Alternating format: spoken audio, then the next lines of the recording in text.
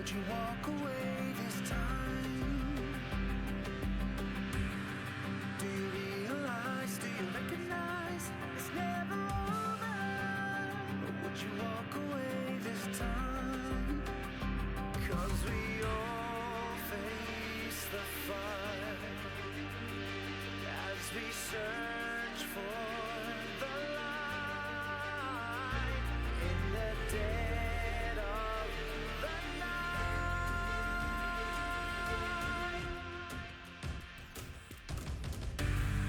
Will you rise above the days to come? Will it be enough?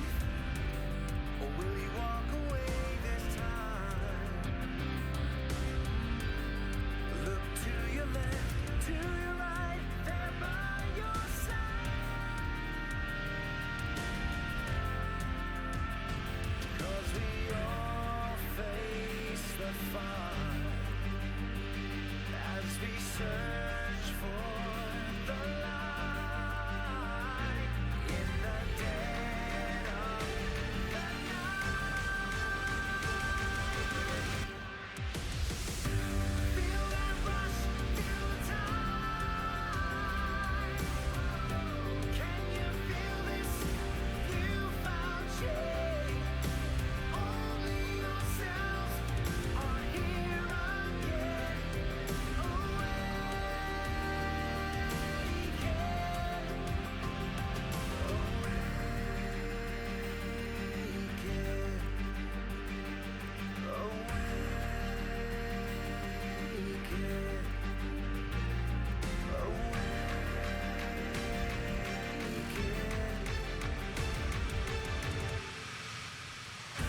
Feel the rush, feel the tight. 'Cause here begins a newfound strength. Find yourselves out here. We won't be the same again.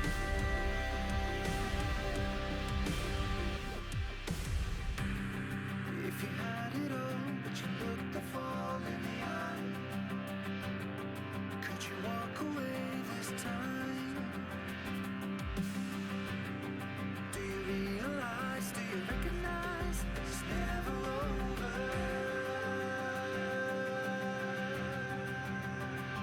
'Cause we all face the fire as we search for the light on the edge of the night.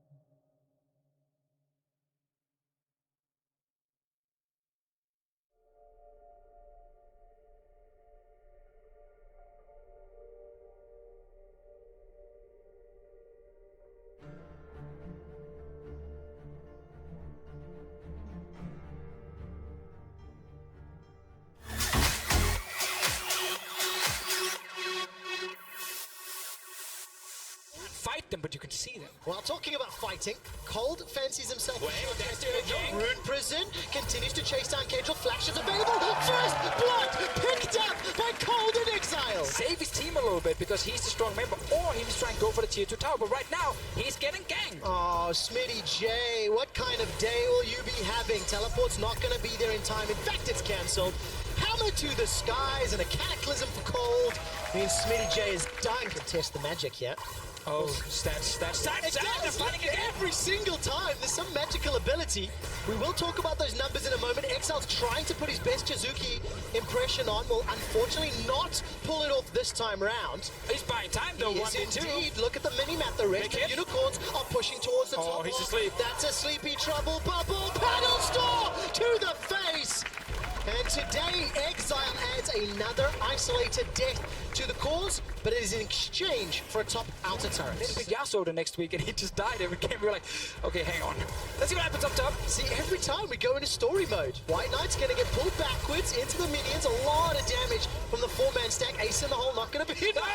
That's not for you, Zoe. I don't know if the paddle star would have connected anyway, but H2K get themselves a kill. Oh, Smitty J, how well can you escape? Teleports as well as flashes up. Sidestep is going to fire down those accelerated bush gates, and he's going to locked into the Oh man, he actually knocks Exile out to safety. If you have the TP with you going into a team fight, that is... Whoa, that's Is not that enough for damage. kill? So close. Salmon, but Exile doesn't care. Got a question for you, which I'll ask after this fight. Do it all the Smitty time. J's running all the way down Kedril. I think the minions actually blocked. That's a very good paddle star. Hexstreak is going to pop. More of Malmortius comes up. Secondary shot goes down. Exile continues to run, continues to chase the Oasis. Looking to turn it around. Flashes forward. The hammer comes down from Smitty J. Hourglass escape. The Deficio combo saves Exile's life. Hey, that was pretty cool. I can accept it this time around. They're starting Baron again. The Alistar is trying to deny the Zac. Well, let's take a look at the smites. Cold Double level TP. 13, Centaur Double level TP. 13. They found the teleport button. H2K figured out they have a second summoner spell. The Unbreakable is thrown out by Totoro. He's looking to fight. Pick and fight. White Knight gets him into the wall with the gnaw. Here comes the backup. Unicorns take down Smitty J. Cold is golden for now as the satchel charge is being hammered away. That's another for UOL. Exile gets them down. Running down Promiscue and Kedril. The spell flux is bouncing. Another stopwatch goes on.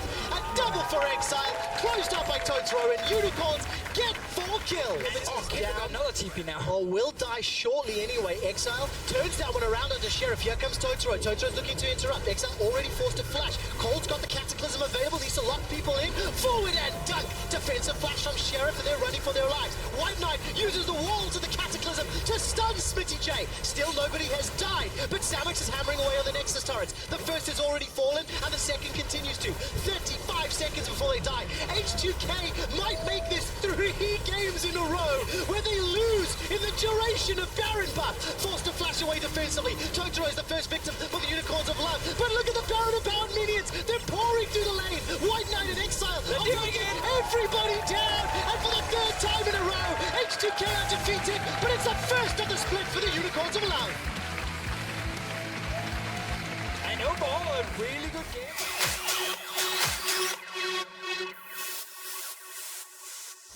You can set up ganks for Memento, dives from in. Oh, Ruin. This could be problematic. Memento's still got flash available. The ultimate. Not going to be enough just yet. Prophet decides to re-engage. Betsy's joined the fight, but the Cataclysm's down. Emperor's Divide buys time, and Giants turn it around despite the early game strain. It didn't cost him his life. It could have, but let's see whether or not Prophet's life is at risk. Teleports available for Norscared and EQ. Ruin and Joko jump inside the pit of the Cataclysm. TP's everywhere. Prophet Norscared joins the fight, so does Blank. Now Blank's gonna run for his life. The Shield of Duran comes down. Taunt Subtle reduces the damage, but not enough. Now that's a run away from Joko.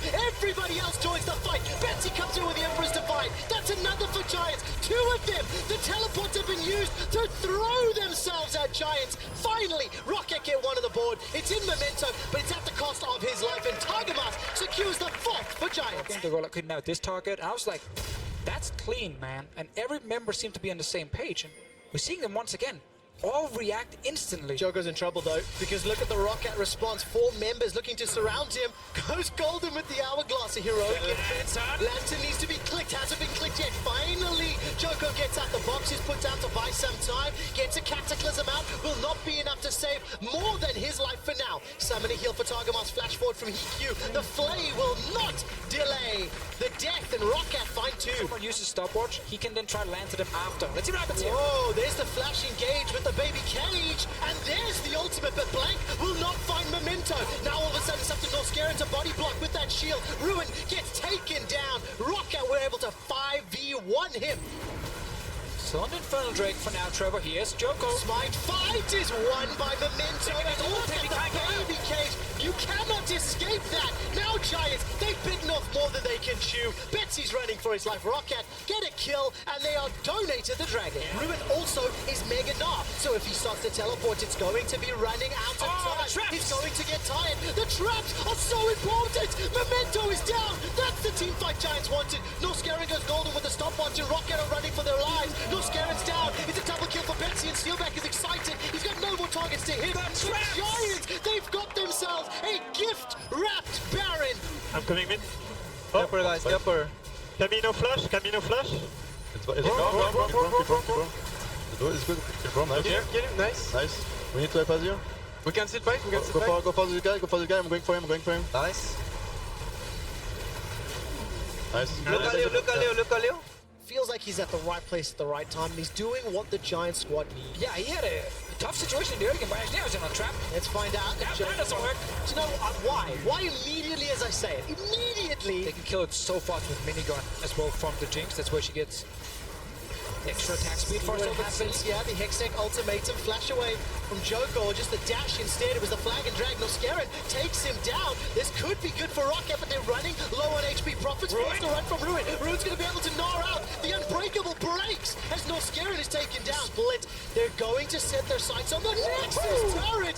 EQ takes a shot to the face. Steelback will get body blocked by Targamas to survive a few seconds longer, but that AP Galio Blank takes him down. They super minions in the middle lane. And now Giants could go for Baron if they want to. They look for the fight instead. Well, shows you how much I know about Galio. He will not go over terrain. That's why I needed to use the ultimate. Justice punch to the face of Joko, and Profits coming in from the side, getting excited. Where is Steelback? He wants to clean. That's a rocket to the face. EQ's going to get tagged down, and Steelback continues to chase out. One more shot. Not going to be the triple kill. Instead, the Hextech ultimatum comes down. Betsy and Ruin, they close out the team fight. Naruto Rador is ecstatic with his boys. The Giants are in the base. They need to push a few minions first before they get to these next turrets. They have Steelback right here. He can kill them in just a few seconds. Giants with another great late game, and it all started at that Baron fight. Now, Deficio, you talked about the team comp, you talked about the value that it would bring, and Giants just demonstrated it. One last kill onto Profit after the GA gets popped will round out Giants' siege. They take down the Nexus turrets, and Giants take first place with 4 wins and 1 loss.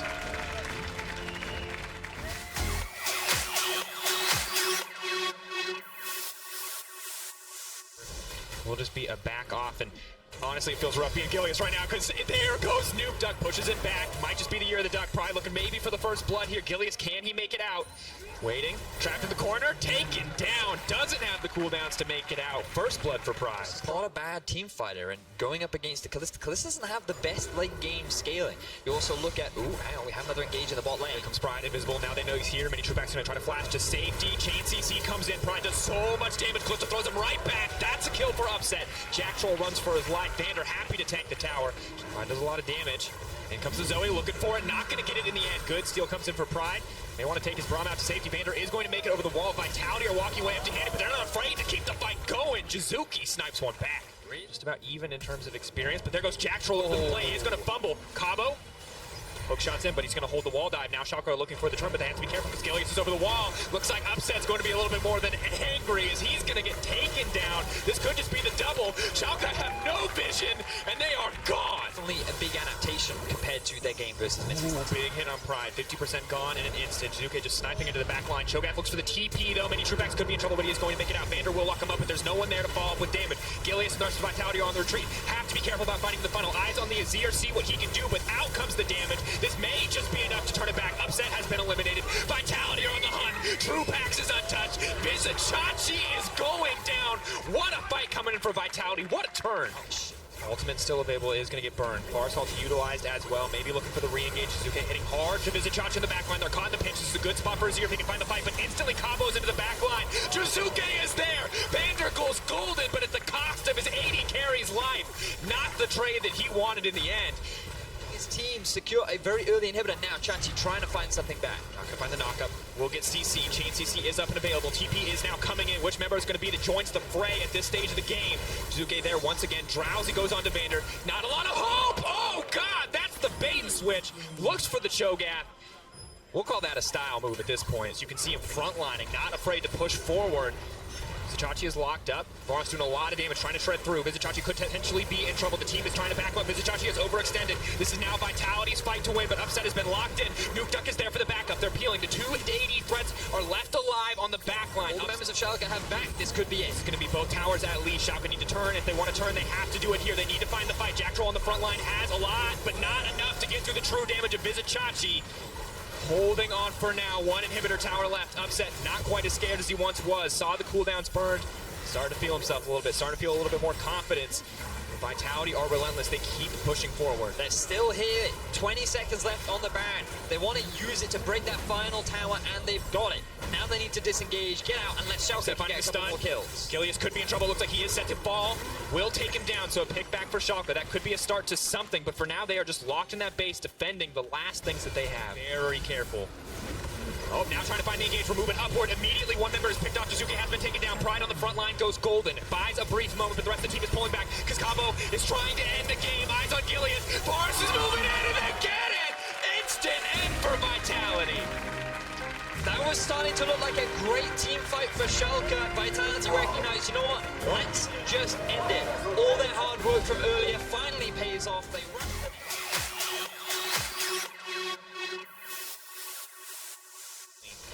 On the advantage that they've built in this early game, because the mid game, the late game, that's been the struggle for them. The Perks playing with a lot of confidence, very cocky here. Xerxes going to look for the lockup. Django's trying to turn it back. He will grab one kill. It is there to back him up, and they are going to be able to retreat. He does have the teleport. Could be looking for a flank. Sing now moving in. Xerxes with the ult to flash forward is going to hit Hjarnan. The immediate opt out with the Mikhail's Crucible. Good play coming in from Wadid, but it looks like he may have to sacrifice himself. Monsoon, as he tries to peel back, looks to try to land the tornado, will not connect. That is one dead Janna. Buys a bit of time, finds the freeze frame, but not the save, as Splyce will grab a kill right back in return. Getting chipped down, have to be careful, have to respect the paddle stars. Oh, Yanko's now moving in. It's just going to move right back out, because it's just a trade of flashes. Nobody actually wants to commit to this fight. Yanko. And of course, despite not having a zero, uh-oh, that's a bad decision coming in. Sing. Caught in the middle. He's going to finally make it out in the end, but this could be a massive game changer. Now keeping the fight started. Hjarnan is off to the side. Mikhail's Crucible comes in, but it's a little bit late. Call of the Forge God comes out. G2 calls for A, baby, but they're not going to find the follow-up.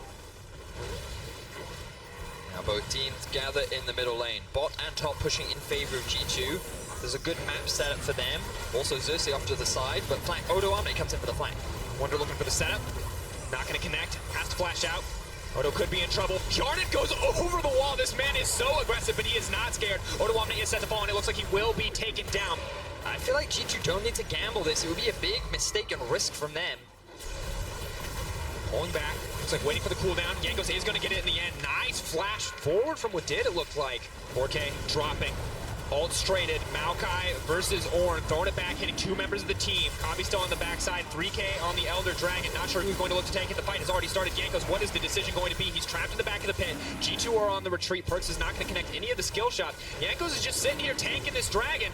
What is going on? Jungler's going to battle it. Yankos gets it. Huge team fighting against G2 if they can force the fight. Xerxes already left in the pit. He's going to get taken out immediately. Kazing says no, but Yankos wants to keep the fight going. So low as the things get procs. Sleepy on the backside is the Tom catch, but Wonder leaps into safety. Perks on the front line. He's going to find one as Xerxes finally falls. They're not interested in going toe-to-toe. Sleep lands. Connect. Roto, nice. Knock back. They just get taken down here. A lot of damage comes in. Kazing trying to play save the day. Good engage comes back from G2. It's Xerxes who's now in trouble. He may have given his life for his top laner, but that's the reset. Now they're looking for a little bit more. Yanko's on the front side. Hjarnan leaping forward. No hesitation here as G2 see the advantage. Super Trouble Mo. Yanko sees an opportunity to get on the Kame, is going to block him off as Perks tries to find the opportunity to go for a little bit more. Otawamne is moving in. Call the Forge Guard going to stop the fight in its track. Otawamne trying to retreat. Sleepy, Trouble Bubble connects, actually going to snag the kill. Cersei now going to go down. G2 sees the win in their sights. This is the last dance for them. Pulling baskets. Niski tries to hold on. Wonder not afraid to take the tower. That's the lockout. Kasing has to save. Niski now moving forward onto Perks. Pushes Yanko's back. It's one man in the midst of all of G2, but it's just not enough. G2 move in. It's the slow, steady closeout. It's going to be their game, and they're going to move up to a 2-3 scoreline with this win. G2 on the back of Perks are able to sail.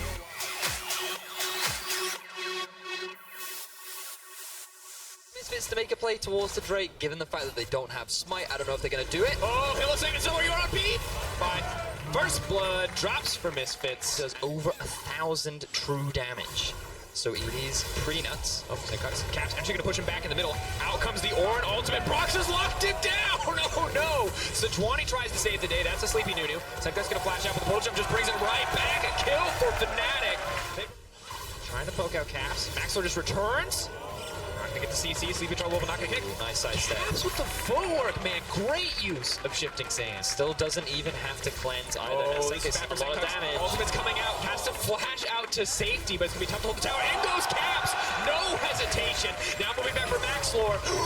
Good ult goes in. Broxah going to tank for the team. Nice use of the stopwatch from Maxlor, but still a tough spot for Misfits. And this... Gonna portal jump back and forth. Broxah now could be in trouble. Maxwell trying to find the engage, trying to find the opportunity. Hillesang leaps in, but there's a TP coming in from Fnatic. Soaz on the way. Gangplank can only do a little bit of damage. He's now leaping in. Caps is on the backside to dish it out, but Soaz is gonna grab the kill. Maxwell looking for the retreat. Oh, good ultimate coming in, but Zenkux is now on the run. Reckless, can he find the kill? He uses the heal. He makes it around the corner. Hillesang is there as well. Reckless, perfect position to tear through Hansama. Just gonna cut him down right when Fnatic needs him. Move us out. Zenkux is gonna back off. The Trouble Bubble does not connect. TP now coming in. Caps may have put himself in no man's land. Has he overstayed his welcome? GP is on the way. Maxlor is here as well. Caps versus the world. Can he get it out? The Shifting Sands tries to make it to safety. Sleepy Trouble Bubble. The quick flash to escape. Soaz known for the escapes, but it's a chance for Caps now to make a name for himself in this regard. But everyone on Misfits is here. Shurima Shuffle, not going to be enough. The Emperor's Divide will not break him. That means that they're going to very quickly lose an inhibitor. And Caps. Mickey X pulled back, looking for the pick. Tries to hit it, gets multiple members locked up. Alfari taking down Misfits to their chance to turn. Ultimate comes out, not going to connect on the Soaz, but that's just a slow coming in on the backside. Zenkux now looking for a little bit more. That's a sleepy Hillesang, and he may just get taken down. Like organization by being a part of their most iconic move, but no one's going to fall for the trap. Reckless. Ooh, careful now, mate. He's fine. He's gonna... They see it. Wait, they're staying. Oh no. Alfari, no. What's this? Just a normal trip to the jungle? Surprise! Fnatic death push, and down he's gonna go. Hillesang, maybe this is the engage that they want. They are gonna lock him up. Ooh. So much damage. Gangplank goes golden. A brief moment, but this could be the fight. Reckless finds him in the funnel, but it's not enough. He's on the way too. Caps has overstayed. Oh is my it God. going to be worth it? Can he get anything else? Can he turn this one around? He is actually doing so much damage, but Hansama is there to take him out. The Sleepy Trouble Bubbles taking the engage, gets it on the Braum, but not a whole lot else. Gangplank only on the backside, could be in trouble. All eyes on Alfari, he just managed to join the fight. Senkux looking for the Sleepy Trouble Bubble. Caps knocking it back into the middle of everything. Where's the barrel going to be? Bam! Big shot coming out as Maxlor grabs that one up against Azir. Both teams backing off. Nunu should be able to take this one. Maxlor, can he move in? Is this his hero moment? He wants to take it down, but no. Brox is going to grab it in the end. Misfits need to find a fight here. They cannot afford to give Fnatic Baron with 3 open inhibitors. What is going to happen here? Alfari's on the chase. Broxa will get cut down. with Fnatic. Misfits too afraid to go and deal with them. Oh, good timing. Unbreakable's already been used. This is the guaranteed engage. Gangplank ultimate comes in, though. It will lock it up. It'll stop anyone from going any further. Broxa has so little tanky stats up against this lineup, but Maxlor does get ripped out in the end. It's the 1-for-1 so far. Shut down onto him. All these inhibitors with Baron spawning in 30 seconds, and Misfits cannot find the fight. They found Broxa, though. Looking for something. Is going to try to take down Broxa. Gangplank ult is there. Hansama slowly chipping through him. It looks like he will fall. Mickey trying to block the ball from so Look at the base. Meanwhile, and no one wants to kill him there. No they flash. really want to kill Soaz this time around, so he will get stunned up, locked down. It may just get burned through. Does have the flash back up. GP ult has been used. Caps is on the retreat. They have to stay focused on Caps. If they forget about him for even a second, they may just get cut through. Senkux is on the way. They are going to take down Soaz. We will turn this brush right around. Far does he know? Dude, he's done this once before. Oh, run. Alfari, run. Alfari locked up. Oh, is he just going to cut through him? That's the ping. Oh, Reckless. Oh, Reckless Zeus is gonna live. They almost fight back. He's just tanking that one up. That is an insane amount of damage, but now the engage has come out. Hellsang moving into the middle of the team, charming up multiple members. So is there on the backside, but you have to keep your eyes on Senkux as he almost deletes Caps. Hansama's still alive. Hansama's still untouched. So on the front line, he's left all to his lonesome. He's set to fall, and it looks like he will go down in the end. Not unstoppable anymore. Alfari up in 5 seconds. That's a sleepy Nunu. Senkux is on the hunt for blood. He wants a little bit more. Half health.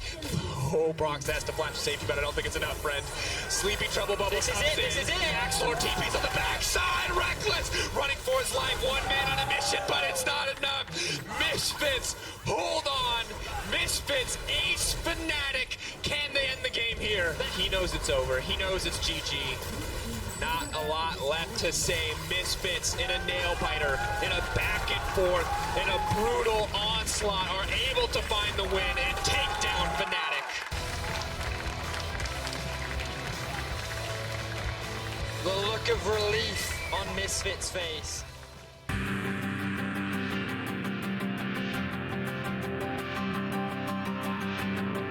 If you had it all, would you look the fall in the eye? Or would you walk away this time? Do you realize, do you recognize it's never over? Or would you walk away this time? 'Cause we all face the fight as we search for the light in the dead of the night.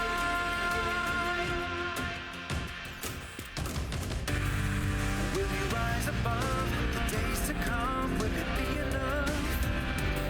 Or will you walk away this time? Look to your left, to your right, they're by your side. 'Cause we all face the fight as we search for the light in the dead of the night.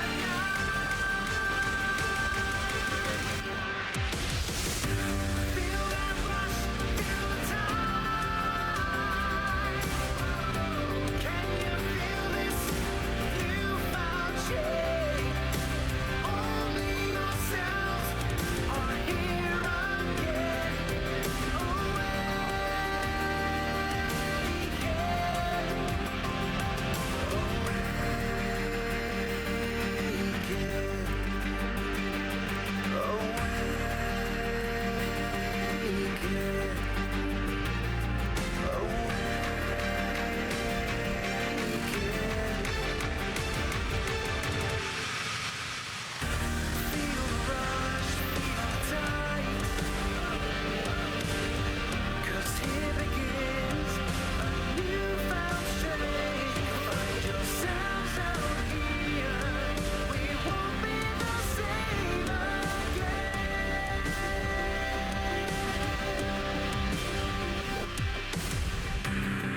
If you had it all, would you look the fall in the eye? Could you walk away this time? Do you realize, do you recognize it's never over?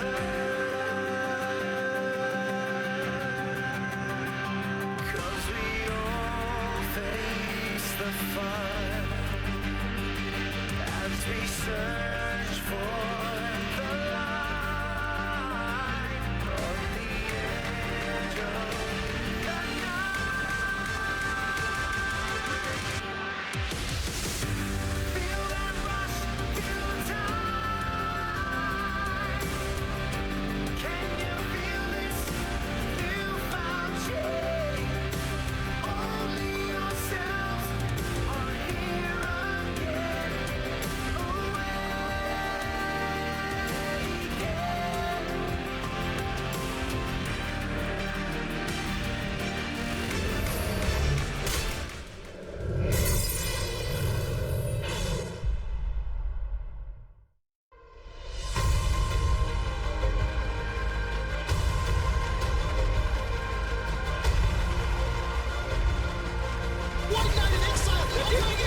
everybody down. And for the third time in a row, H2K are defeated, but it's the first of the split for the Unicorns of Love.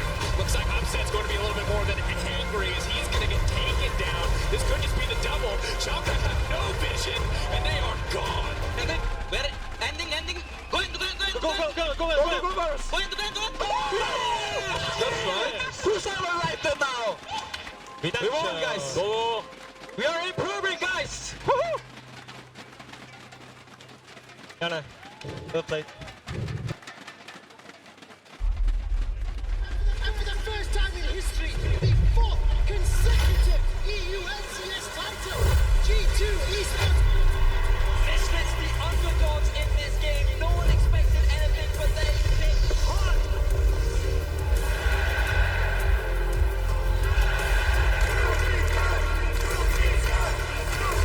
Jankos, the first blood king. Let's make this a clean fight.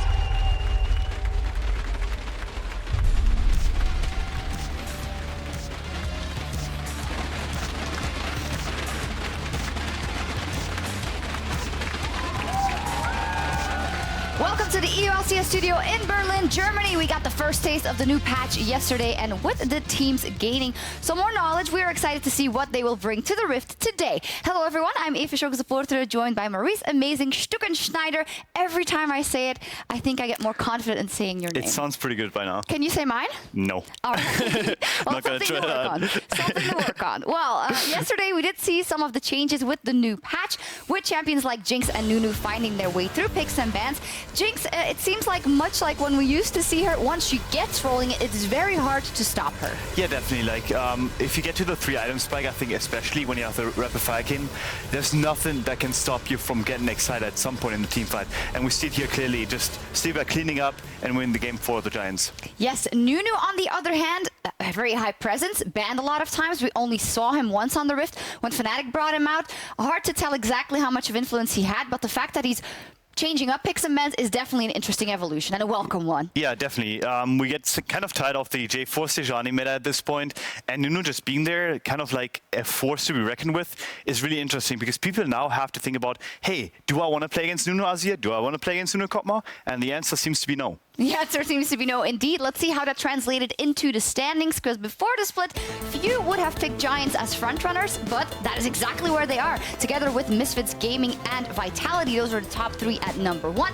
And then Splyce, G2, Schalke, and Fnatic, 4 teams expected to fight in the top, are currently in 5th place. So things are looking a bit different than we had expected, and I especially want to know what you think about that tie for 5th place with those highly anticipated teams not finding their form. Yeah, it's really interesting. We definitely expect them to be the in the top 5. So having seen them like almost being out of the playoff spot with 2 of them being out of it is incredibly weird for me to see, because Schalke especially was hyped coming into the split with all the chains coming in.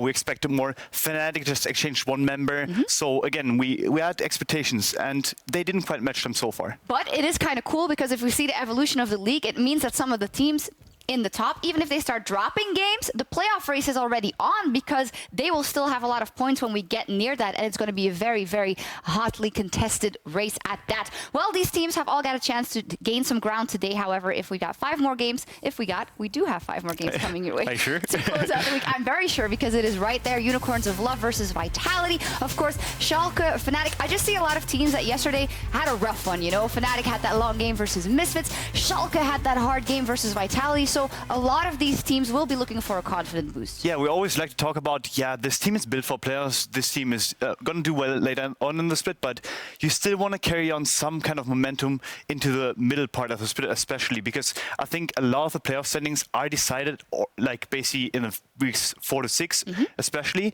And I think Fnatic needs the confidence boost, and Splyce kind of needs to get up there. Yeah, you don't want to put yourself in the position where 1 week before playoffs you have these must-win games or you're not going to make it. Definitely, they want to have a bit of a buffer. And so do the 2 teams that are up on the slate as the first matchup, the Unicorns of Love versus Vitality. Starting off with the Unicorns, they had 0 wins going into this week, and we were looking at some individuals to step up. And yesterday versus H2K, it was a better picture. Unicorns of Love looked more controlled and took home a win due to some individuals deserving some praise. Yes, the early aggression coming in around Exile is something I really, really like and appreciate, because Exile, he's always been taunted like as someone that can throw games for you, can lose games for you with his overaggression. So supporting him and actually playing to his strengths, which obviously is rise pick and early aggression around him, is something I really want to see more of Unicorns, and I'm glad that did play around him yesterday. Yeah, we see his highlight here from Exile. For him personally, a confidence boost, momentum going. Cold said in the interview afterwards, we played more controlled, and possibly that is just what we have to focus on, not that much chaos. Well, we'll see how much they develop into chaos when they play the next team up on the slate, Vitality, because Unicorns of Love, slow start. Vitality, fast start. They came into the split with guns blazing, picking up a lot of important wins, and most recently, yesterday, beating Schalke with an explosive playstyle on the Rift and explosive reactions after the Rift. Yeah, who's overrated now is the question. Overrated now? I don't think Vitality's overrated. They definitely came out swinging, and what I like about that roster is just that they're so confident, not just outside of the Rift, but on the Rift too, that they're not afraid to make the play even when they're behind. And I think they're one of the only teams, if not the only team,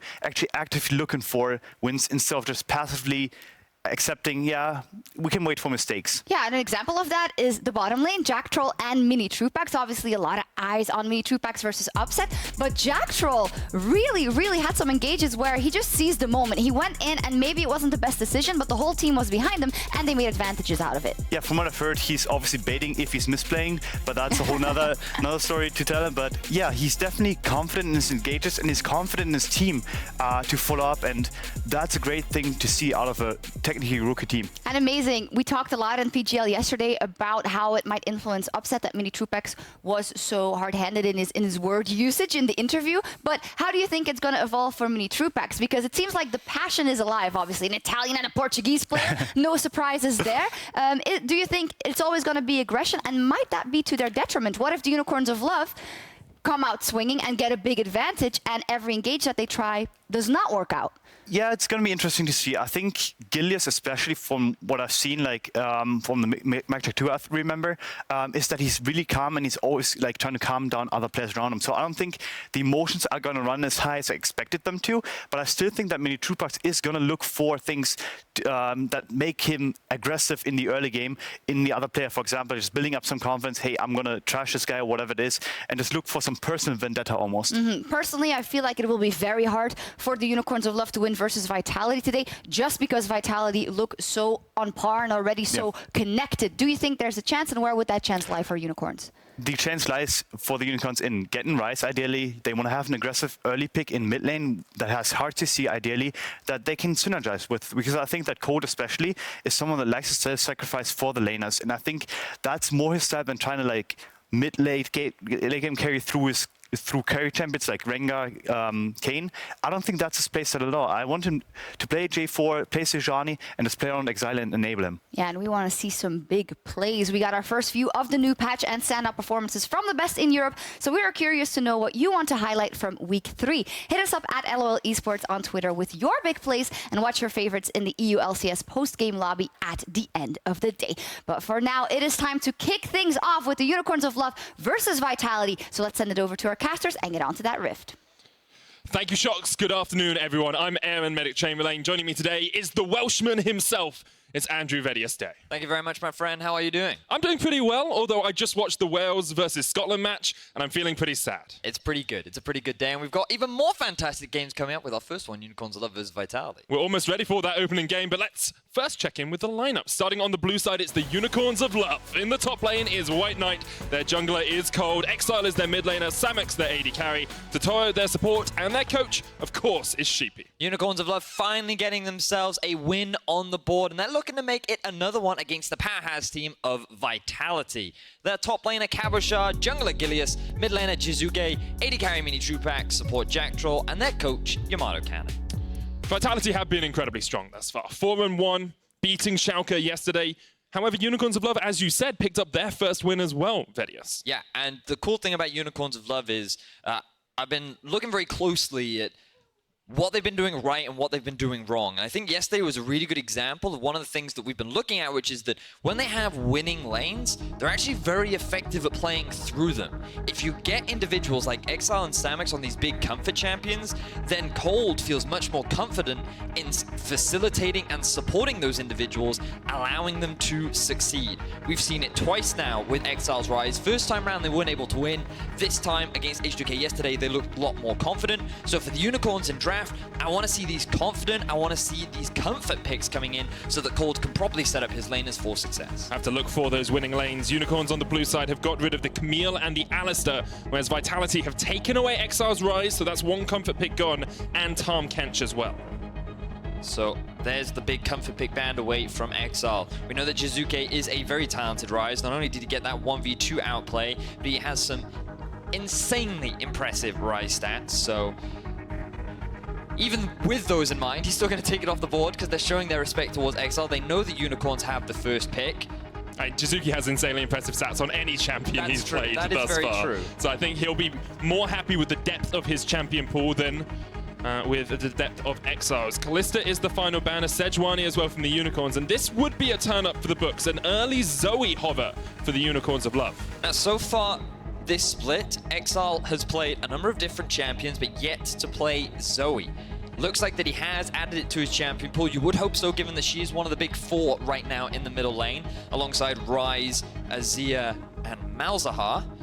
So if you're Vitality, you see the Zoe lock in, you know she's a very strong mid laner. What are you looking for on this rotation? I mean, ideally, you want to go for the Malz, but on 8.2, he did receive a couple of nerfs that, to some mid laners, say that it lowers his priority. So I wonder if Jizuke has his own answer, or whether or not he's just going to stick to stand. There is the Malzahar that you predicted, Velius. Great job there. We'll see what Vitality want to get next. Jungle pool is still very open, AD carries as well. We tend to see supports in this first rotation of picks as well. Ooh, I would expect an early Cogmore here from Vitality. I feel like that given the strength of the current AD with Kalista banned away too, it would make a lot of sense, but going for a blind pick Thresh. I love this. I love this. This is Vitality saying, we think our bot lane is just better than you, UOL. We think we can dominate the lane matchup. Jack Troll is coming up. He's saying, give me my Thresh. I played it well in Challenger Series. I can do the same today, and they can dominate from the bot side of the map. But it is going to give Unicorns the freedom to go for the Cogmore Braum. Very standard, very safe. You would assume Team Vitality are expecting this, and they would answer with something like a Caitlyn. One of Mini Trupax's comfort picks. The bottom lane duo of Caitlyn and Thresh is something that they had a lot of success with during the Challenger Series. And as you rightly said, I feel like the Mini Trupax and Jack Troll are here to send a message. It's a confident play from Vitality, but Unicorns of Love have a very good lineup already forming here. You've got the Zoe for great poke in the late game. You've got the Cogmore as well, who is just that late game scaling hyper carry. We have to see how Vitality are going to react. Now, typically you would expect here for Team Vitality to either ban away top laners or junglers, because they have the first pick and they want to pinch that role as much as possible early on. With Sejuani already off the field, you could ban away things like the Zac and the Kha'Zix and get yourself an early Jarvan. Alternatively, you could ban away the Jarvan, but their eyes are set on top lane bans, and I would imagine that they'll now go for an early Jarvan rotation, or maybe even a Gragas onto the Gilius, and then round things out to give Cabochard that counter pick top lane. Gilius has been playing more tank junglers in the EU LCS than these aggressive junglers he was well known for in the Challenger Series, so would very much expect to see a tank-orientated, a utility-orientated jungle pick for Vitality. Their second ban is the Ornn, another top lane ban, and now Unicorns of Love have to lock in the final ban of this matchup. Now, White Knight has played 5 champions so far this split. Camille, Gangplank, Ornn, Gnar, and Vlad. Gnar is still available, but the vast majority of the others have been taken off the board. His only win was on Gnar, though, so he's got a 100% record on that champion, Velius. Now, what I'm expecting here is Team Vitality to actually allow the Gnar through. Ooh. But Unicorn changed things up, because now I imagine Team Vitality's plan was to go for the Jace. They wanted to put Cabo again on that carry matchup, pair it up with the J4, and then look for early roams up towards the top side. But now that the Gnar has been banned, the top lane pool kind of expands. We go into deeper territory. We're moving towards the A and B tier top laners, and we'll see how things pan out. There is the Jarvan pick that you expected Vitality to go for. Unicorns of Love looking for their top laner and their jungler here. Not too much left in the jungle pool in terms of the typical junglers we have seen, but Cold was very well known for his utility junglers last year. Hasn't been that focused on them this year. Wouldn't be a surprise to see him go back towards a more utility-focused role.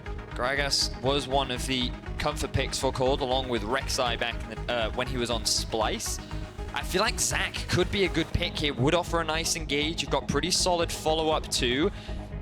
But I'm going to hold off and wait for a Unicorns Classic, because they do have this tendency to give a little bit more freedom to their individual players. And Cold has had that freedom and has been pretty effective on these more aggressive junglers, but it looks like it is going to be the Kha'Zix for the Unicorns of Love. Perfectly fine. I think this is... oh, no! Gragas. Got bait and switch right at the end. Right So at the he's last gonna go moment. for the I even Gragas. wrote Kha'Zix in my notes, Vedius. So the thing about Gragas is, I've only really heard junglers say that he's good into things like Sejuani. The disengage can be very effective against that kind of engage composition. I can see the same principle going up against the Jarvan. And one of the things that we have to remember is that on this patch, Runic Echoes did receive an ever so slight buff on the side of the Gragas. So we'll have to see and talk a little bit more about that once we get into game, as Vitality round their things out with what looks like a Jax up in the top lane. I do believe, yes, Cabochard has played one Jax game so far this split. That was in their loss. 100% loss record on Jax. Yes. So we've got 100% win record on one side, 100% loss record on the other side. Never know what's going to happen in this game. So the thing about the Jax is, naturally he's going to scale extremely well, and he gets a relatively safe lane into the Cho'Gath. You wouldn't typically expect the Cho to have much kill pressure over this matchup, but what you want to see from Vitality is, again, investment towards the top side. We've seen this over the last few weeks now, where Cabo has only played carry top laners, but only sometimes have we seen Gilius invest into Cabochard and set him up to be that carry, to be the snowballer.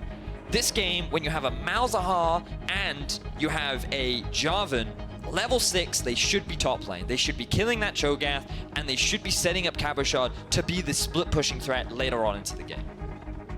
We'll have to see if Unicorns of Love have those winning lanes that we talked about at the start as well, Vedius. We'll come back to that as we get on to the Summoner's Rift. Unicorns of Love got their first win of the EU LCS split yesterday. Vitality got their fourth. They are looking at the top of the pack, where the Unicorns are sitting at the bottom, but all can change here in Europe. And as we get on to the Summoner's Rift for the first game of the day, Vedius, I want to talk about winning lanes, and I want to talk about Cold in particular. We said before we got into picks and bans that Cold was looking for these winning lanes. Unicorns of Love play so well around these winning lanes, Vedius. With this composition, do you see any particular points where the Unicorns will be able to put some pressure? So, the problem with Unicorns comp right now is that their only real pushing lane is in the top. Zoe will have a little bit more pressure once she gets a couple levels under her belt, but very early on against Malzahar, actually she should have decent push, because Malzahar, ever since the changes to him a while back, his early game wave clear has actually been extremely weak. So I would imagine that Exile should have push in this middle lane. He should be fine. But it can be really obnoxious to try and gank away a Malzahar, especially on someone like Zoe, who can sometimes struggle to pop away that pass. And especially against a team like Vitality, who have done so well thus far this split. Came in very much as rookies to the split, but if you just look at how dominant they've been, the M lead at the end, that's the majority lead statistic, and it shows how much of the time a team is in a major gold advantage in a game. So they spend almost half of their time in a major lead. Yeah, Team Vitality have had a fantastic start to the split. Expectations were that they'd be middle of the pack. Team of rookies, first time on LCS stage. They'd take a while to adapt and play against some of the more veteran talent. Nope, they came in with confidence. They showed that again with their draft today, going for a very early Thresh lock-in, even with the Braum available. And they basically come out the gate swinging, already earning a very solid reputation among many of the fans as Jizuke potentially being the best mid laner in Europe, Mini Trupax proving his dominance. Speaking of dominance, Gilius is looking to exert some over in the top lane. You said you wanted to see him invest time in the top side. That's exactly what he's doing. Looking for the stun. Cabochard gets caught out in the counter-strike, and the red buff is ticking. White Knight does have the flash, but is going to be able to get away underneath the tower. Gilius taking it, gets first blood as well. Great way to start for Vitality. You really do want to set up this Jax for success in the early game, but that's typically not how early you would normally want to see that kind of jungler if you're White Knight. He's just trying to go for the early push. He knows against the Jax he has that kind of pressure, but Gilius starts on red, doesn't clear any other camps, and is just able to set up a very easy kill. Good EQ flash from him as well to catch out on towards White Knight, who's now burnt teleport to come back into the lane. You can see Cold realizes that Gilius might spend some more time up towards that top side, so he's going to try and get some counter jungling done. Well, the thing about Cold is he started on his red, did Raptors, went over to Wolves. He knows that after the first gank top, Gilius has to back. He wants to spend some of the gold, but also he didn't have the HP to continue jungling. That means that Cold has the information to just steal away enemy jungle camps from the top side of the map. That will put a bit of vision down as a good hook lands onto Samux. And Cold effectively punishes Gilius for that early game. And Cold has been a key member of the Unicorns of Love. We heard it from him yesterday. He feels like he's the leader, he's the captain of this team. He's been doing the most damage of any jungler as part of his team's share. He's got the best damage per minute difference with his opposing junglers, and he's involved in the most kills of any jungler in the EU LCS compared to the averages of the rest of the junglers. And this is why, for many analysts, they're actually concerned about this Unicorns roster, because when you're relying on a player like Cold who is not... Oh! Ignite goes out! Exile! Exile's gonna get a 1v1! Against Jizuke! Excellent start to the mid lane matchup for Exile. Getting a solo kill down onto Jizuke is going to do a lot for his confidence, and a great way to start up in the 1v1 matchup. Sorry for hitting you there, man. I got a little bit overexcited by that. It's not often we see Exile pop off like that. The Zoe pick, obviously something he's been practicing. Even took the minion dematerializer to help him push up the lane into the Malzahar. Works out so well for you. And we talked about how Cold wants to be playing around the successful lanes. He wants to be taking advantage of these pushing lanes, and by getting a kill early in mid, this is going to be fantastic and follow up. Now, note, Exile has the Proto Bell on his Spell Thief, is able to land the sleep, and has a huge amount of burst. Jizuke thinks that with the cleanse, he will be able to walk away cleanly, but Exile using the flash reprocs the W, which is enough damage to get the kill. Now Jacktroll forced to flash after taking a Winter's Bite that he didn't really want to take. However, Mini Trupax and Jacktroll do have a 10 CS lead in that bottom lane. It's kind of what we expected to see with them pushing up like this. It means that Gilius doesn't need to invest too much time into the bottom side of the map. And it does shut Samux and Totoro down for the moment. Having a quick look across the runes here, the keystones, you've got 4 unsealed spellbooks on the side of the Unicorns, even Cold taking one on the Gragas. So on a track, what he decides to switch that smite out for. Another TP jungler like we saw from Maxtor yesterday. Having the extra cooldown on the flash definitely helps the Gragas as well. Very true. Gilius and Cold, 2 passing ships in the night. Interesting to see Cabochard take Kleptomancy here as his rune, because that was nerfed a little bit for melee champions on 8.2. It's not a drastic nerf, it's not as big as the range nerf, but it is a nerf. Look at Jacktroll, he is roaming down though. Cold's gonna get knocked up. There's the hook, but he flashes away from it. Exile trying to get the Sleepy Trouble Bubble in from the side, and the Unicorns will be able to get the hell out of there. Jacktroll went for an early base before his AD carry. That meant that while Mini Trupax was back and buying, Jacktroll had an opportunity to roam, and by moving with Gilius, they were able to get a bit of punish down onto Cold and force his flash out. So, like that map movement there from Jacktroll, not wasting any time, just lingering in the bottom lane. When we talked about this in Picks and Bans, we talked about winning lanes. We said maybe it's the top lane that Cold would want to focus on. Now that Exile's a kill up and is able to, get back into the lane and push out into Jizuke, can Cold switch his focus on this top lane? I mean, it's not that he wants to gank top lane a lot. It was just that when you look to the pushing lanes, you typically expect top and mid to be the 2 lanes with which Cold could take advantage of. But due to the early gank that happened down onto White Knight and the fact they didn't have flash, it became a slightly harder lane to gank, especially at the risk of a counter gank from Gilius. So his main focus should have been on early vision to try and prevent another gank from happening in the top lane, which is what you saw Cold doing. He went for the early counter jungling, he dropped a couple of wards in Vitality's jungle, and he basically said, alright White Knight, you're safe to push now because I'm very aware of where the enemy jungler is. Now that flashes are coming back up, we would imagine Cold to be a little bit more active moving into this point of the game, especially given that Jacktroll now has no flash. This is another point of opportunity for Unicorns of Love to try and take advantage of, especially with the double TP in the bottom lane from the Unicorns of Love. And I'd love to see Exile actually swap out for the TP so they can look to make a play down bot as well. Especially with all of these level 6 being hit as well. White Knight has the Feast. Cold's on his way to getting that explosive cask. you can get a portal jump in there, land a sleepy trouble bubble, you have to feel that either Mini Trupax or Jack Troll would not be along for the Rift. Cold's going to get spotted out by a couple of control wards there, realizes they're in the bush and is going to try and clean them out. Jizuki and Gilius are in the area, but Cold should be able to control this vision. Exile, Gilius is going to face check into him. Looking for some damage here. The heal comes out from Exile.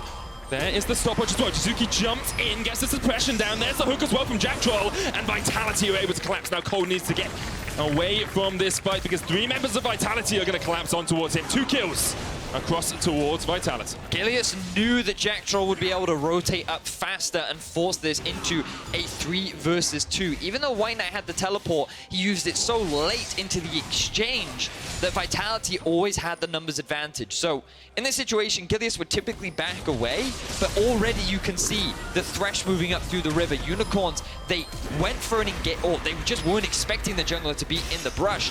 They very quickly get capitalized on, and it isn't until Exile is pretty much dead that the TP finally comes through. And because Cole did not have his flash after the roam from Jack Troll earlier, that allowed Vitality to get 2 very quick kills. And allows Jizuki a little bit of relief in that lane. However, he is still 20 farm behind Exile, who on this Zoe is looking a lot stronger than he has been in the last few days. Double TP in the bot lane for the Unicorns. They want to get back and push out this lane as soon as possible. Jack Troll is unable to do that. He's gone for the Aftershock on his Thresh. And with an Infernal Drake on the cards, usually I'd expect to see perhaps a little bit more play down towards this bottom side. You can see Cold was trying to get some vision control around that area to make sure that Gilius couldn't just sneak it away. I imagine that it will become a big point of contention, but for the time being, both sides focused on getting that early item as quickly as possible. Samix is going to want his Rage Blade before he really tries to look for any fights. Vitality would be in a decent position right now, but even then, with Jizuki not having the Morellonomicon completed just yet, they're a little afraid to kind of force this objective, and losing a fight around Dragon this early on could be very detrimental to the rest of the game. So both teams just playing it safe, and they just want to make sure that they maintain vision around that objective. Definitely makes sense. Totoro has kept his teleport down in the bottom lane. Vitality might be starting up the Infernal Drake. 10 minutes in, they have a 1,500 gold lead, and Infernal Drake would sit pretty in their back pockets as well. And this is the safe way to take it, how Vitality have just gradually pushed the vision line very deep into the enemy jungle. And that means it's probably safe to have your smite when you try and take it as well. Too, yeah, I mean, don't try that at home. Could have been a very sneaky steal. It was on 73 HP. That should have been enough for Samix to steal it. But it's very much revolved around the vision. Vitality just made sure that Unicorns couldn't see anything, bot was pushing, mid was pushing, everything was fine and dandy, and Vitality secured the first Inferno. That's good stuff from Vitality. Gilius has seemed to lead this team pretty effectively across the last few weeks. It's very true. Cold right now looking for a potential bot lane gank, and Trupax and Jack Troll are respecting it. But we've got to bring our attention back to the middle lane medic, because coming into this matchup, expectations were that Jizuki would just dumpster another opponent. Exile statistically has looked very poor. Yes, when he got some of his comfort champions like the Rise, they would bolster his stats, but even with those, you can see how his KDA is sitting in 10th for mid laners, his damage per minute is extremely low, and you look across the board at Jizuki, this man is sitting at the top for so many of these different early game and laning stats. However, today, Exile was able to get the surprise outplay. He was able to get the solo kill. He's dominating this 1 versus 1. And he's demonstrating that he does have the mechanical prowess to keep up with the young blood that he once was. Hook into Flay. Totoro's here to try and distract Vitality. Jack Troll takes a chunk from the turret as well, but Mini Trupax is trying to focus down the first tower of the game. White Knight is positioning, ready for a teleport. Kaba also has the TP up, but there are no wards here for White Knight to join in. Therefore, he's just going to go back to focusing on his lane. Cold now just here as a defensive disengage. There's really strong vision control from Vitality down towards that bottom side river. 2 control wards at the top. The control ward here that Cold is cleaning out, and a couple of deep wards that will spot out any rotations from Unicorns of Love. Jizuki's going to teleport back into the lane here. Exile just wants to clear it out because Gilius was waiting in the wings. And this game, it feels a lot more even than I expected it to do at this point. We thought that perhaps the Caitlyn and the Thresh would push hard into Samix and Totoro, especially with it being comfort champions for Mini Trupax and Jack Drop. They have been only a 5 CS differential between the two. Yes, the tower has taken a chunk, Vedius. And I think that's the key thing to take away, because the thing about farming is if you work well with your support, and when you're playing against the Thresh, it's very difficult to necessarily deny farm, because it's not like a poke champion like Brand where you can effectively die and get caught out. You can just play pretty defensively underneath the tower, and it's more about taking that chunk damage down onto the objective.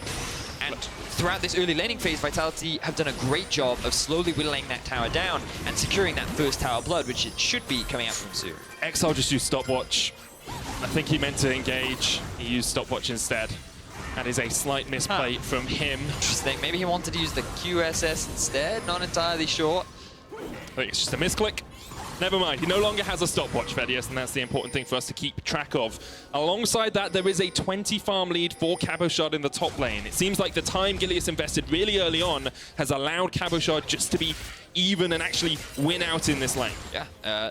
Allowing him to get that bit of extra early pressure. He had an experience advantage because he got an entire wave himself. He also had the TP advantage because White Knight was forced to use it so early on. Just overall, set up Cabochard for success very early on. Didn't feel the need for a return gank.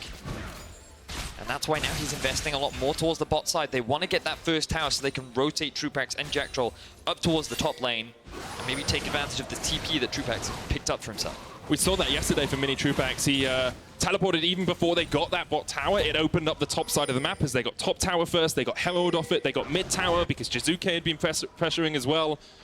Vitality's individual stars are incredibly strong, but also their ability to make decisions and act as a team seems to be very strong. So, yesterday, we saw Zoe have a lot of teleports, right? Kind of annoying. Oh, we don't have time to talk about that because we've got to check out the bottom lane. Jizuke is on his way down. Here's the TP. That tower's going to stand for the moment. Unbreakable down. The suppression comes out. Jizuke gets his first kill. Tower goes down as well. Now Exile's not in a good spot. The Cataclysm comes out. Cabochard with the engage. The counter-strike is going to do a lot, but Unicorns of Love will be able to disengage. A 5-man group down in the bottom lane for Vitality. They had their eyes set on this tower, and they invested a lot to secure it. They get themselves a kill onto Totoro as well. Remember, he did use his ultimate earlier on to force the flash out from Jack Troll, but it doesn't matter. They didn't have it available for the disengage, and Unicorns fall further behind in this early game. So this is a very telegraphed play. Unicorns are already TPing in advance, but Cold is nowhere near, and because Totoro stood on top of a trap and then got hooked up by Jack Troll, it resulted in a very quick death for him, and this could have been even more. However, the cleanse from Exile allowed him to escape from the stun, led by Cabochard. The disengage that the Gragas has as well did help them at the end of that fight. Caught out Cabochard as he jumped in with the flash and the counter-strike. And we're seeing the power of Malzahar at the moment in the game. Jizuke with some good rotations with his team, catching out one member, suppressing them in the fight, and it means that Unicorns of Love are fighting 4v5s a lot of the time. White Knight didn't teleport to that fight either, so it was actually a 4v5 for the entirety of it. Now we see Mini Trupax go for that rotation you talked about, Vedius, looking to take down this top lane tower. This is how you need to be using Caitlyn. Her early laning power allows her to siege onto turrets very effectively. By constantly pushing in, you just gain more control over the map, and this is something that Vitality have demonstrated multiple times they are very effective at doing. Early game controls and fast games is just one of their areas of expertise. You can see the synergy. These guys have played together for a long time on Giants, now on Vitality. They know exactly where they want to position. 16 minutes into the game, there's a almost 3,000 gold lead now for Vitality, and after a promising start, the Unicorns of Love aren't looking as strong. However, they are still pretty even in the CS. We're starting to see these first items come out. It's Morello Nomicon for Jizuke, Static Shiv for Mini Trupax, and that Ginsu's Rage Blade that we said Samix needed before he could really come online. I mean, the thing about this UOL comp is... So I have mixed opinions about Zoe as a team fighter because she's so skill shot reliant that usually in actual team fights, it's very difficult to get onto the targets that you want. And when you're running a Gragas, a Cho'Gath, a Braum, and a Kog'Maw, I actually don't think the goal of your comp is to fight. What you actually want is the enemy to start sieging onto your base, and then you want to be able to stall and disengage to allow the champion like Zoe to find picks, find opportunities. Kind of like this right now in the top lane. Glacial Fisher onto Mini Trupax, has the flash as well. Will get caught up with the concussive blows, and Samix is on the chase. The knockback, that's one for Unicorns, but they want more. They want Jack Troll. It's going to get a double for Samix. Very impressive all-in from the Unicorns duo. They're able to answer back the confident early picks from Vitality's bot lane, and they find themselves a double kill. This is what the Unicorns needed. They needed to relieve some of the pressure that was being put down onto them. Now they're setting up their comp nicely for success. Let's have a look back at how this whole play happened. Mini Trupax, he's just trying to push out the wave. Totoro jumps onto a minion, uses the ultimate to hard engage. Jack Troll, I don't believe he had his flash for that play, and wasn't able to flash out and take his AD carry to safety. So they end up both dying. We did see a TP play up in the top, Mini Trupax being forced to use that one, but the tower still went down in favor of the Unicorns, and the goal gap is now starting to close. Yeah, 1,500, they bring it back. Less than 20 minutes into the game, they have a good scaling AD carry. Zoe can be very effective in the late game if you can land those skill shots, so Unicorns of Love will be pretty happy with the situation we're in at the moment, but Vitality are trying to up the tempo. Taking this Herald opens up that mid lane, allows them to take a tower pretty much for free somewhere else. Mini Trupax is overextended here, trying to get to Jack Troll. The final shot of the concussive blows cannot connect. I feel like Trupax is relying a little too much on Jack Troll right now. He's positioning in a way that is much more overextended than it really should be against a Braum who can hard engage and can force these all-ins if you do not respect the positioning of the minions and your opponents. White Knight also having a bit of a good trade here. He's going for the all-in. Righteous Glory on towards Cabochard, but there's the Grandmaster's Might. There's a lot of shielding that you get from that. And Cabochard will be able to get away. He's finished the Trinity Force on this Jax now, so he's becoming a bit of a split push menace. I wonder how long White Knight can deal with him. The thing about Cho'Gath is you do have a lot of wave clear, but you just shouldn't really win out on these extended trades because of Cabochard's passive and his ultimate and basically how obnoxious low cooldown Jax is. Jack Troll takes a nice slap to the face, while Gileas, his eyes are on top lane. Samux gets caught out. There's the suppression. He should have taken cleanse in this sort of situation. I follow Riot support. I know what they want you to do. He did have cleanse. So, the reason I say that, Vedius... I know. I'm going to explain it to the audience at large, though, because not everyone uses Twitter. The other day, someone tweeted at Riot Support and said, against Malzahar, you really need something that QSS builds into as an AP laner, because you have to build QSS and it uses up an item slot. And Riot Support tweeted back at them and said, why don't you just take Cleanse as a summoner spell? Samux clearly took their advice. Yep. It doesn't work on Nethergrasp. It doesn't work against Malzahar. But Cabochard's going to try and solo out this Ocean Drake. Being on this bottom side of the map does open him up to doing things like this. Vitality with a 3,000 gold lead at the 20-minute mark are looking in a good slot for this game. Let's have another look at Samux getting caught out, because this is just fun to watch. It's always fun to watch an AD carry get assassinated. Get murdered, yeah. So the TP did come in from the Zoe as well. I believe it got interrupted by Jack Troll, but I'm not sure if he would have wanted to join that fight anyway. And then we get to have a look at Jack Troll taking a chunk of damage and basically Exile saying, hey dude, that was not cool. That's just rude. Yeah, it was rude. But now the siege, never mind. I thought they were going to begin pushing up in the middle lane, but it was only Exile. And this backtracks to the earlier conversation we were having, Medic, which is very much about this comp from UOL. I don't think is necessarily the strongest team fighting comp simply because of the Zoe being in there. Yes, you have a Braum, a Cho'Gath, Gragas, and a Kog'Maw. These are all great team fighting champions, but Zoe, because she's so skill shot reliant and because she doesn't have that consistent DPS in fights that you kind of want from a lot of mages, like Malzahar, Azir, Ryze, she's much better at being in a position where she can throw out this poke, where she can just slowly chip targets down, find opportunities to catch a target out, and then you force the fight. Unless that happens, you don't really want to force things. Unlike Vitality, you want to fight all the time. Now the grass on towards Totoro. There's the Glacial Fisher. Exile needs to get away from this. Doesn't have the blue. That was taken by Totoro, and Exile is getting caught out. But here comes Samux from the side. On towards Jizuki, and Samux can open up the Kog'Maw. Bio-Cane Barrage on towards Jizuki. He's going to try and get away, but he's stunned up. There's another kill for Samux. His name is Samuel Fernandez for him at the moment. He is 3-1 on this Kog'Maw. And Vitality, they feel confident. They've got 3 pushing lanes with Caitlyn in the mid, Jax down in the bot, and with Jizuke off on the side. But they keep just trying to find these picks. They keep trying to force these fights, which UOL are answering very well to. They found that double kill up in the top lane. They're able to find an answer in the enemy jungle. And just see here, they're trying to control this blue buff. They feel confident. They've got mid pushed in. They've got 3 members against 2. They just don't respect how quickly Samix can join the fight and how long Unicorns can stay alive for. The cleanse even come out from the Spell Thief of Exile. And then when Samix joins the fight, they realize, okay, we can't stay here. He's going to kill us all. We have to disengage as quickly as possible. So 2 are forced to run away. And Vitality, even though they have the gold lead, even though they have control over the vast majority of the map, it does feel like they're being a little over-eager. This feels like an element of disrespect going towards the Unicorn. And after Unicorn's performance yesterday, you do have to question. I think that deserves applause. Let's get that. Was a good stopwatch. That was a good stopwatch for Minitree. He clearly misclicked as well. What did you think he meant to do that? Because he hasn't got any consumables. No, I think he dropped that control ward in the Baron. Oh, okay, that makes sense then. Seen that a few times recently. Yeah, so that control ward right there, that was what caused the stopwatch. But I did this yesterday when I was playing Aurelion Sol. I thought that my GLP was on one button, it was on a different button.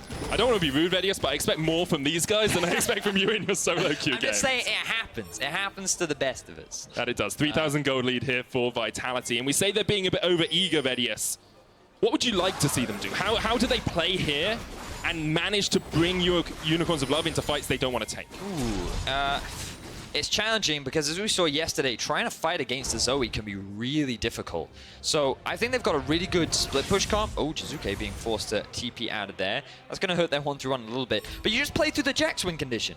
Vitality don't have to force 5v5s when they have so much threat on a side lane. The Jax is in a very strong spot right now. He should be winning out on these 1v1s. He's actually rotating up, potentially looking for some kind of a collapse, but I don't think he's really going to find anything. Vitality just need to keep playing the entire map. They're maintaining good vision control around the Baron area. They should really drop a ward or 2 for Cabo to allow him to just keep pushing, and they just slowly work their way towards these tier 2 towers. Their scaling is very good as well. Late game Caitlyn's going to be doing a lot of damage. And I think Vitality are in a fine spot. They just don't want to force any big 5v5 fights. It's the Baron that they really have to be careful of.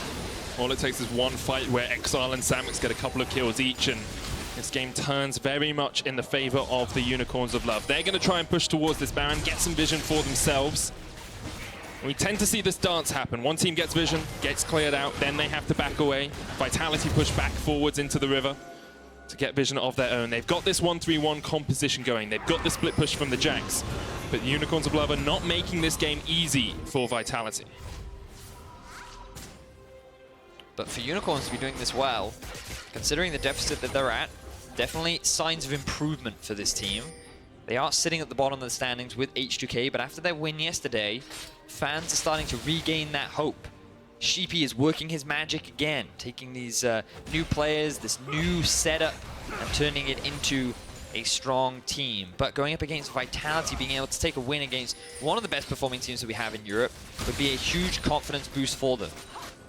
And the fact that Vitality currently have control over the game, they're currently in a position to succeed with their Jax split push. Jizuke now joining him down in the bottom lane. Very interesting coming out from them. Remember, he doesn't have teleport, so if you well spot him, they could just go for a Baron rush. But I think they're going for a bit of a sneaky trap here onto White Knight. Will he realize it? Will his spidey senses be working? He's getting engaged on. There's the Nethergrass. Kabashar tanking up the tower. White Knight trying to get away. Righteous Glory with the flash. And that gets him to safety, but Vitality will push in. Unicorns of Love react. They go towards the mid tower. Redemption comes down from Exile. And the tower will fall as well, but Vitality are not giving up on this one. Any teleports available? Let's look. Only White Knight has one. So Unicorns of Love are going to have to back away the normal way if they want to try and defend this inhibitor tower. There are the back pings. Cabo Shard and Jizuke looking for it. Should be able to take this turret down. It falls, and now White Knight might be caught out, but he eats Cabo Shard for breakfast, and he has to jump away. So he's got the flank. Here comes Exile. Cabo gets away with a great flash, and now Jizuke is caught on the wrong side of the fight. But we're going to see Exile split from White Knight here, and White Knight realizes that he hasn't got his top laner.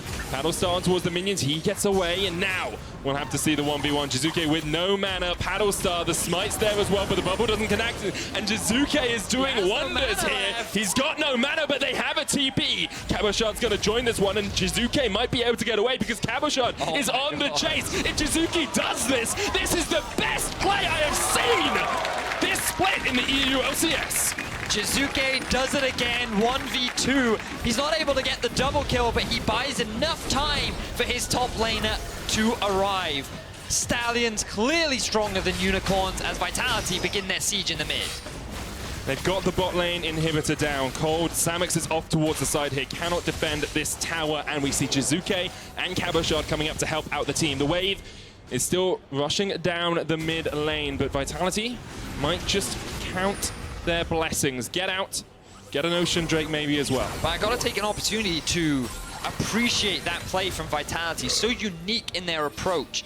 Not playing a classic 1-3-1, they sent Jizuke down bot to help Cabochard open the way to what was a very early inhibitor.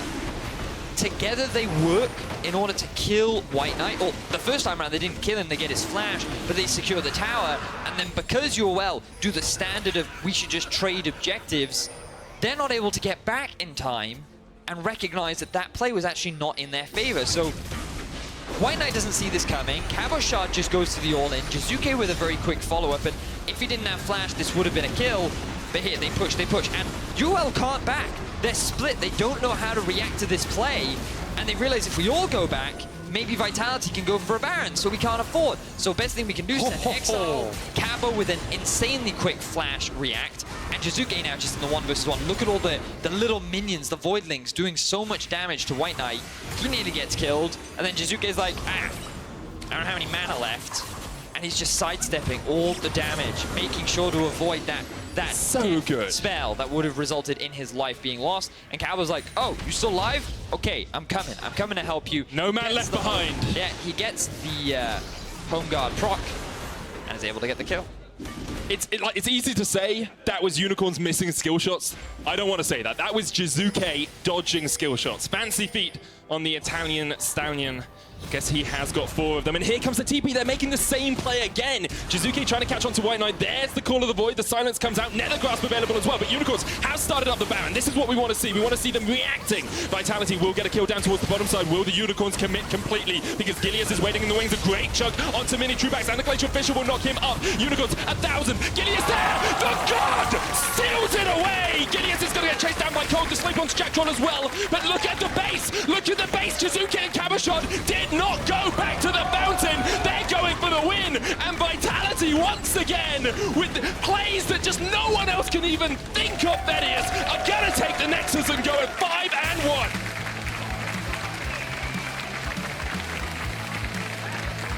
A very quick win there for Vitality. Unicorns are holding their own, but just as we talked about, play through the side lanes. Don't group up, don't try and run the risk of playing into the Zoe. And that's exactly what they did. Jizuke becoming this 2-man blood with Cabo. Eyes dead set onto White Knight and shutting him down. And they did a fantastic job of it. Cold, he miss-smites the Baron. He wasn't able to secure it. 72 HP was how much was left. And Gilius just comes in for the cleanup. It's just the shot calling from Vitality. Yesterday, it was good shot calling in the early game to have Mini Truebax teleport up. Today, it's the decision to say we can 3v4, we'll bring 2 people down to shut down White Knight, and then we'll continue the push, and we'll go for the inhibitor, and we'll go for the Nexus towers. The Unicorns of Love looked better, though. They looked stronger in the early game. They didn't fall behind. Exile was even bullying Jizuke in lane. He was. And there are definitely confident signs. Samux and Totoro taking it straight to Mini Truebax, shutting him down during or after the laning phase, getting a couple of 2v2 kills. But it's just Vitality's ability to make these decisions so confidently. You know, like that there was a risk to that. You know, you send your mid laner down bot with no TP. If you're well rush Baron, are you really going to be able to answer it? You know, what if you fail to kill White Knight? No, they were confident in their plays. They knew they could secure the kills. They knew they could get at the objectives. And they get it all. They literally got everything. Would you say it's a clean macro game here from Vitality? They played it very well. They didn't need many kills to close it out. I don't know if I call it a clean macro game. It was just an effective strategy that they implemented extremely well. Because it's just, I'm kind of blown away because that's a very unique style to playing the 1-3-1 that we don't typically see, right? And we saw yesterday these guys innovate with how you use teleport on the AD carries as well. And they come up with these new strats. Yamato was talking about how on the podcast, they don't want to be a cookie-cutter team. They want to be ahead of the curve. They want to be developing new strats. So you can see how consistent they are at not being afraid to just try something new. That's great stuff from them. Our analysts have selected Gilius, Cabochard, and Jizuke as your candidates for player of the game. Make sure you head over to Twitter at LOL Esports and vote for your favorite and find out who wins when we return from our next game. Now, Vedius, if you were going to choose someone, who would it be? Cabo. Cabo. I like that. I like the confidence. I like the domination that came in with your voice there. Coming up next, Dracos checks in with Jack Troll to get his take on Vitality's performance. We'll also see if the Giants can continue to impress as they take on Schalke Null Fear. Because when you're relying on a player like Cold who is not... Oh, Ignite goes out! Exile! Exile's gonna get a 1v1! Looking for some damage here. The heal comes out from Exile.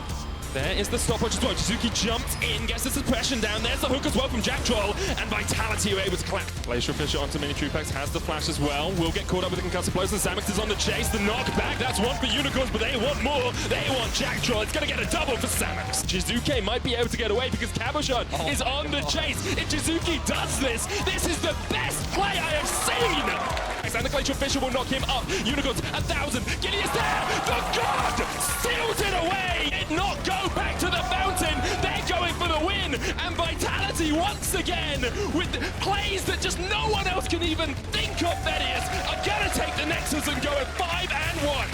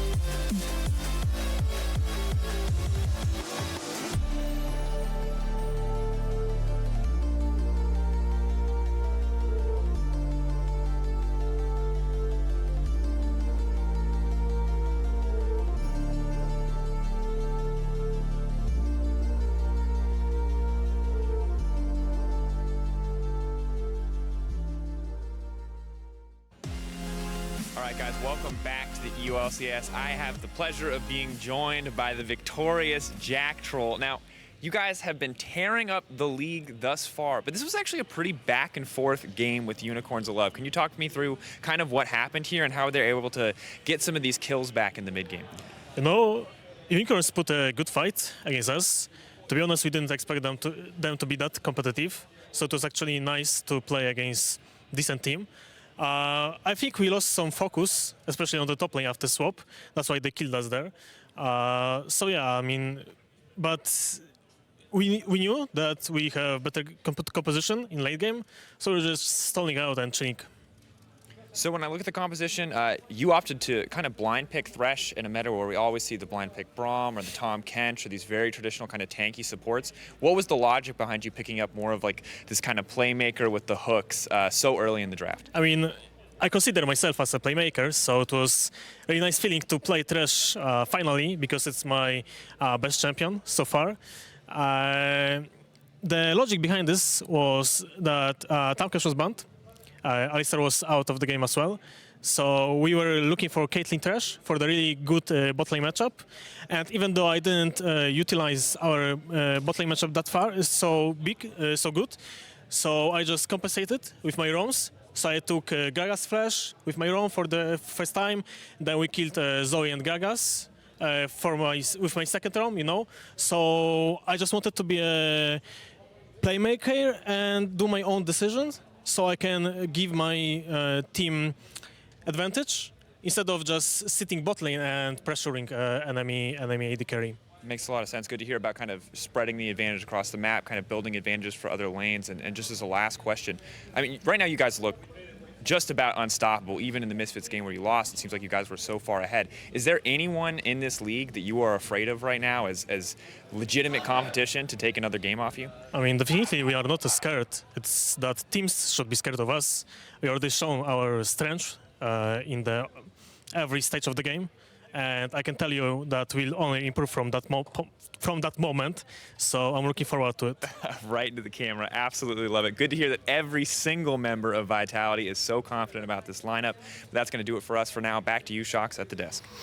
Thank you very much, Drake. It was wonderful to hear from Jack Troll. Very eloquently explained what happened in the game and then stared in the camera to deliver the message that the other teams should be scared. And he's Gotta right. respect it, man, when someone looks into the camera. Gotta respect it. Schalke is playing later, or actually right now.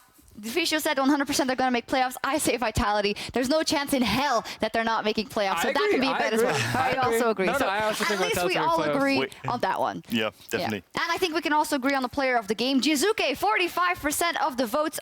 Do we even have to announce it when it's player of the game for Vitality? This guy, it doesn't matter what the rest of his team does. He goes in the corner as Malzahar up at the inhibitor. He looks like he's going to die. Part of the plan, definitely. But all part of the plan. And well, no, but this guy keeps performing even after dying in lane. He kept his cool, and I don't know, that game was a bit weird, to be honest, but I guess he did his job. He did his job. He used his teleport so well to always end up in the bottom lane somehow. Surprisingly. Winning the game. Him and Cabo shot in the end. So the creativity is there, and Jizuke is not afraid of pulling the trigger. Nope, Vitality isn't, and they also weren't versus Schalke yesterday, and that is who is up on stage right now as they are playing Giants. And Schalke no fear, the highly anticipated roster, played without their AD carry upset in week 1. Now they've had him back for 2 weeks now, the 4th game. Still struggling to find their footing, and we kind of want to look at what isn't working out yet, I'm going to say. For Schalke, you guys looked at the draft and thought, well, maybe they should have made some different decisions, Maurice. I don't like putting so much pressure onto Upset to perform, because I think this Kalista pick itself, obviously it's a good pick, but it focuses the attention around bot lane. I don't think that's something that I want to see. I want to see them playing more on their veteran members, because I honestly feel like that Nuke Tag, Chachi and Fana have all been performing to their standards, whereas the other two members, Pred and Upset, have still been struggling.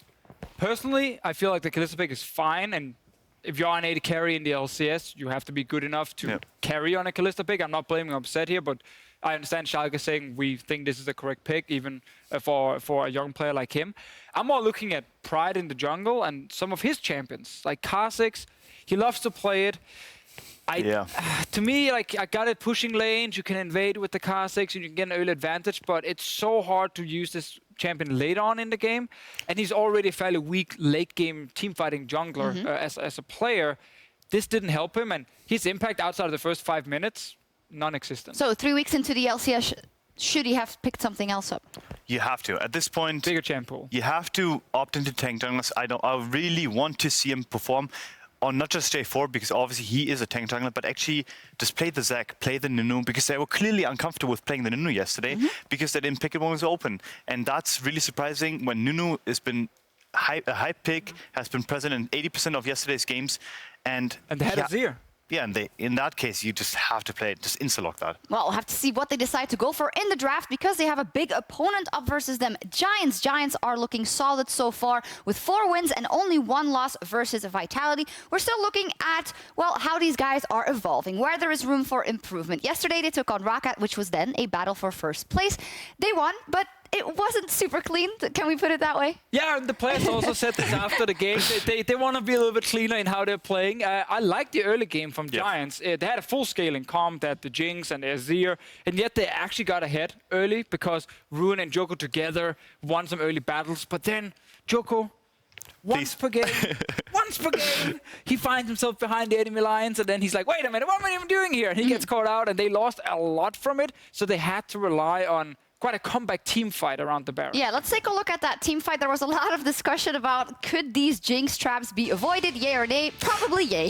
Yeah, it's a definite yes. As we can see, like, he went to setting up for the pick on Steelback, but he's running through traps, so that's not going to work out. He basically gets himself caught out, and on a Squishy Camille, a pick that I already criticized yesterday, like, you're going to be bursted down in a team fight if you get caught out, and that's what we see happening here as we have the clip rolling, hopefully. Yeah, it's going to roll out in just a second, and we'll see them all get caught. And now it just ends, because forcing the Galio so early in the team fight and having no real use in terms of engage is not going to bode well for you. You're going to lose the team fight, especially against Azir, who still has chase potential, and obviously the Jinx that gets excited. And the crazy thing was, at this point, ROCCAT was ahead in the game. Camille Galio, if you get onto an AD carry, you Camille ult, AD carry can't get out, Galio flies down, smack, that's a kill. And then the Jinx traps stopped everything. Well, I feel like we're focusing a lot on the mistake that ROCCAT made by walking. It's just funny. It was Steelback's Jinx. It was Steelback's Jinx, and after that, they didn't let up, and they pushed the game through and pushed it through to the end. So, Schalke versus Giants then. As said, Giants, not the cleanest win yesterday, yet a win. Schalke, not the best start. What is your prediction? Because the players are about ready, so keep it short. I do think that Schalke is going to bounce back. Oh. I predicted Schalke twice already. They lost both games. So and I'm lost the going Schalke Giants suit too. today. right. I'm no longer wearing the Schalke suit, and that's why I'm going with the Giants. All right, well, we will see what happens, and we'll see if Giants can keep their winning streak going as we send it over to Medic and Vedius for picks and bans. Thank you very much, Shox. Now, Vedius, promise you I'm not going to get overexcited and accidentally hit you this time. No worries, mate. Let's crack on. Let's do it. Let's take a look at the teams on stage with Schalke on the blue side. In the top lane, it's vs.Giants. In the jungle is Pride. Their mid laner is Nukeduck. AD carry upset support Vander and their coach Andre. Schalke looking to bounce back after what has been a tough couple of weeks, but they're going up against a tough opponent with a 4-1 currently leading Giants Gaming.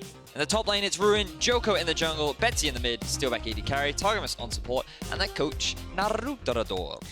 Before the split started, I don't think anyone would have put these teams in this position. Maybe Schalke, because you said they'd have a slow start, so we will give you credit there. You said it would take some time for them to develop. They were more a summer split team to you, but Giants being 4-1, challenging for the top of the table with vitality if they win this game. That's definitely unexpected. It certainly is, and we'll have to see how much Schalke can bounce back. So far, they've gone 1-1 each week. A win here would allow them to go 1-1 once again in week 3. Sit around the middle of the pack, which I think would be fine considering how this mix of veterans and rookies have come together. For Giants, they want to sit at the top of the table still, 4-1. We highlighted it earlier. One of the big players we are going to be watching is Ruin. This man has had some fantastic performances over the last few weeks. And while yesterday he wasn't really the focus in their game versus ROCCAT, he's still a consistent performer that Giants can often rely on. And going up against a player like Chachi, that always makes for an exciting duel up in the top. That it does. Kalista banned from Giants. It's the Azir and the Zac removed by Schalke 04. And it's not often that you see two coaches battling against each other in pick and ban as well. You have to remember, Naruto Rador worked under Andre when they were both on Giants. So there's a lot more mind games in this pick and ban than perhaps we usually see. As much as I'd like to believe that right now, a lot of the bans are very standard. Doesn't feel like there's any real target bans for the time being, Giants and Schalke willing to leave the Sejuani open, along with things like the Kog'Maw, the Tahm Kench, some of the other big power picks that we have seen coming into fruition over the last few weeks. Zoe also been rising in popularity recently. I'd really like to see a Kha'Zix ban here from Giants because it's the only thing that Pride has looked effective on in the early game. Instead, it is going to be the Varus. Schalke and Nulfir have first pick. As you say, the Zoe is available for them if they want it. They might just put Upset on the Kog'Maw if they want to guarantee Upset a pretty strong and relatively safe AD carry. But instead, we're going to see a bit of a shift for Pride. This is his first Sejuani game. So far, we've only seen him play the Kha'Zix and the Jarvan. And I like this shift. I like the change in mindset. It was a bit of an issue, the Kha'Zix pick yesterday in terms of the comp, but now Schalke have secured themselves very early engage. We really want to track those two junglers when we get into the game, so we'll make sure to keep eyes on them. Is going to be Caitlyn here for Steelback, something that he has picked up once before in one of their victories. Was unkilled on it as well, so it's a strong pick for Steelback. And alongside that, Giants now perhaps looking towards the jungle, could of course go for something like a Braum as well, or even a Tahm Kench. I think that Braum would be pretty safe, but it depends on how much power they want in the 2 versus 2. Just securing a Gnar for Ruin, I think, is a very safe option. It's one of his big comfort champions. I believe it's also one of his most played during this split so far. And he's had a lot of consistent performances on it. The fact that he is allowed to build his own leads during the laning phase, along with having a big impact in team fights, I think fits the Giant style and fits Rune's playstyle as well. His ability to translate a lead in his individual lane to a lead across the rest of the map is absolutely exemplary. Schalke and Nulfir looking towards the Camille here. Is going to get locked in. Could, of course, be for that top lane matchup against the Gnar, but we have also seen Jungle Camille coming out. I'd be surprised given that the Sejuani is locked in. That would be very surprising, wouldn't it, Vedius? But support Camille? Alternatively as well. But I do think that most likely is that it will be up against the Gnar. I think that with the introduction of Comet, it makes trading in lane so much easier for the Camille, and she scales very nicely and should eventually get to a point where she can quite happily duel that Gnar as well. Nukeduck taking a bit of a shift, looking perhaps not to be the big carry in this game. The Galio pick in the mid lane, more about safety, more about being able to get that level 6 and then roam the map, helping out the rest of your team. We saw ROCCAT run it yesterday against Giants. Didn't work out too well for them, and Betsy is going to get the Zoe. So expect an explosive mid matchup from one side and a very passive mid matchup from the other. Now the siege from Giants is already starting to come together very nicely. Caitlyn with the long range and the traps. Zoe with the over the wall and darkness poke and pick power will combine very nicely. That if Giants are able to get an early game lead, which to be fair, they've been pretty good at doing, they will be a menace to deal with when sieging up against those towers. But Schalke, they have good engage themselves to kind of answer it. So now for Schalke, we're looking to round things out with a bit of damage and perhaps a bit of follow-up. They'd love to get their hands on things like a Braum and maybe even a Kog'Maw. The only issue with the Kog'Maw is that they would have quite a lot of magic damage on their side, whereas for Giants, I feel that they're looking for a little bit of engage themselves. Perhaps they're the ones that want to disengage, depending on whether they want to pivot now to a little bit more of a team fight comp, or if they just want to stick to this poke, siege, disengage style of play. Giants have removed the Jinx and the Kog'Maw from the pool. Tahm Kench and Skarner taken away by Schalke. The Braum is still a very real possibility here for Giants if they want a relatively safe bottom lane. Schalke and Nulfir have a slew of options to them, but Giants are going to be the first ones to lock in here. It's interesting to see the Jinx banned from them, considering we have only had one Jinx played throughout the entire tournament, and it was by Steelback himself. Bit of respect going over to Upset, I would imagine. Ooh, we're going for the Gragas. Now, this is something that we talked about in our draft of the first game of the day. Gragas, by many pros, is considered to be a good answer to the Sejuani, and we're looking at that disengaged champion, the ability to turn around fights, stop the opposition from going for that hard engage comp. Whereas Schalke, they're committing a little bit more to that hard engage. You have the Sejuani start off the fight, and then you have the Galio ulti to follow up with the Braum jumping in ulti as well. A lot of team fight value, and then you've got the added damage of the Twitch. You throw Camille in there as well, and it becomes so much easier to lock down these slippery targets like the Caitlyn, like the Zoe. And Schalke is saying, we're gonna bring the fight to you, Giants. We're gonna go for that scaling playstyle. We know you like to play the slow early game, and we finally get to see the brand. Deficio has been playing this all week in solo queue. It's so strong into melee supports. You get so much extra damage. He was buffed on 8.1.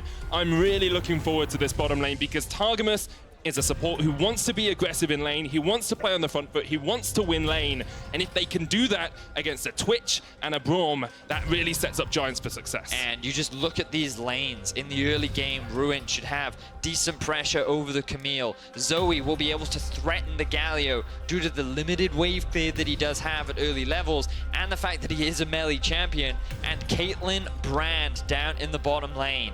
That is so much poke, so much harass. Their eyes are set on taking this early tower bot, and it is going to be very difficult to stop them.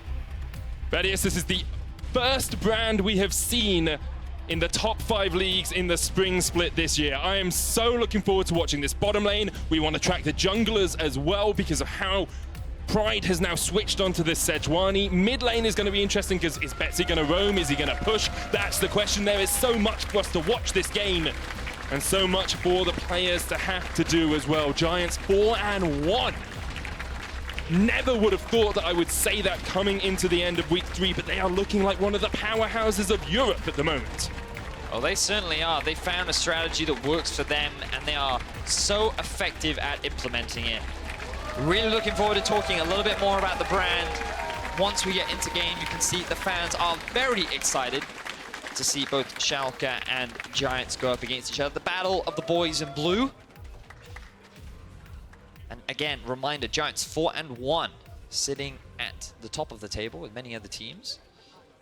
And Schalke struggling a little bit. So Vedius, I'm going to open up the options for you. We have mid lane matchup with the Zoe into Galio. We've got top lane matchup with the Gnar into the Camille. We've got the jungle matchup, Gragas into Sejuani. Yeah, that seems really interesting. It does. We could talk about the AD carries. No, we're talking about Caitlyn Brand. and Twitch? We're talking about Brand. Okay, let's talk about Brand. Why is Brand being played? The reason is, back on patch 8.1, he received a bit of a buff to his passive, right? And for those that might not be aware, when Brand is able to land 3 of his abilities, you get a bit of a passive applied called Blaze, which starts a little fuse running around you, and then it does percentage max health damage. That was buffed from 2% to 4%. And you'd think, that's not that big of a deal. And early levels, no, it's not. But it begins to stack up, especially in these big team fights, when that passive applies to multiple members. You can do huge amounts of damage to single targets, to multiple targets, in a very short space of time. And that doesn't even start to begin to talk about the amount of poke that he naturally has in lane. His Pillar of Flame, combined with the fact that if he lands his Q onto a target that is already burning, they will get stunned, the Caitlyn trap can immediately follow up, and then you risk getting all-in'd by this 2v2 bot lane. Very exciting to watch. Typically, the only range supports we've seen are the Zillion and the Janna. Now we get to see a much more aggressive support in the Brand. Targets loves his aggressive supports, mostly plays the Thresh. Brought that out yesterday. We saw Jack Troll do well on it as well today, but already Upset takes a chunk. He's got red buff, Vedius. Not sure if that was gifted to him or if Pride mistimed the poison step. Well, our observers, I'm sure, will be able to help us out with that one. We can take a look back and see exactly how that resulted, but it will give him a little bit more regeneration in the laning phase.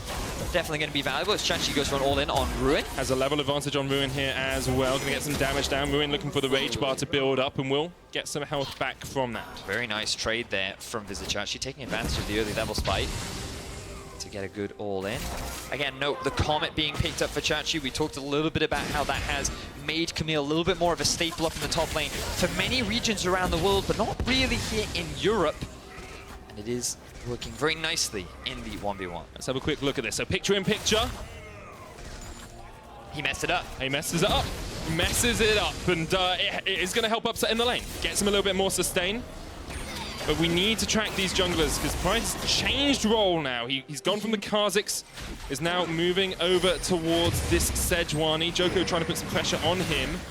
Has double buffs for himself, just flaunting them in Pride's face. Like, excuse me, where's your second buff? I know it's in the bottom lane, so Joko will have that level advantage as well. Joko putting some nice pressure down onto Pride, and this gives us a perfect opportunity to talk about these two junglers because they have quite unique styles. Pride, he's a bit of a selfish jungler. He spends a lot of his time just sitting in his own jungle, farming and warding around the map, but not really setting up for many ganks. Whereas Joko is the opposite of that. Just look at the jungle proximity difference between the two of them. That is the amount of time that our junglers spend around their laners within 2,000 units between the 3 and 15-minute mark. And Joko is second. This guy is so heavily involved in a lot of the early advantages and plays that Giants make. Does mean that he dies more often though. That 0.6 deaths at 15 at the bottom. He's died 3 times before the 15-minute mark in their 5 games thus far. So sometimes can be a little bit too eager to make these plays. Yeah, we saw that yesterday up against ROCCAT. He was one of the big reasons as to how ROCCAT were able to turn around that early deficit that Giants had built up for themselves. And it feels like Joko, he just doesn't respect his opposition sometimes. He doesn't think about the position of his teammates and how they can help him. Now Ruin about to go Mega Gnar, looking for a fight. Wants to get the wallop down as well. Chachi has to flash away from it. Ruin on this Gnar is just so dominant. He is behind in lane right now, though. Chachi has been using his level advantage very nicely. The same can be said for Steelback and Targamas. So much pressure going down onto this bottom lane of Schalke.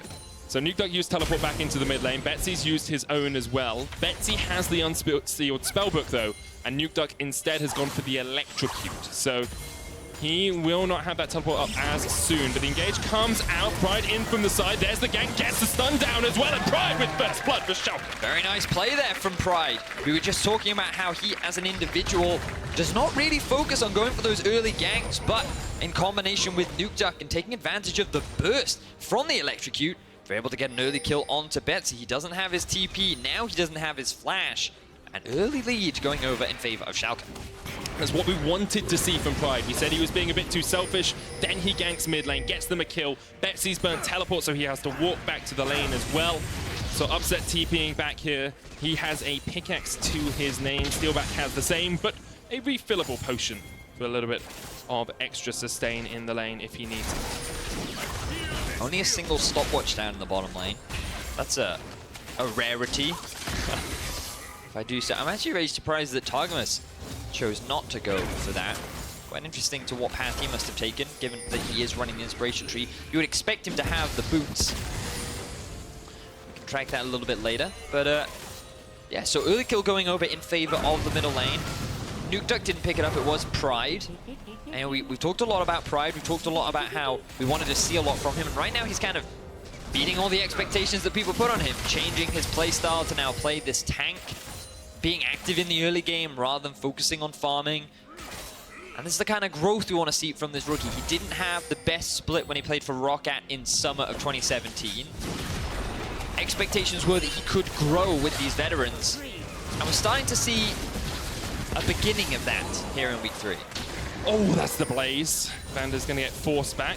Doesn't have spellbook either, so he's just going to have to walk back to the lane. And although Giants have only got a 10 CS advantage in the bottom lane, we talked about it in the last game, Betty. It's about the chip damage on towards that tower. Already below half HP, Giants are looking for the first turret of the game. You can see both Gragas and Zoe moving their way to the bot, potentially setting up for a dive, but Nukeduck has the ulti to join if things go south.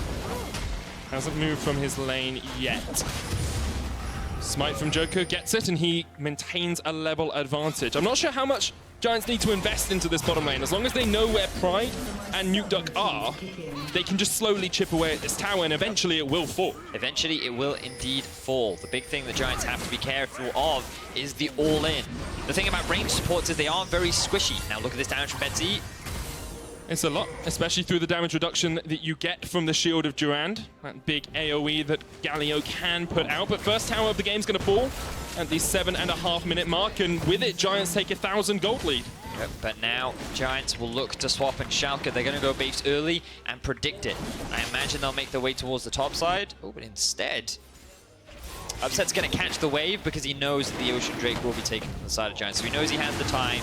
He should just push this wave out, head his way up to the top side, and match the swap that's likely going to come out from Giants. Because if they thought that that tower dropped quickly versus a Twitch, it's going to drop even faster against the Camille. And although vs.Giants has this lead in the top lane, about 20 farm up, we haven't actually seen too much action up there. Both these top laners have been carries for their teams, though, especially Ruin. if you look at him, has quite a large investment from his jungler, 8.1%, the second highest, but is also participating in so many kills in the early game. And the big thing we wanted to highlight here was that Chachi doesn't get a lot of jungle attention, but he performs so well in lane. The fact that he's playing this Camille, he's playing so forward in the lane, there's a risk of Joko coming to gank him, but Chachi feels confident. He's able to hold his own and build up these very impressive leads. The main difference between the two is, though, that Ruin is always involved with his team. Chachi often spends a lot of time in the side lane. He prefers the 1v1. He prefers outplaying his opponents. Whereas Ruin, once he gets the lead, will often roam. He'll often try and join his team as often as possible. Try to force fights, because that is where his strength comes in. Flanking and having a huge impact in these 5v5 situations. Just chasing down Chachi as well. Flashes in. There's a Hexa ultimatum. We'll get the shield as well. And as Chachi will get away for the time being, but Vander is now caught out by Joko, has the explosive cast. The flash away from Vander will get him to safety. The jump in from Betsy is not enough to make the connection. A lot of summoner spells being used, but Ruin, unfortunately for him, could not get the flash out from Chachi. The shield passive coming in for Chachi just at the right time to prevent Ruin from getting that last hit. Allowed him to walk away. But interestingly, Giants actually deciding not to swap. They're continuing their push down on the bottom. 3 members are now here, and Pride is nowhere to be seen. All these red wards littered throughout Schalke's bottom jungle will give Giants full information that they'll be able to take the tower for free. And it's just going to be basically a free tower for them. Yes, they lose pressure on the top side of the map perhaps, but getting a second tier tower before the 10-minute mark is very clean macro play from Giants. Good understanding of the strength of your composition and laners. Ruin left in a 1v1. Here comes the dive. No flash for Ruin. He's going to have to do something magical to get away from this. Building up the Narbar. Jumps. Chachi there. Takes a lot of damage. Pride as well. Here comes the hero's entrance. And it's only Targamas who joins the fight. But the Pyroclasm's going to bounce onto Nukeduck. He goes ablaze. Ace in the hole to the back of his. Chachi gets a kill. 4 Giants with 2 TPs coming in. Schalke will just have to walk away. The top lane party is here now as Steelback and Targamas arrive. They're able to trade the 1-for-1. Both top laners end up going down, but it felt like Giants were ready for that play to happen. Nukeduck sitting in the brush. He needs to back out of this situation. This is dangerous from him. Is he just going to stay around? Because if Giants check that bush at all, he is not in a good spot. Still here. Vander's coming up. Twitch has the teleport as well. Okay, so maybe they're hoping Giants overextend, because here comes Nukeduck, triple taunt, but the TP comes in straight away from the Giants. They realize they need to react. Flash away from Targamas, and Giants will survive. So I can see the play there. It does make sense from Nukeduck. He uses his flash, and funnily enough, 3 members of Giants use their flash as well. So let's have a look back at the dive. Ruin does his best to get out of this situation. He stays very close to his tower, tries to jump on top of Chachi to get a bit of distance, but unfortunately fails it. With the Galio ulti, he realizes, there's nothing I can really do. But then the moment the brand arrives and Schalke are forced to disperse, Steelback is able to come in and get the clean up kill. Very nice 1-for-1. And Schalke, fortunately for them, are able to hold on to this top tier 1 for the time being, but how long will that last? And the question becomes, as the Hextech ultimatum comes down as well, just trying to force Ruin away, but he doesn't really care. He's got the Mega building up. Good grapple away from Chachi. And Giants with a 2,000 gold lead at the 12-minute mark, with a Caitlyn, with the siege composition that they have. Seems like they're in a very good spot, Vedios. Giants are feeling pretty happy, once again getting a decent early game lead. But typically it's around this point in the game where Joko would make that fatal mistake. He would invade without the support of his team, he would get caught out of position, and then the game becomes sort of neutralized as a result of his misplays. So nice to see that so far Joko has been able to resist the urge to make that over-eager play. And Schalke, they're playing on the back foot, but they do have that scaling. Remember, their win condition is very much about forcing these fights. Camille, even though she's a great duelist, she's kind of the, not the best of both worlds, but she's very good at both split pushing and team fighting, just not the master of either one of them. And so when these fights come in later on into the game, you're going to see her true value come in and diving onto targets like Steelback, like Betsy, stop them from slipping away, keep them within the Sejuani ultimate and the Galio ultimate, go for those insta-kills, and then set up upset for the cleanup with his spray and pray. It's actually his most played AD carry in the summer split of the Challenger Series was this Twitch, played it 3 times. Incredibly effective on it when he can scale up. And that's what Giants have been trying to stop, but they haven't really shut him down too much. He's still within 10 farm of Steelback. Betsy has about a 20 CS lead as well, and That top lane is well in favor of vs.Giants. Here come all 4 members now for Giants. Betsy and Joko following up after the mid lane push. And they may have their eyes set on the tier 2 tower in the top lane, just a repeat play of what we saw on the bot. Especially since Joko has the Herald now as well, so they can try and force a bit more damage straight up on towards that. But I prefer to see it used in the mid lane, open up that bit of the map a little bit more, give Betsy more opportunities for flank plays. I agree. I think that it makes the most sense, especially given that most of the wave clear from Schalke is the Galio. And if you just use the Rift Herald, you can much easier siege that turret down and gain so much control of the map. Play towards this Infernal Drake as well. Giants have an Ocean under their belts and with an Infernal as well.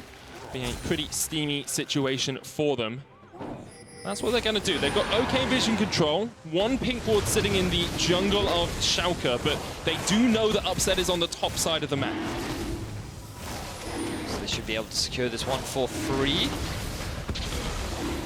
Is anything ever free in League of Legends, Vedians? I've had this debate with Quickshot. He hates saying that things are free because technically you lose something.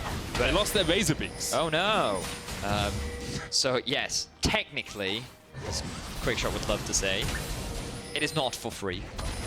However, it was a great investment from Giants.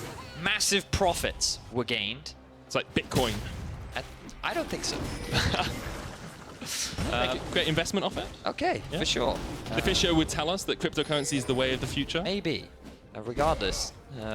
What's the way of the future for Giants? The way of the future, keep doing what they're doing. Yeah. They have a great early game. They have a solid lead. The Infinity Edge is done for Steelback. And basically, they just want to split the map up like they're doing. Keep Joko around his bottom lane, because they're the biggest risk of getting engaged upon by the Twitch. Remember his sneakiness.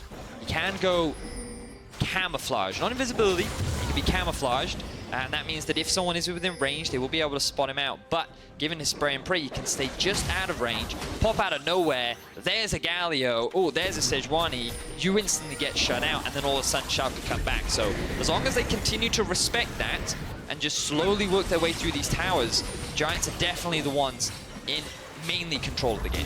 And this is where you really start to see Giants Siege comp come on a line as well. You have the trap line set up, you've got Zoe jumping in from the side. Yep. Schalke have done a good job of reacting to it, and they're looking for the catch. Laser Prison, but Targamas is going to cleanse that one out. The kill already on towards him is Upset opens up the rat-a-tat-tat. And Schalke will get a kill as Giants maybe overstep. What were we just talking about?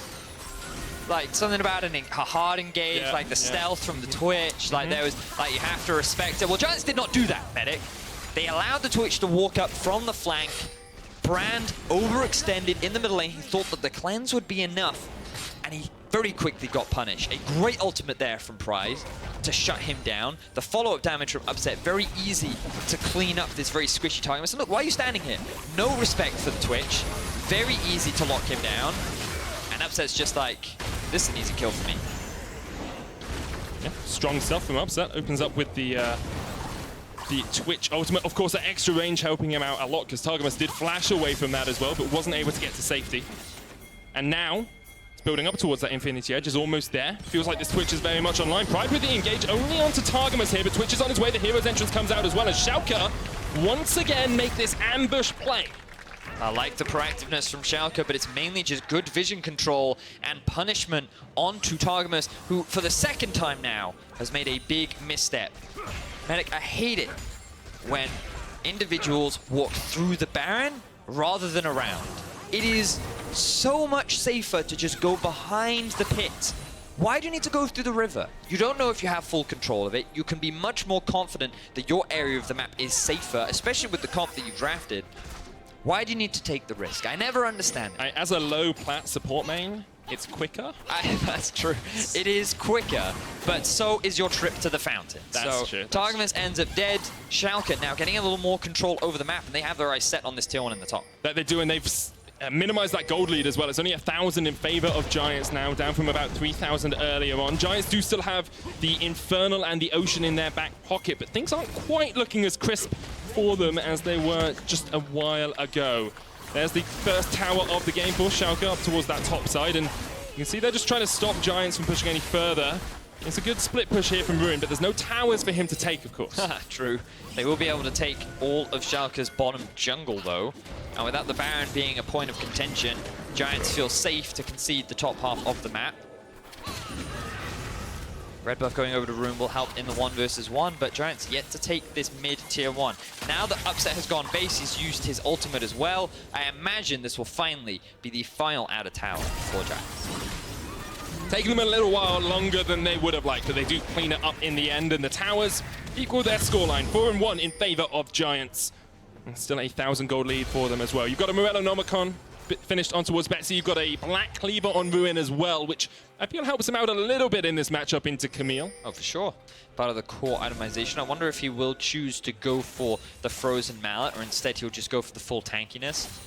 Depends very much on what their strategy is. If he wants to play a little bit more towards the split pushing, then the Frozen Mallet makes sense. Have that extra bit of utility, keep the Camille either arm's length or give you an extra bit of sticking power. But also, look at all this extra wave clear that's now been picked up for Chachi too. Completing the Tiamat along with the Trinity Force. This is a very strong split pusher for the side of Schalke.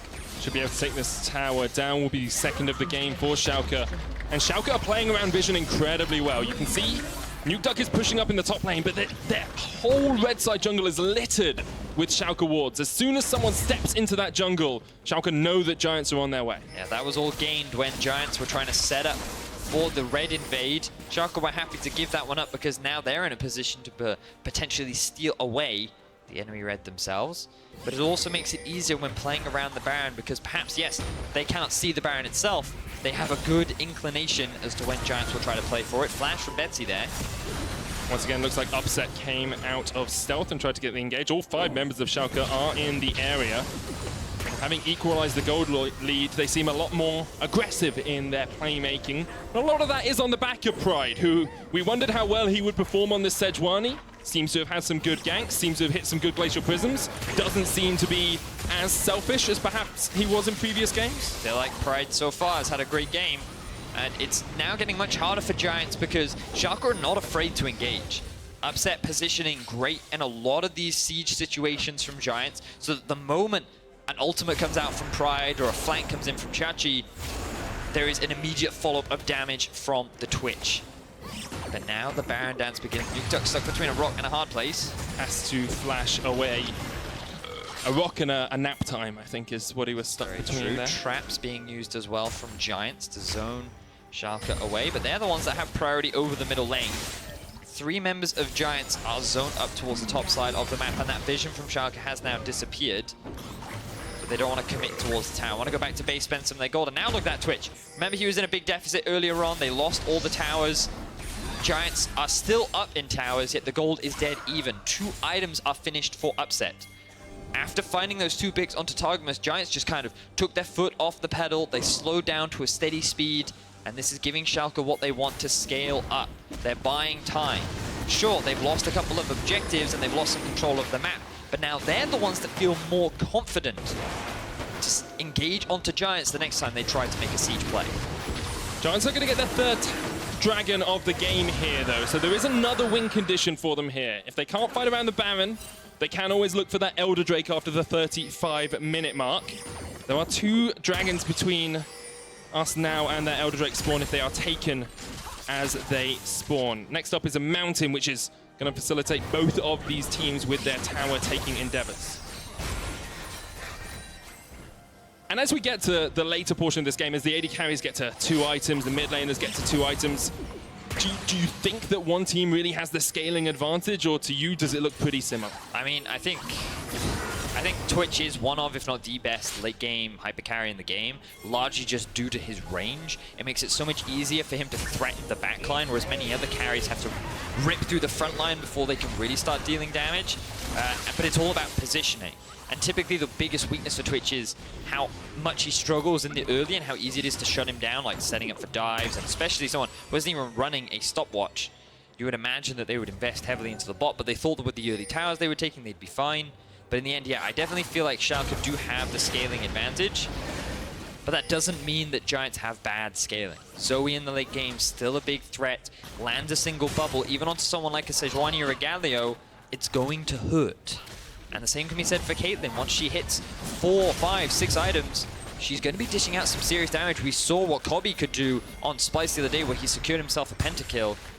And then you just have to add into the fact that Brand is no slouch either. There's a lot of damage on this comp.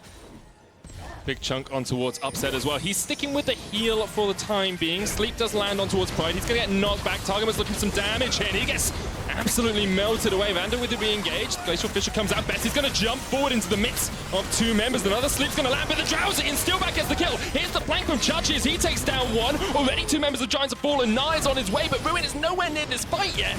Joker's going to get exhausted. That's a double for Chachi, and Schalke get 3. We've typically praised Ruin for joining these fights so quickly, but Chachi is able to get there so much sooner. Upset loses his life, but they get 3 in exchange, and Schalke, they win a massive team fight. Upset did die, and I was about to say he'd been sticking with the heal instead of splitting to a cleanse, which is something we sometimes see on AD carries here. He was trying to back away, didn't quite make it. Let's have another look at this. So the ultimate gets used, a Drowsy falls on to Pride. He then gets knocked in, he's the target. Look at all the damage this brand does, but then Upset unleashes. He rips through Betsy, who very aggressively fashes forward. A great ultimate from Pride, too, allows him to get the kill onto the brand and the follow-up from the Zoe. And the fact that Ruin arrived so late meant that Chachi was free to do as he pleases. Get onto every carry, dish out the damage that he's got from the Trinity Force, and enable Schalke to come out for a 3-for-1. And Chachi getting those 3 kills helps him so much more in the side lane as well. Ruin is sitting on 2 items. Chachi has the Ravenous Hydra and the Trinity Force completed now with a 40 CS advantage. This is more like the vs.Giants we expected to see coming into this split. Certainly is. 3-1-0 right now. Significant lead over Ruin. A player that we have been watching a lot and so far hasn't had the same level of impact that he's had over the first 2 weeks of pro play. Speaking of, Ruin having to use the ultimate just to stop Chachi from actually putting more damage down, and with that split push pressure coming in, Giants are going to have to find a way to react. Naruto Adore yesterday in the interview said that they just play the meta better than anyone else, and they could react to any changes that arose. At the moment, they cannot react to vs.Chachi split pushing in this side lane. No, they cannot. So now things are starting to get difficult for Giants because ideally they want to be the ones setting up for sieges, trying to utilize the poke and pick power that they have with the brand and with the Zoe. But Schalke are always looking for opportunities to engage, and they may have just found one.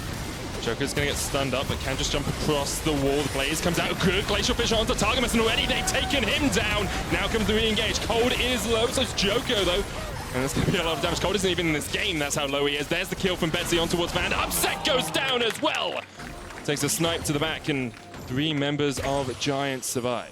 What initially looks like a bad fight for Giants ends up being an even trade, as Giants now 3 members strong have their eyes set on this tier 2 tower in the middle lane.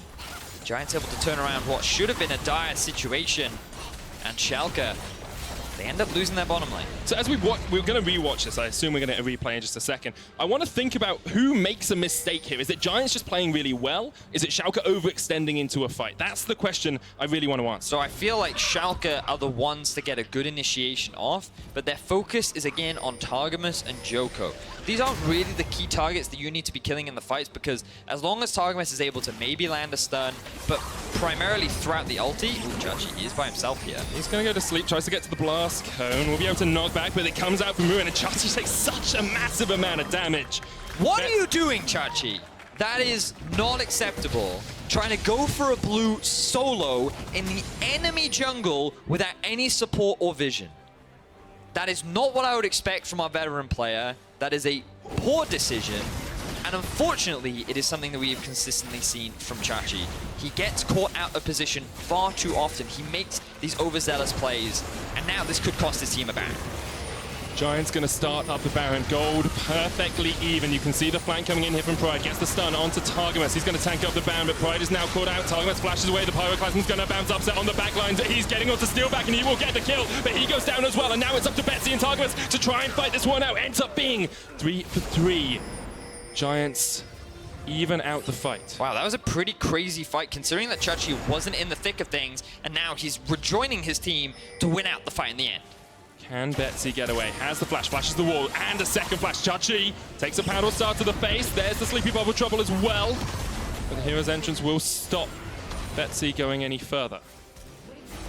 That fight was chaos. Yeah, it was. I'm surprised the Giants didn't win it much harder, to be honest, because I saw Upset get knocked into the entire Giants lineup by a really good Gragas ultimate from Joko. I want to see what he does from there. So this was the fight from earlier where they engage onto Joko, but he splits away from the bottom lane. So they immediately go onto Targamas, but they knock out Steelback, and this should have been the target they were going for, because Vander's just trying to buy time for the rest of his team to disengage, and Upset walks over a control ward, allowing the Caitlyn to get the ultimate pick off. And if they had just focused Steelback at the start and killed him, perhaps they could have stayed in the fight for a little bit longer, but at the very least, they wouldn't have lost their AD carry. So the fight keeps going. They push out mid lane, they take the tower, and then they come back towards this Baron after vs.Giants is caught out. Let's have a look at this Baron setup. So keep your eyes on the positioning of Upset, because this is a dream for him. All of them grouped up in the middle of the pit. Oh, Vander's got caught out here. Joko, though, might be the one that takes the damage. Vander down to about half. Upset's going to tank that one up for his teammate. Giants are just forcing fight after fight after fight, and neither team really seems to have the upper hand. But I feel it's weird because Schalke have the stronger team fight comp we've seen. Even when they are a man down, it is Schalke consistently, at the very least, going even in a lot of these big trades in the mid game. Fourth dragon of the game, though, for Giants, and the next one will be an Elder Drake as well, with it being past that 35-minute mark. So if Giants are able to play around that, a secondary game-ending objective, a secondary win condition for them, they really put Schalke on a clock. And we've seen a lot more action this game, Vedius, but it's just, to me at least, has seemed very haphazard, very all over the place. Teams don't quite seem to know exactly who they're trying to catch out. That seems like a... I don't know if I'd say... I'm just looking at Steelback in that last fight. Right, like, they didn't catch him. And the target focus, right? Like, when it comes to these fights, perhaps Schalke, they're a little bit It could have even just been a misclick, right? Chachi had his eyes on the brand, but it was just, ever so slightly the Caitlyn. Regardless, right, Baron being started, Giants are the ones to kick it off. 3,000 HP left on it. They might just try and secure this one. The smite comes out, but Pride steals it away. And here comes Upset. Giants are going to be able to get away from the back of the pit. There's Schalke holding on to hope in this game. Giants, guys, what are you doing? Going for the 50-50. That was such a big gamble. And also grouping up in the Baron pit against Upset. Pride steals it away. Now Schalke, they're the ones in the position. They have a great team fight comp. They have the ability to even dive these towers with the Galio and the Braum. And now with the Baron, they're the ones that have the power when it comes to siege. And the split from Chachi just becomes stronger as well. He has a 2-level advantage over Ruin in this side lane. Ruin really cannot deal with this Camille, who now also is 80 farm ahead. vs.Chachi has had a strong performance this game, and perhaps he is what Schalke need to lead them to victory. Chachi also almost cost his team the game, so I would, while yes, he has had a good 1v1 presence, his team have certainly been picking up some of the slack. Nukeduck and Upset really have been big carries for the team, and Pride stepping up huge for this Schalke squad. A lot of criticism was going towards him, but I feel like he's stepping it up here in week 3. Glacial Prism lands on towards Joko. Chachi looking for the flank. There's the Hexagon Ultimatum, the hero's entrance onto Steelback. He's not gonna survive getting dunked by Nukeduck. Schalke get 2 kills. And that's the kind of combo you want to be seeing from Schalke. They initiate the moment Giants slightly overstep, and then Chachi's easily able to dive onto the backline. Now with no AD carry, the wave clear is primarily gone. Schalke have their eyes set on this inhibitor. They should be able to take down the inhibitor tower at least. Chachi's trying to push in with this big minion wave in the top wave as well. Looks like Schalke will retreat from the inhib for the time being. Chachi's going to back away from top. Misses the wall jump. Rune's going to get for the chase here, but not going to be able to land any more damage. Yeah, the slow from the W of Chachi. Able to buy a little bit of time to get away. He's now going to go back to base. And Schalke have reclaimed control. So the engage here. Ideally they want to get onto Steelback, but that's fine because Chachi does enough damage to finish that one off. He allows Nukeduck to take the kill because Chachi doesn't want to stay underneath the tower. And just overall, a good engage from Schalke. You're starting to see this teamwork come together for this team. They were very much about an investment. This was a long-term plan. This was a team that they said right from the get-go, perhaps we wouldn't be one of the strongest. But they are a week 5, week 6 team, and already in week 3, they are certainly looking good. And you have to remember, they've gone 1-1 every week, which is a fine score. It's better than some of our main teams. Like, you compare it to Fnatic, who thus far aren't looking as strong. They're in a very fine spot coming into playoffs and the rest of the split. And with an 8,000 gold lead, 9,000 just now as it ticks over. They are looking in a very strong spot in this game. 4 items completed on Upset. He's got the Mercurial Scimitar as well now, which helps him out so much against those sleepy trouble bubbles. You've got 4 items on your Galio, who's gone predominantly AP as well.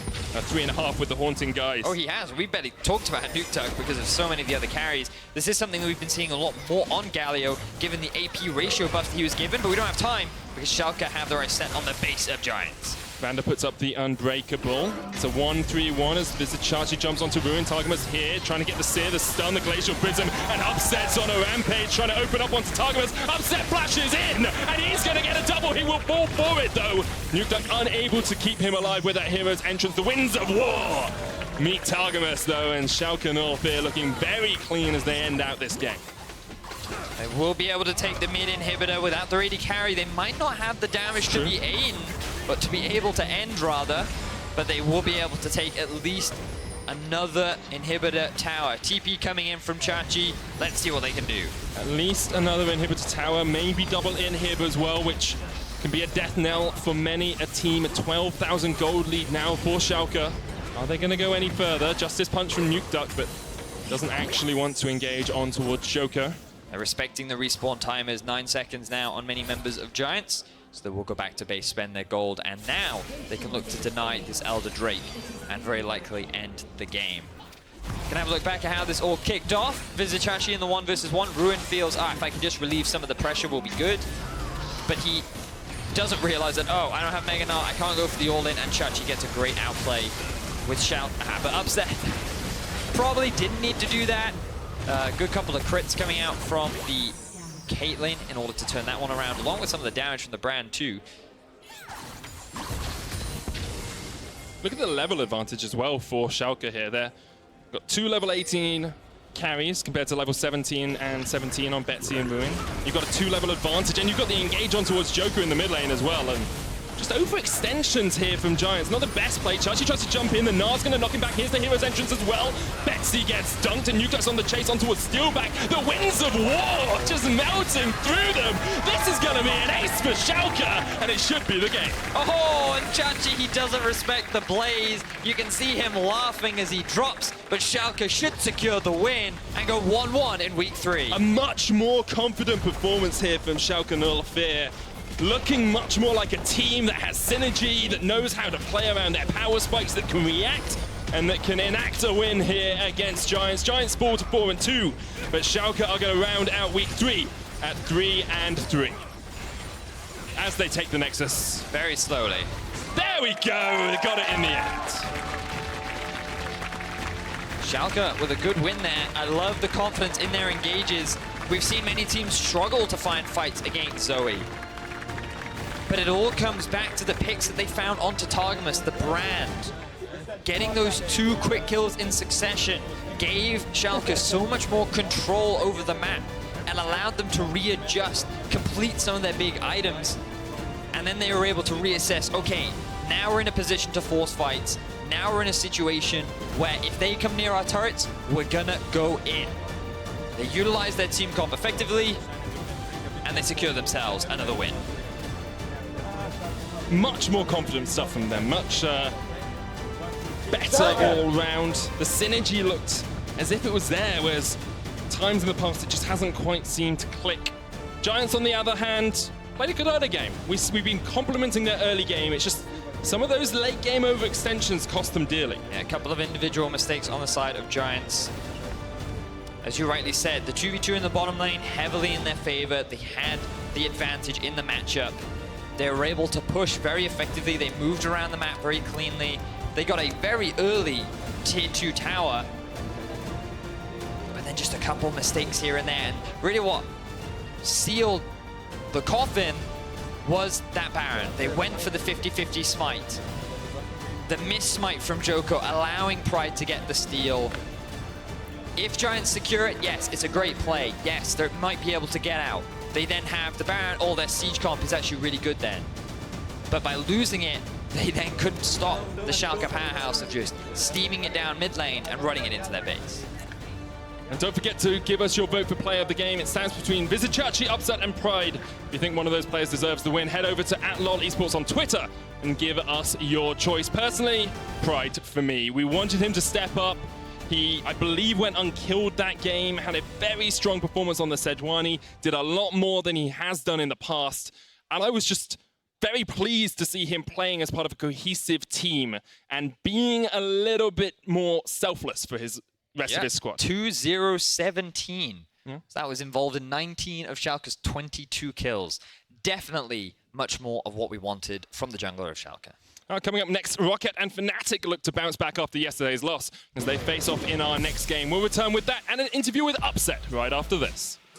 He will not have that teleport up as soon, but the engage comes out. Pride in from the side. There's the gank, gets the stun down as well, and Pride with first blood for Schalke. Yachi there takes a lot of damage. Pride as well. Here comes the hero's entrance, and it's only Targamas who joins the fight, but the Pyroclasm's going to bounce onto Nukeduck. He goes ablaze. Ace in the hole to the back of his. Chachi gets a kill of 2 members. Another sleep's going to land, but the Drowsy in Steelback gets the kill. Here's the flank from Chachi as he takes down 1. Already 2 members of Giants have fallen. Nye is on his way, but Ruin is nowhere near this fight yet. Joker's going to get exhausted. That's a double for Chachi, and Schalke get 3. Joker's going to get stunned up, but can just jump across the wall. The Blaze comes out good. Glacial Fish onto Targamas, and already they've taken him down. Now comes the re-engage. Cold is low, so it's Joker, though.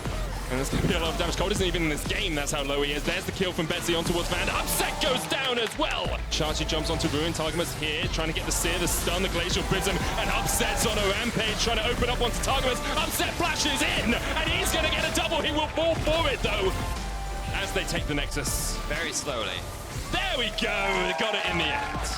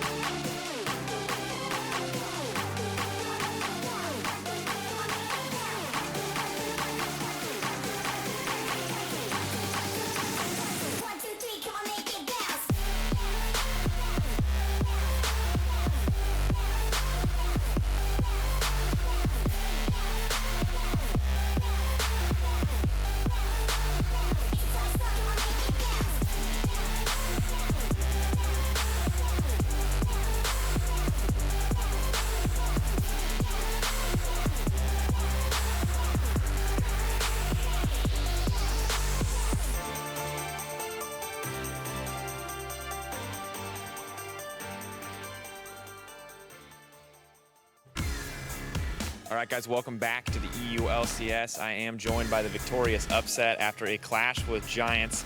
Felt for most of the game like a pretty one-sided affair once your composition got going, but Brand picked up against you in the bottom lane. I think a lot of people want to know, is it as bad to deal with in competitive as it is in solo queue? I think it's definitely less bad to deal with in competitive, because at some point he will just get one shot and he can't snowball as hard. But this game was actually quite difficult because we had Twitch, and Twitch has poison on red buff level 1, and then our jungle lost the red buff, so he lost like a lot of impact that he could have, and maybe he could pressure their bot more, the Brand pick in specific, so they can't take turret so fast. But even though I haven't, and I also haven't seen Brand for a very long time, like I think last time was probably Liquid at Worlds, but I think it definitely has potential to snowball early game, but at some point it just falls off very hard, and especially against Twitch, I just one-shot everyone anyways. All right. Well, I just want to ask you one more question as we get closer to our next matchup. Schalke is a team that's been having a lot of up and down results. It seems like there have been some struggles for you guys. With you now coming back to the lineup and everything seemingly squared away in terms of health and all 5 players now being available, what do you think is the biggest thing that this team needs to work on in weeks moving forward? I think we had a pretty rough time these last 2 weeks because I was sick for a lot of time and we had to play with Boris, our sub, who did very well. And I was actually very proud of my team how they played without me even. But I think the biggest thing we have to work on right now is translating scrim performance into stage performance, because we're definitely a lot more nervous, I feel, or our game plans aren't working as cleanly as in scrims. So we have to look at every game and look, because from these stage games we can improve like the most out of anything. Because if you play differently on stage than in scrims, you have to fix it as soon as possible. And I think once we get into a better mindset on stage, where we are very comfortable and confident, we will perform very good and we can compete at the top. All right, well, congrats again on the win. I look forward to seeing at how that develops over the week. But for now, we're going to send it back to Shox, the analyst desk, to get us into our next matchup. Thank you very much, Drakus. There we have it, hearing from Upset. Finally, I would say, had a good performance today. And a couple of the answers that we asked before the Schalke match after yesterday were answered. New pick for Upset, new pick for Pride, and that seemed to be working a lot better. You definitely had a lot to say about picks and bans yesterday, so are you happy? Look at the grin, look at the grin. I'm really happy. I want them to, I want the players to succeed. I want everyone to succeed in the US, yes, but I think Schalke especially, our team that was so hyped to begin with, but then they fought in the pick bans, and that's such an elementary thing. And then they finally pick the Sejani, they finally give in and say, hey, we can actually do that too. And I'm happy about that. And we got to see Upset on a scaling AD carry, and I think that that is the champion that he feels most comfortable on, and we saw in a lot of those late game fights. Also nice to see how he was confident in the interview, just explaining everything very calmly, what they had to work on. Pride is our player of the game, 43% of the votes on Sejuani. Who would have thought it? Very nice that they made a change, and very nice that they made it work. And that'll be, as said, time and time again, a much needed confidence boost for everyone. Oh, it certainly will be. It's nice to see that Pride is finding his position in the team. In the past, he was criticized for not having a good understanding of where to be and how to really play high-level League of Legends, but it feels like that he's growing into that role more and more each week. We're putting a lot on his shoulders. He was rookie of the split in summer, but it was only his first year, but he has to develop. Then again, I think his competition were some monkeys in terms of Yuki and... Oh, you mean in the Mysterious? Yeah. I see. That's very true. All right, let's move on to our next matchup. We've got ROCCAT going up against Fnatic, and before the split, obviously, ROCCAT would have been an underdog going into this one, but the Kingslayers have been a lot more than that. They have picked up a lot of important wins. They are currently in 5th place in the standings, tied with a lot of other big names. Yesterday, they were up versus Giants. They lost that 1st place spot. It didn't work out, and a question we asked was, can they show a bit more in the early game so that they don't always have to rely on that mid-game turnaround? They tried it. It didn't work out, but kudos for trying. Yeah, quite right. I think that for me, I was happy to see ROCCAT draft a composition that was harder for them as a team to play. And at the very least, they were able to punish some of the mistakes that Giants made. Unfortunately, there were just some big, bad decisions that really resulted in them losing out in the game. Yeah, it was kind of interesting to see them opting for the Camille jungle, especially. I thought that you pick, hated it. I hate it, but I like the effort, because the thing is that for me, the Camille enables Galio so much more. It's 100% like basically just like jump on top, kill someone. Obviously that fell through because of traps coming in, whatever it is. We already covered that, but yeah, ROCCAT definitely seems to be more eager to improve, and I think that's a good sign. Yeah, a couple of players also still performing very well. Heeq, a lot of the names that we didn't expect a lot from are still putting on great performances. Yeah, we talked about Heeq yesterday, and I still feel like even in the loss yesterday, he's been having a solid performance. His hair is exemplary of his play. He's forward, he's always doing a lot of damage in the fights, he's trying to go Super Saiyan for his team, and he's just an individual that I feel is worth watching out for, because while he had a rough time on NIP last split, I feel like he's developing into much more of one of the big carries for his team. We'll see how he keeps developing together with ROCCAT. In this game, they're up versus Fnatic, and we're also keeping our eye on some individuals. Caps, for me, main carry for this team going into the week. Obviously, we had some concerns about other members, and yesterday it really seemed like he felt that. He was trying to make plays versus Misfits on Azir. He's trying to make the Shurima shuffles happen, sometimes with a lot of success, sometimes with not so much. I like it a lot. I'm actually a fan of Caps in terms of his mechanics, and they finally started playing around him. Rockstar investing so much time into the mid lane, obviously with the Nunu Azir combo kind of necessary, but them actually looking for synergy is something that hasn't happened necessarily in the past. Fnatic has always relied on the side lanes to carry them and have left Caps on his own, even in the beginning of the season where we saw him being repeatedly ganked by Gilius, for example, in the Zac game. They finally started playing around him and try to make him the main carry. Whether or not that's the right decision is something else, but him having a bigger role in the team is so important for them coming into playoffs, coming into Worlds, whatever their goal is, because he needs to be confident and needs to be part of the team, not just rely on Reckless and Source to carry him. And you only have to look at some of his damage numbers to see how much of a focus they are putting onto Caps in being the big carry. That kind of damage per minute and percentage is absolutely ridiculous. Yes, a long game does help that, but it just shows how consistent this guy is being in terms of trying to be the big playmaker. And I just feel that the pressure is starting to get to him a little bit and how much he feels he needs to be the playmaker. Yeah, but I honestly think that's a good evolution for Fnatic because they want to have options, right? They want to see what they can do, and maybe it's time for Caps to step up and make some mistakes and learn the lessons, but they will want to pick up a win here. So if you have to pick one lane, that could make the difference for either side. What would it be? I'm hearing Caps for the side of Fnatic. ROCCAT, where does the change come from? I mean, the change for them has to come from, I think, honestly, yesterday, I felt like Memento kind of looked iffy. Other jungler. Yeah. Definitely. Like, I think they have to be more cohesive, and I think it comes out of Memento. Okay, let's see if that happens. Fnatic are looking to gain some ground on the top teams. Can they get a win on the board versus ROCCAT? Let's head over to our casters and find out. Thank you very much, Shocks. Good evening to all you esports enthusiasts. I'm Devin Pyrotechnics Young, following along the action alongside Martin Deficio Linga.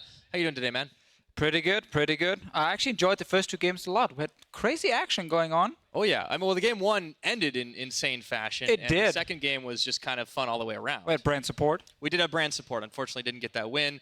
I won't give any more spoilers, but anyways, we'll get back into this one before we hit the picks and bans. Let's take a look at the teams kicking it off on the blue side. It is ROCCAT with Prophet up in the top lane, Memento in the jungle, Blank in the mid, Heeq the AD carry, support Narscarin, and their coach, Federico Uno Dos Dos.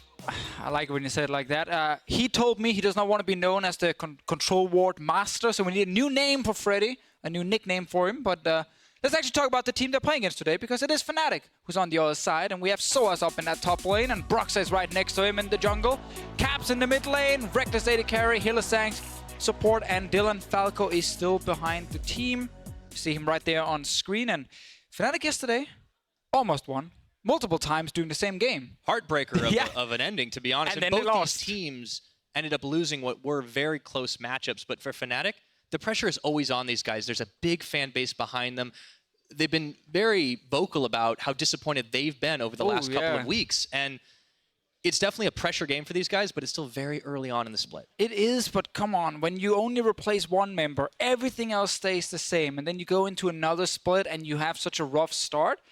Naturally, a lot of the fans will be disappointed because they expected Fnatic to be the team who's sitting at number one, you know, winning almost every single game they're playing. But it is best of one, so there's a high chance of upsets. And the meta, you know, has kind of been strange here in Europe, where some teams we didn't expect to win games have suddenly been doing really well in the late game. And Fnatic's late game, it's not been good enough, which is why they've lost a lot of games. No, but I wonder if that's what they need to shore up over the long term, but maybe right here, right now, just double down on what you're good at. Try to get yourself ahead enough in the early game. They have had some good results, and we'll find out if it's going to happen once again. Heading into picks and bans. Once again, we're on patch 8.2, so we've seen a couple of changes, and there is your favorite Kench benched. Always love it when we bench the Kench in the pick and ban phase. Fnatic did show us Nuno as the only team yesterday. It was banned in most of the other games. It's hard for their opponents to get a Baron off edgewise. Yeah, the Nuno and Azir combo worked really well around mid lane for Caps, and they played Zyra, which surprised me a little bit down in the bot lane. Now, the Braum is banned away. This has been far and away Norscaren's most played champion. Even tweeted about it earlier today. I hope I get to play Braum. Well, apparently not this time. Oh, and the two most standard supports are already banned away in Tahm Kench and Braum. Opens up for Alistar, opens up for Thresh, opens up for Brand, Rakan as well. If Fnatic wants to play Zyra Rakan once again, it might be possible. I'm not expecting ROCCAT to first pick the Zyra and take that away. And the next ban's, of course, focusing on the mid laners with Zoe, Azir. We see Ryze still up and available, but it's a small pool of what people consider to be the top tier mids, and then Ryze is gone out of there too. Yeah, so many mid lane bans. Malzahar is still available, but it was nerfed, of course, coming in to this week with patch 8.2. So we might also get some new and exciting mid lane picks in this draft. Sejuani is available if Memento wants to be simple and boring, but also smart. He can grab that one. Memento did play something a little bit different yesterday with the Camille pickup, but of course we didn't talk about the AD carry pool, which was left completely alone, which means HeatQ gets to try his luck on the Kalista. All right, Kalista's still a very good first pick, and Alistar is there. If I'm Fnatic, I take Alistar myself to avoid the Kalista-Alistar combo that ROCCAT can grab on their side. And then with that, you can still pick your preferred jungler, or if you have a specific mid lane pick you want to grab, you can go for it. I think taking the Alistar is the smartest choice. Yep. It looks like Fnatic are going to prefer the Zac over all the other jungle choices up in a build. That's a lot of engage. Yeah, and they really want to gank that mid lane as well. Zac has been so good at controlling enemy mid laners. If Caps gets his hands on something like the Malzahar, get level 6 on that mid laner and just perma-gank the mid lane to shut down Blank, it is a possibility for Fnatic. And it's certainly possible. We'll see what ROCCAT answer with. The Sejuani, no-brainer there as it's going to be picked up by Memento. Are they going to round them out with the support here, or do we see something different? We always get Prophet and ROCCAT looking towards the Gnar. Now it is pick blind, and Source does have a chance to counterpick it before the next phase, if this gets locked in. Camille and Jace both available, even though Source can often just look towards the tank as well, if he wants to. But with his champion pool, he might just wait until next phase if they really want to grab a mid lane choice here to camp the mid lane. But so many options because we have so many mid lane bans. A little bit of discussion. Oh, yes, the Teemo, yes, of course. Naturally. No, it's going to be the AD carry. Reckless locks in Tristana. There's a favorite of his. Get some power picks in the AD carry pool now. Ban phase 2 enters, so Thresh is off the board. Thresh has been seeing a fair amount of resurgence lately. Yeah, Kalista Thresh, still a great 2v2 combo. Good yo-yo. Getting removed. We might get like a Taric from ROCCAT coming in. It's fine in lane against the Alistar. It's good against things like Zac if you can time your ulti with his engage. Yeah, Ornn's banned off. You know, there's another possibility I'm thinking of. Do you remember the Ballista combo? I do. Do you want to play that against the Alistar? Yeah, probably not. I mean, you could. I mean, you could grab the Tristana. We saw Ignar over in the LCK play Blitzcrank against the Tahm Kench today and still pull off some crazy plays. It is a possibility for Norscaren. However unlikely. Now another support is banned away, the Janna. Fnatic have removed from Norscaren. Let's see what ROCCAT are going to answer with. The Ornn was already off, so they're still hitting Soaz hard. And I would consider a Camille ban if I'm ROCCAT, because I think Fnatic with Camille and Alistar and Zac, like, that trio is amazing at locking down a Kalista and just make it impossible for her to even play the game. They don't ban it away. Let's see if Source wants to play it or if he still wants to just play a tank up in top lane. Fnatic have some time to decide. Still 12 seconds left for them to take this next pick. I mean, there it is. I don't know, kind of disrespectful in my opinion that they ban away Taliyah in this case. I get maybe they're respecting Caps would grab it and control the game, but Taliyah is really not that difficult to play against at this point after some of the nerfs that happened to her. Anyway, there we go. We have Fnatic saying, HeatQ, you're going to die every single team fight. Oh yeah, and the Shen comes in. There's the Shen support. Okay, that's something you can throw in. I would actually prefer Taric there, just because you know the enemy team is going to dive your backline and try and kill them in the duration of a Camille ulti. But instead it is Shen, so good laning phase on the side of ROCCAT, and we know it's spellbook meta with 5 million teleports. Oh yeah. Corki blind as well for the mid lane.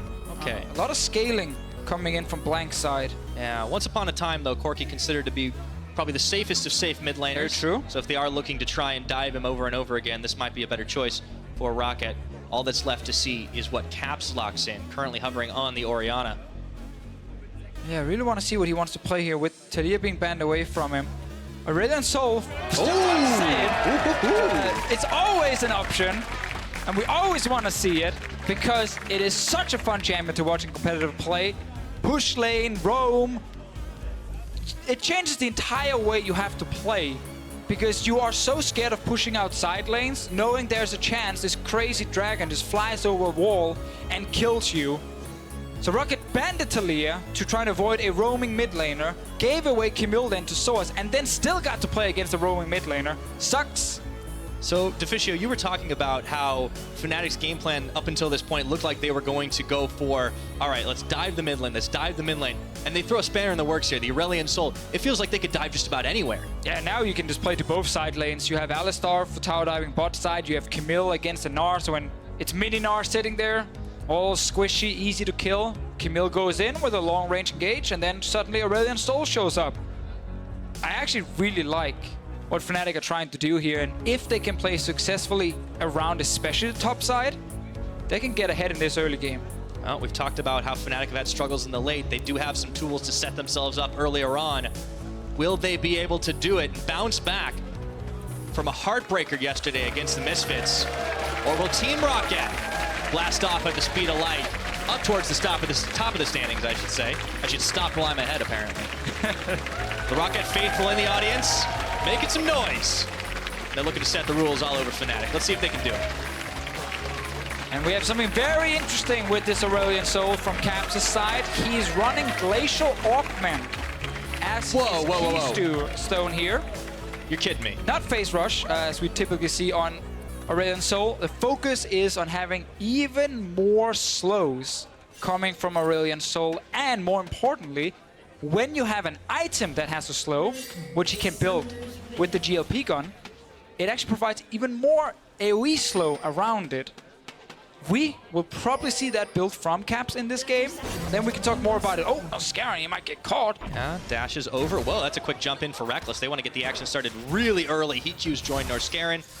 Corki's in the mix as well. So as they got the stun off, forced the flash.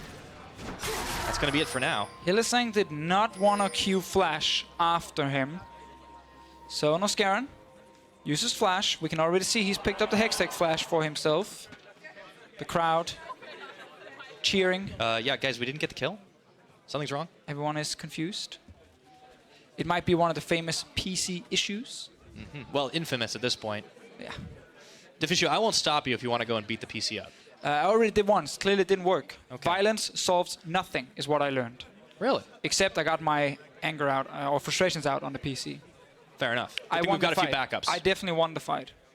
Okay, well, we'll get some more information on the nature of the pause. Hopefully it doesn't last too long, but let's talk a little bit more about the composition that Fnatic was building. We talked about their early game and how that seems to be the strength of this team right now. What specifically do you want to see them do? Is it just the Aurelion Sol onto the bottom of the top?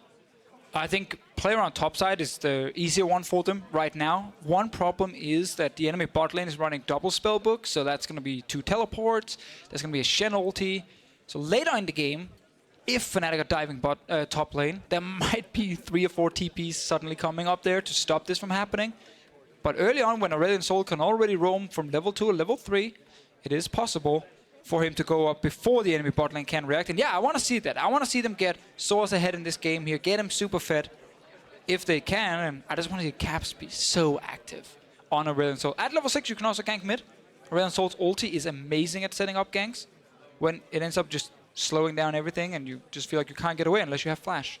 Gotcha, gotcha. Now, to give you guys a quick update, this is a non-bug related issue. It's just a video setting that they're resolving on Hylissang's PC. A video setting? Yeah, as in a setting that needs changing. Oh my god. Looks like they're all good to go. Should we get back into game pretty quickly? But a lot of early action from Fnatic. You talk about getting themselves ahead early. They didn't even wait until the minion spawned to do it. Didn't get the kill though. They did get a flash. They got the flash. That's a start. So they got that one away from Norscarin in the bot lane.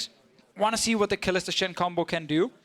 good early laning phase, and then again, the globals can be used to move around the map a lot. It's the macro game of the current League of Legends meta is super strange because you think you got it all figured out, and then suddenly there are 8 teleports, and there are plays happening you never realized could even happen in the first place. And then they trade them out, so you don't even know who teleported. Yeah, and then suddenly they trade him for something else, and it's kind of all over the place, but it does mean that going for aggressive tower dives is a little bit harder because you got to keep track of every single TP available so that you don't start the tower dive and then 2 people TP in and you get punished for it. And it's a lot of summoner spell tracking and cooldown tracking right now in professional League of Legends. Yeah, it's kind of like up in the game, even from the spectator portion. You've got to be watching all the summoner spells, watching all the usage. And it looks like we're going to be loading back into the game as the ready check's completed for all the players. We'll see how this all unfolds, of course. As you remember, early game shenanigans from Fnatic only netted that summoner spell, but it could be a sign of things to come down on the bottom side after burning the Shen's flash. All right, back in the game. Okie dokie. Now, wait, where are they going? To the mid lane. This is interesting. Sneaking All right, we're not going to have a lot of time to talk about this, I have a feeling, Deficio, but ROCCAT and Fnatic are the 2 most longest standing organizations in the European LCS. They have quite a bit of history.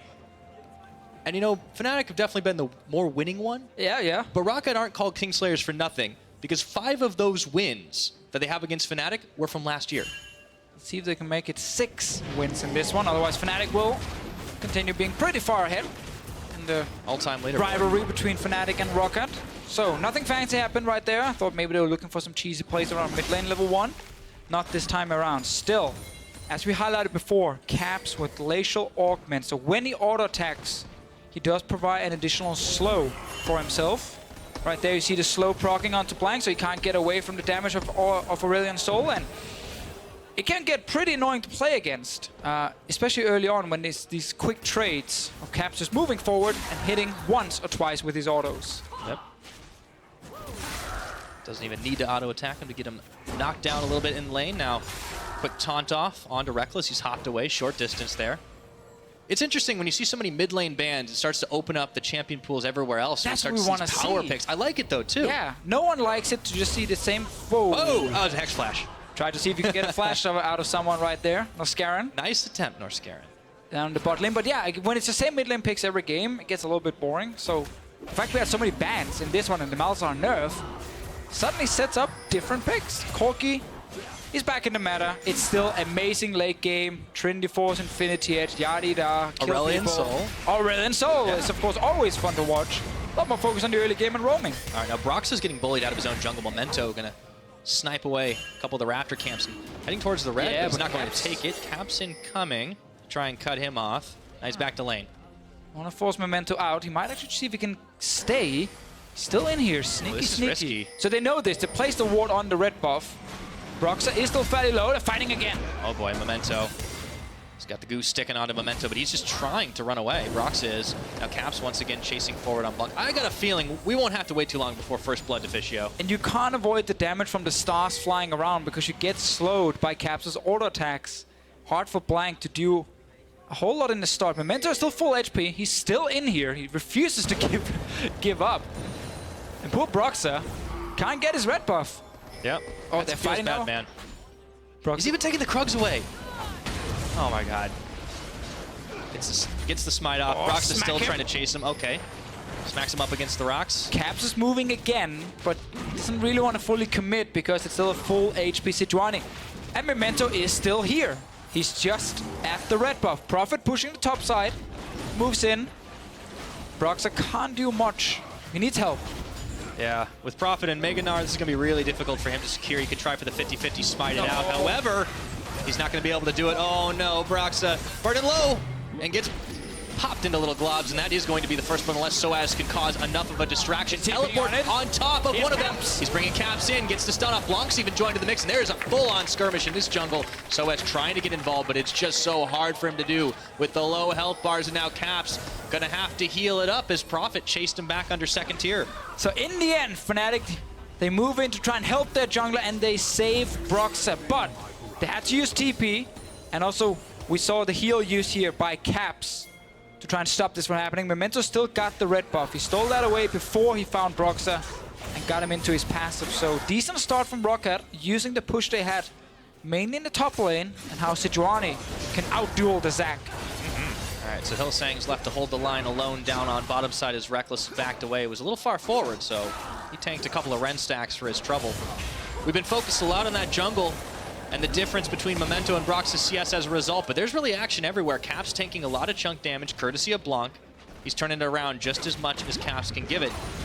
But Broxa, he's left to pick up the scraps in this jungle. And how far is this going to set Fnatic back in this game? I mean, for now, it's not too bad. Like, Broxa didn't die. He didn't have to blow his flash or something, so he could easily get invaded again. Memento lost his flash during the fight, so he needs to be a bit more careful.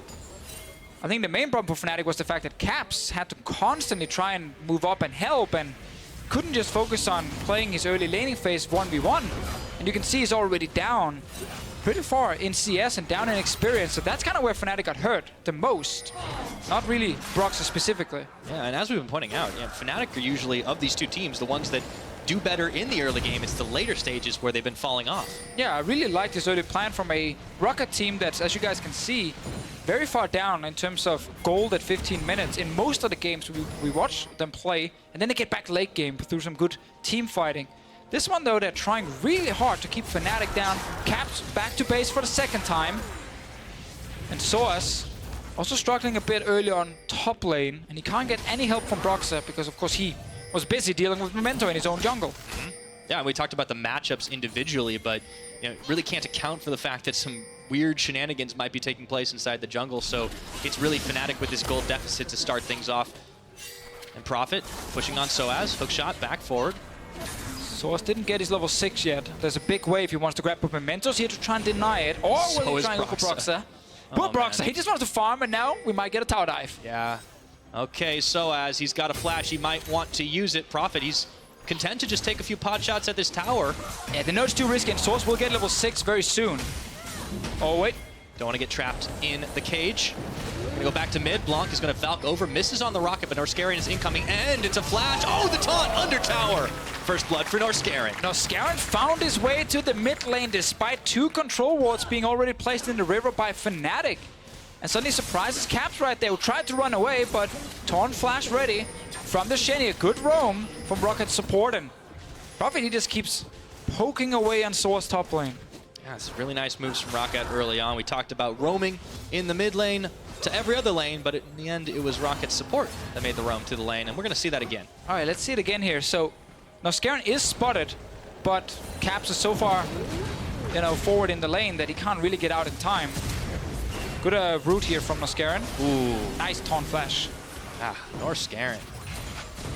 So he can play a lot more than just Braum, and gives himself a well-deserved little smirk.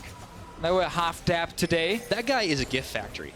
Yeah, we've actually made it a thing now that every week we will have multiple of these camera shots of just Norscarin and his I like reaction. this trend.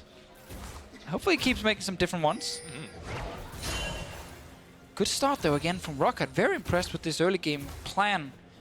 Using the pushing top side, invade with the Sejuani. Soaz is again, he's down in his lane. Caps down in CS in his lane as well, and slightly down in experience.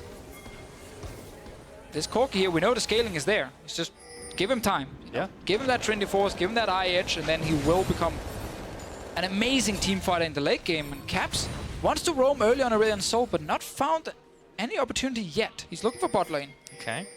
Sitting in the Dragon Pit, doesn't want to get spotted here. Now, Blank, didn't see him. Have to remember, there's a stopwatch on Hikyu. So if you are tower diving him, that is something to account for.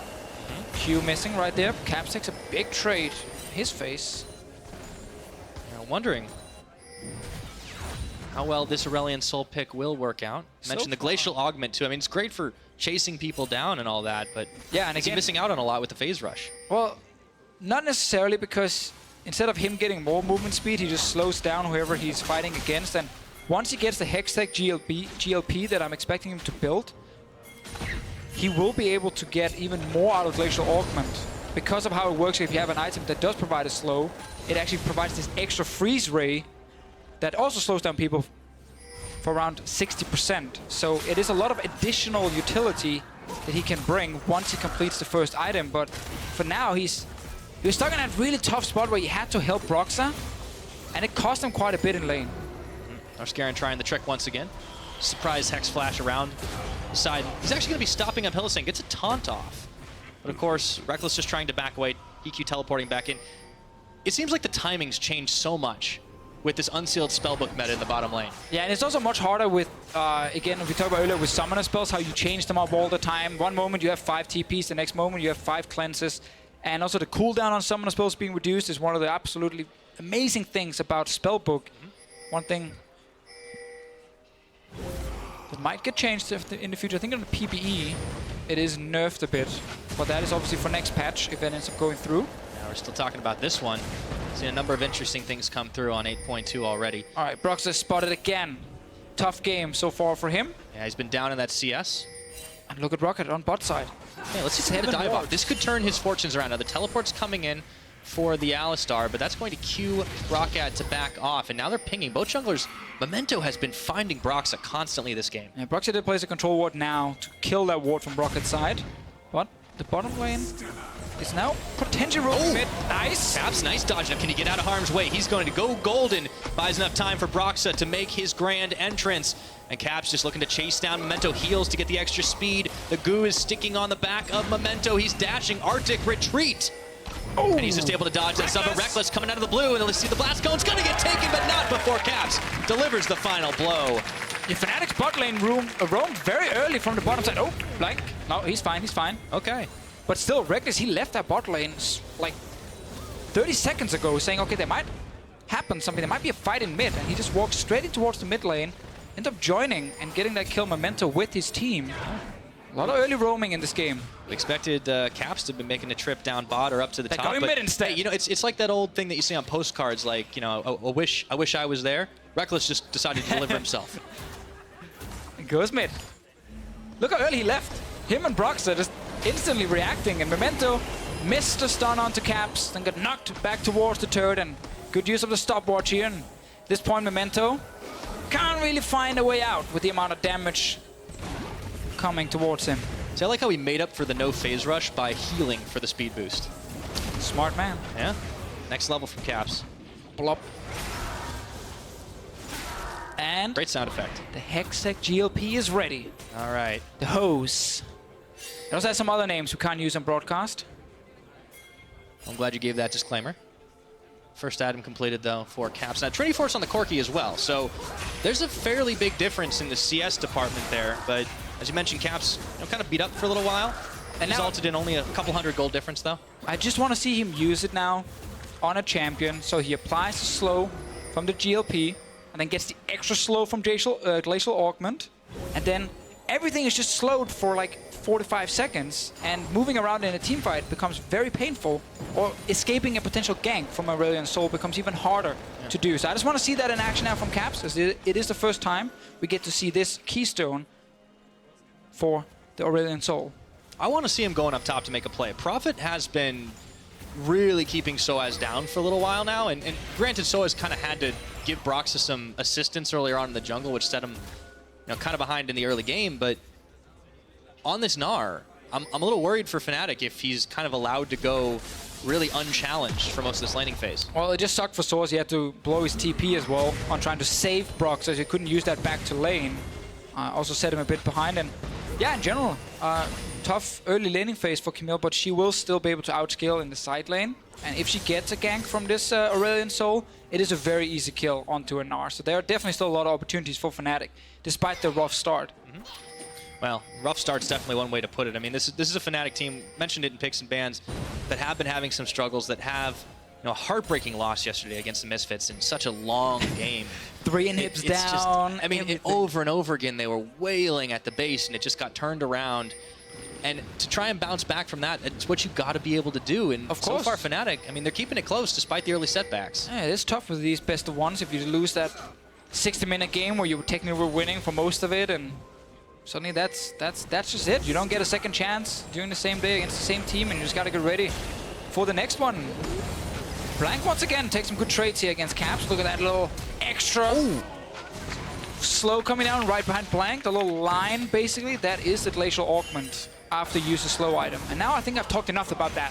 Fair enough. If it happens I more, wanna see it and holy show moly. it. We got to teleport down to the bottom side. A pair of them, in fact. Let's see if EQ is going to stay alive, courtesy of his support.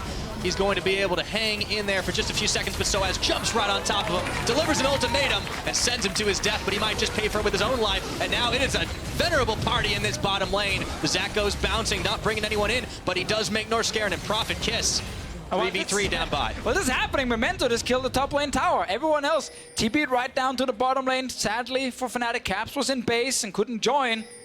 That ends up being a 1-for-1. But first turret for ROCCAT. Broxah is still around bot lane, and Reckless is hiding in the brush. I think he is spotted by Prophet. At least he tried to see if he was in there. Wants to take that 1v1. They're also going to spot the dragon coming down. Here's a TP. Another TP. That's a support TP. All right, Norskeren's there, and Caps, he hops the wall. Looking to try and cut off Norskeren. Oh, Fusro Da pushes him back. Use the hose. Let's see if he can do any more. It looks like he's under the safety of the turret. Fnatic are going to have to back away. Didn't use it. Sadly, Caps, first roam for him, unsuccessful. Fnatic now moving towards mid lane. Memento really loves his red buff and wants to make sure he gets as many of these red buffs as possible. His mission is to make Brox's life hard. Now let's see this bottom play again. All right, so it is engaged from Fnatic. TP coming in from both teams. Double TP from ROCCAT side, both Corki and the Gnar. And Hikyu here is in stopwatch. That's why it looked kind of weird. But he did end up going down. And of course, Source now stuck on the turret. Not much he can do. And we talked a little bit about this already, how in a meta with so many TPs, going for these like aggressive tower dives can be very risky because there's a chance 2 to 3 people just randomly show up and then you get punished because you're now the ones under the enemy turret. Now you got to keep track of 2 TPs, one from Prophet, one from Blank. You got to keep track of Shen TP and Shen ulti. Hiku can also swap the TP, then you got to keep track of that one as well. Yeah, everything is very complicated. This is advanced League of Legends spectating. It used to be just like time 1 TP only from the enemy team, and you could kind of keep that under control. Yeah. Now it's all over the place. Spellbooks and stopwatches, man. What a time to be alive. All right. 2-2, though, is the total skill difference. ROCCAT, the big advantage for this team, apart from the farm differential, is the fact that they got tower number 1, and they have tempo advantage. Prophet's actually starting off soloing the Rift Herald. Well, he already did push the top lane. It is getting pushed back right now from Source. Caps, on the other hand, where can he go? Stopwatch is now gone from the bot lane of ROCCAT, meaning you could look for a tower dive down there. There's no TP for Prophet, so he can't join. There could be an opportunity for Fnatic. They have the Alistar ulti to tank the turret as well. You're going to have to make something happen. You talked about scaling in the mid lane. Blanc's not getting any weaker. No, that BF sword as well now. They are looking for it, Pirate. Broxah is down here. He's been here for a little while. Caps is coming now. Okay, Norskeren, he sniffs him out. But Caps is here. Let's see if they can get the damage done. In he hops, looks for Hikyu. Can't quite pull him off, but now he pulls him right back. And inside of it all is the Caps damage is Reckless. Rockets his way in. And Memento's going to fall right after his stopwatch runs out. That was a tower dive we just talked about. Fnatic executing it properly. Prophet was stuck on top side with that TP. Blank, same thing for him because he was helping with the Rift Herald. Very good call. They will get a turret as well. And Source is keeping control of the mid lane. Great roam from the Aurelion Soul and exactly what we want to see from this pick. Yeah. Great move by Fnatic here to kick things off. So Fnatic brush. Trying to bait it out. Reckless taking a few tower shots to get some extra damage. A Prophet, though, finds himself an open mid turret. And he sends Shelly after it. Well, we'll be able to do a lot of damage because no one can hit it beforehand unless Caps is fast. He's trying. He's got those speed boots, man. They're going to get the Rift Herald to charging. This should be maybe enough to get this tower. Blanc's going to be here as well. And Caps can't hold off this onslaught. So Midland Tower in favor of ROCCAT. Not the end of the world that they lost the bot lane trade, seeing as they got Rift Herald plus mid turret. But this is the play from before here. As you guys can see in the minimap, 2 members of ROCCAT side stuck mid and top, can't join in time, and once Caps gets in range to land, he's first slow, then his auto attacks with Glacial Augment, then his GLP, additional slow coming from Glacial Augment. There are like 4 different slows or something happening from Caps at this point. Yeah. And you're not going to get away if you don't have flash or multiple jumps. It's definitely a good chance for them. Now, this game certainly isn't slow, but of course, up next will be H2K and G2. I gotta say, after last week, well, we had, the really slow games, 50, 60 in week minute, 1 too. Everything in week 1 as well. Today, and even yesterday, we had a lot of games where we had more action. We had definitely faster, like, turrets and inhibs going down. Snowballs. More roaming, like... Snowballs off of, like, 1 mistake. Yeah, so far I like patch 8.2. Yeah. And I think it's bringing some new life and some new picks. Oh, speaking of new life, right here in the mid, it looks like it's going to be some new death very soon. Memento's pulled in up against Blank. Reckless on a killing spree. He's been quietly stacking those up throughout this game on the quick picks, and Fnatic, they are pulling the trigger easy. And once again, Fnatic either roam to bot lane to make a play, or it's the bot lane roaming to mid lane to make a play here. Much better coordination and synergy between the bottom side of the map on Fnatic. Meanwhile, Source is left alone top lane. Finally, he gets to sit and get some farm. Prophet is not there. He was stuck in a team fight. And Source... Fnatic. This is a scary thing too, Deficio, because normally you don't think of Cloud Drake as like, you know, it's not the most important of them. It's, you know, it's not all that great all the time. This is a team that wants to roam all over the map, and they just got another tool to do it. Yeah, exactly. I like it here. I like it with the Irradiant Soul. So, Memento didn't get that one because Cap's flash was on point, but we already see 4 members of Fnatic ready to fight, and while there's a Shen ulti, it's not enough to keep the Sejuani alive, and Fnatic wins this fight here. Another kill, as you highlighted, Pyro for Reckless. 3-0-2 now. 2 items fully completed, 21 minutes in. He's a very happy Tristana. I think the entire Fnatic team has to be pretty happy with what's going on right now. They've brought the gold game to an even keel. And you mentioned Caps and how his flash has been on point. We've seen that multiple times now, that he just a second away from Memento connecting on the Glacial Prison. All the little small things is like the small little movements. Quick flashes, side steps. Definitely one of the very fascinating things about how good Caps are at using them. Very quick. A lot of people highlight his mechanics very often as the main strength of Caps, and their decision-making can be a little bit questionable from time to time. I mean, it happens. He's a young player. He's hardly the first European mid laner to have that combination of traits. It's true. It's true. We've definitely had a lot in the past who showed up with great mechanics, but questionable decisions made during the game. The good news is one is a lot easier to learn than the other. We would hope so, at least. Let's see what happens here with this replay. Source hiding in the top lane. Bang! Right onto the Kalista. There's an ulti. Kalista can't get out, and that's a kill. That was sexy. That's why, by the way, I wanted this team to ban Camille and not Talia, so that a Kalista can use her jumps to, you know, kite and get away from stuff. Not get Camille ulted, and where are you gonna go? Nowhere. Yep. Well, here's a familiar sight. Reckless on the side lane, knocking down towers. Now he's got some backup here. Brox and Hylissang, and of course he backs off. Now they've got their sights set on the mid. Quick collapse from Fnatic. I hope Blank doesn't step too far forward, or he might find himself shot down in flames. Oh, he sits with the package though, can use that defensively. Okay, he's out of there. Teleport coming on now. Can Fnatic melt through this one? No, they cannot. The cavalry has arrived. In comes Prophet. They look for Hylissang. He's already chunked down to half his health, and Norscarin mistimes the taunt, and Soaz certainly does not. Caps gets the kill off onto Norscarin, and the tower's going, and so are the ROCCAT members. Reckless picking up kill number 5. This guy's on a roll today. And it's all Fnatic right now.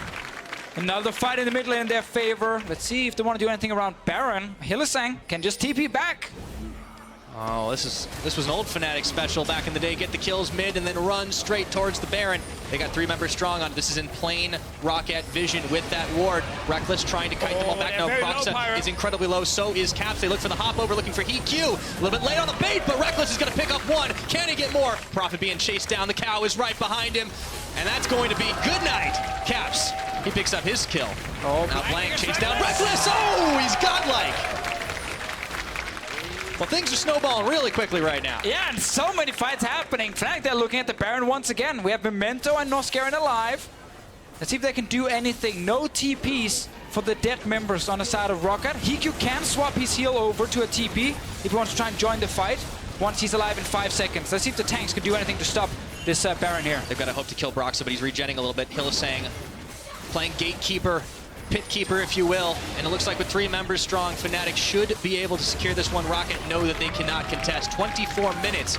Fnatic have amassed a 6k gold lead and a Baron buff. Another play around the mid lane here. Blank knows he can stay alive with the package, and then ROCCAT calls for the re-engage. Memento's ulti does not connect and stun anything. And Hylissang still had ulti here. Yeah, a little bit too early. Right there from Norscarin. Silent frame hints of dying after missing that little taunt. And the backline of Fnatic are just sitting there hammering away at whatever is right in front of them. And then they look towards the Baron. I think it's fine that ROCCAT are trying to contest it. Blank is fairly strong at this point, but TP is a big difference maker. Oh, Hikyu gets stunned instantly by Soaz, and then he dies. And at this point here, they can't actually do anything against Fnatic. And even Reckless at the end feeling confident taking the 1v1. I like that flash forward.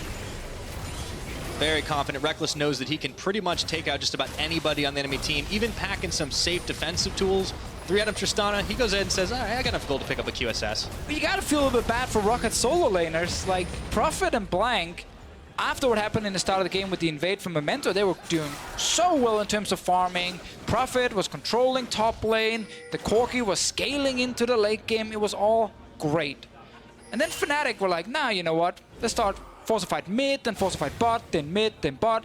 And suddenly he Q's 0-5 and Memento 0-4, and Fnatic is now 6k gold ahead. Yeah, it seemed like Blank the is just coordination farming, just clicked for this Fnatic team. I mean, that or they're just taking out the frustration from yesterday. I don't know what's going on, what these guys ate for breakfast, but it's clearly doing them some serious good. And we're seeing a lot of aggressive plays, a lot of roams happening, which is gone in favor of Fnatic. Source, once again, been trying to just farm any side lane for as long as possible. Reckless is on the way down in case someone tries to gank Source.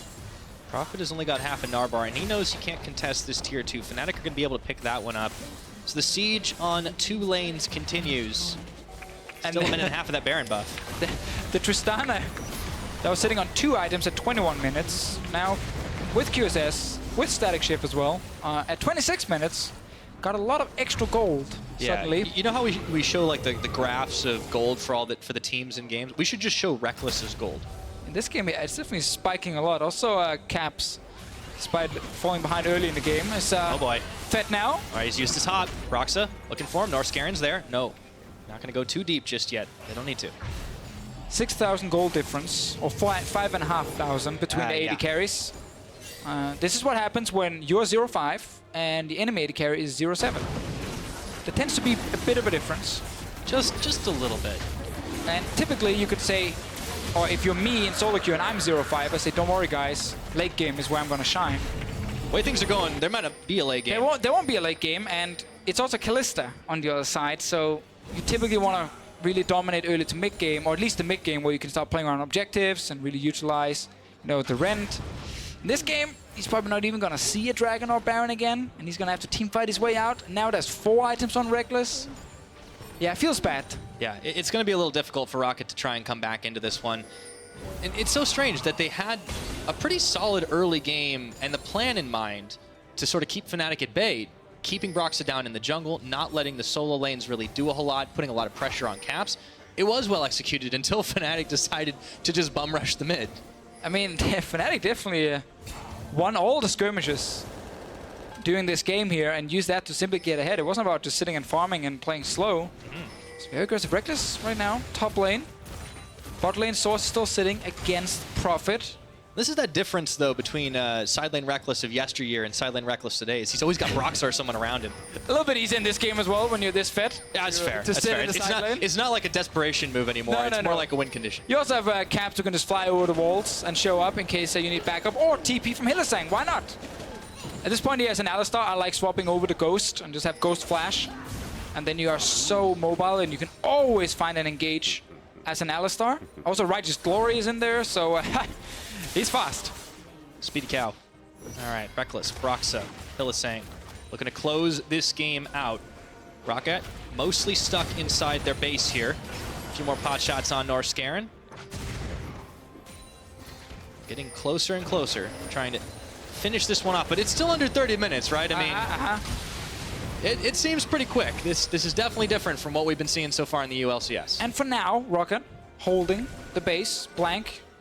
Keeps trying to farm as much as he can. Fnatic have full control of the map. They get all the jungle camps. They get all the objectives in the river. And they might have to wait for another Baron to spawn. Because right now, you can't really utilize your TPs and your roaming, seeing as the enemy team is stuck in their base. You can't really flank them there easily. And it means Fnatic are just kind of waiting for all the camps and the objectives to respawn. 1 minute, 45 seconds. That's the timer we're looking for. And ROCCAT's last stand might be around that Baron if they can try and win a fight and stop Fnatic from getting it.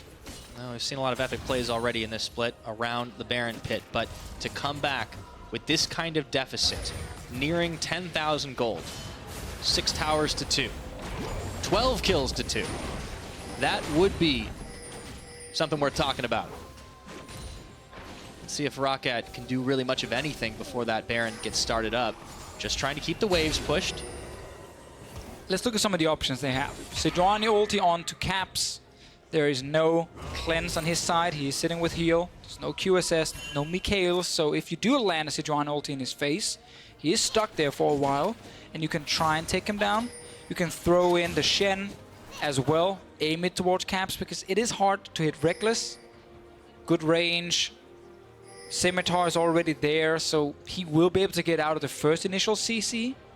Problem is they have to deal with Swords and Broxa and Hylissang, all three going towards Hikyu and Blank. And as we talked about in Champ Select, like these two AD carries, Corki and Kalista, normally you want to be able to use their mobility to escape whoever's diving them, but if Swords gets in range with ulti, they're stuck, they're not getting out. Yeah, and if they're not able to touch Reckless, I mean, that's just going to be a constant barrage, and the tanks are not going to hold out. So it almost feels like either they have to kill Swords when he jumps in, but he sadly, for ROCCAT, is sitting with the GA, so smart choice on his side, or they got to try and get Caps. Maybe Prophet can get the kill off onto Soaz. He's got Blank here as well. Guardian Angel is going to get popped. As soon as he's right over the wall, Hylissang comes a smidgen too late. Now, Guardian Angel's down. All right, that's something. Next team fight, Source goes in, they can kill him. They have a lot of damage sitting here with the 3-item Corki. Yeah. And credit to ROCCAT, they've not allowed themselves to be pushed around without getting something back for it. The vision game for ROCCAT, close to this Baron pit in their own jungle, it's still there. And they are looking towards the Baron now. Fnatic trying to deny entrance to the river, or at least look to potentially force a fight if they see ROCCAT moving around this jungle here near the wolf camp, near the blue buff. Broxa and Hylissang, the two main engages on the side of Fnatic. Source losing Flash and GA could be huge if we're going to see a comeback. He might be one of the members going down early in a fight. Yeah, it's going to be very tense. ROCCAT's still clinging to life. The base hasn't been broken into. That's the saving grace for this team. We talked a long time ago, it seems, about the scaling of the Corki. It's 3 items. He's there, he can man. dish some serious damage. If he can actually stay alive during the fight. There is always the X factor. If you get, it doesn't matter how good your team is, if there's a 5-man Meganar, that might just turn things. So but we have to not going to start this. Have to look at the river now. Fnatic double control ward here. Smart choice on their side.